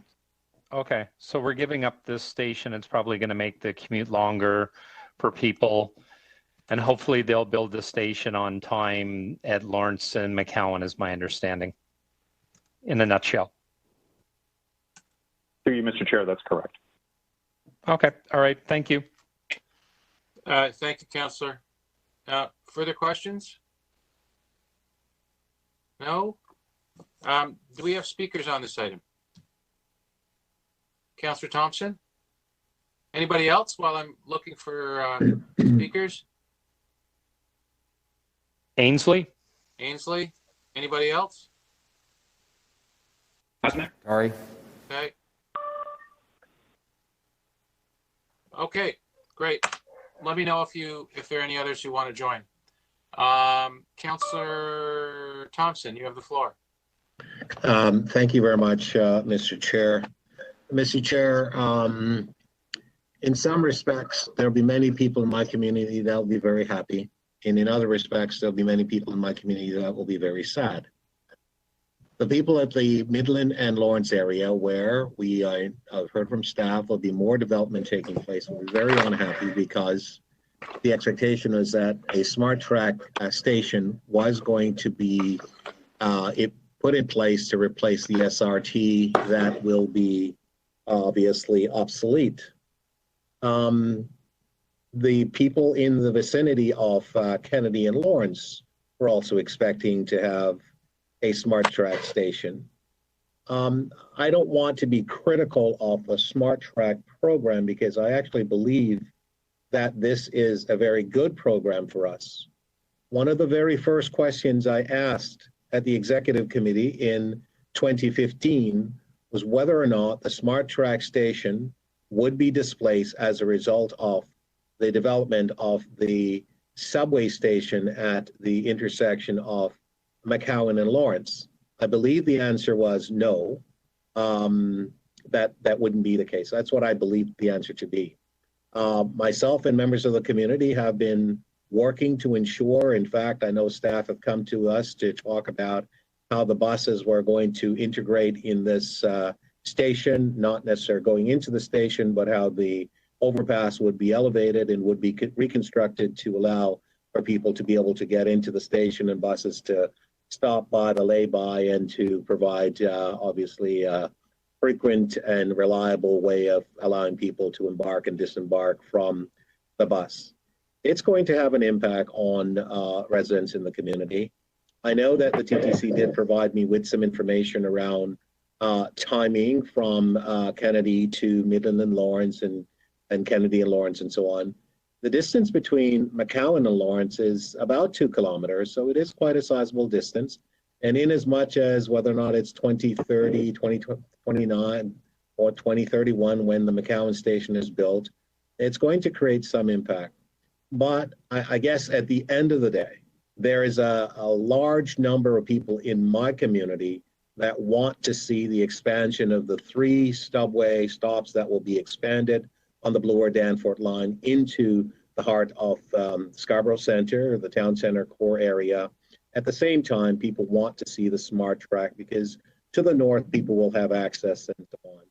So it's with bittersweet that I obviously accept what is obviously not something that I want to accept in the sense that there's going to be some impact for members of my community. And so obviously I want to look at ways to see how this may be addressed. At this moment in this report, I am going to support the report, knowing fully well that it will have some adverse impact on members of my community. But at the same time, the future does look bright with respect to the expansion of the Bloor Danforth line into the heart of Scarborough, and of course up to McCowan and Shepherd, which will intersect with the Shepherd line, that whatever that will come. So, Mr. Chair, I know that this is a difficult situation, but it's a matter of having to look at the overall network of transit development that's going to benefit the community, and at the same time recognize that there will be some impact, and this is part of the impact for members of the community. So it's with a heavy heart that I accept what's in front of us, because it's not a decision that the city is making, it's a provincial decision, and I'll continue to pursue whatever I can to see how we could make some changes potentially. But I don't want to slow this down. I do want to advance the development of the Smart Track program. Thank you. Thank you, Councillor. Councillor Angie, did I call on you already? to speak? Yes, Yep, I can speak. go ahead. Okay. Thank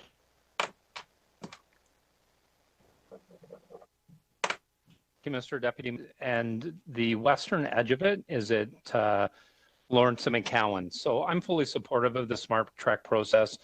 One thing I hear from residents in Scarborough all the time when it comes to public transit is please just build it. Whether it's, it's the subway extension, the Eglinton East LRT, smart track, the traffic in Scarborough is getting busier and busier. We have some of the highest used TTC routes in the entire city or in eastern Scarborough now. But I'm very fearful that we're giving up a smart track station to try and justify the construction of the subway station at Lawrence and McCowan, which it was taken off our list of capital projects because the cost of it was becoming so high to build. And then the province has taken this project back and they put the Lawrence and McCowan station in, which I know the Premier promised 3 subway stations. But I'm very fearful we're giving up a smart track station and we'll never see a subway station built at Lawrence and McCowan. And that's going to be to the detriment of the people on the Lawrence Avenue bus system and any bus systems that connect into that are amongst the most heavily used in the city. So saying that, I am fully supportive of smart track, but once again, I think, the 3-stop subway extension in Scarborough, the costs go up every day. We're not seeing a lot of progress on it. And I think it's going to be to the detriment of other transit projects that our residents dearly need in Scarborough. Thank you, Mr. Deputy Mayor. Thank you. Councillor Pasternak.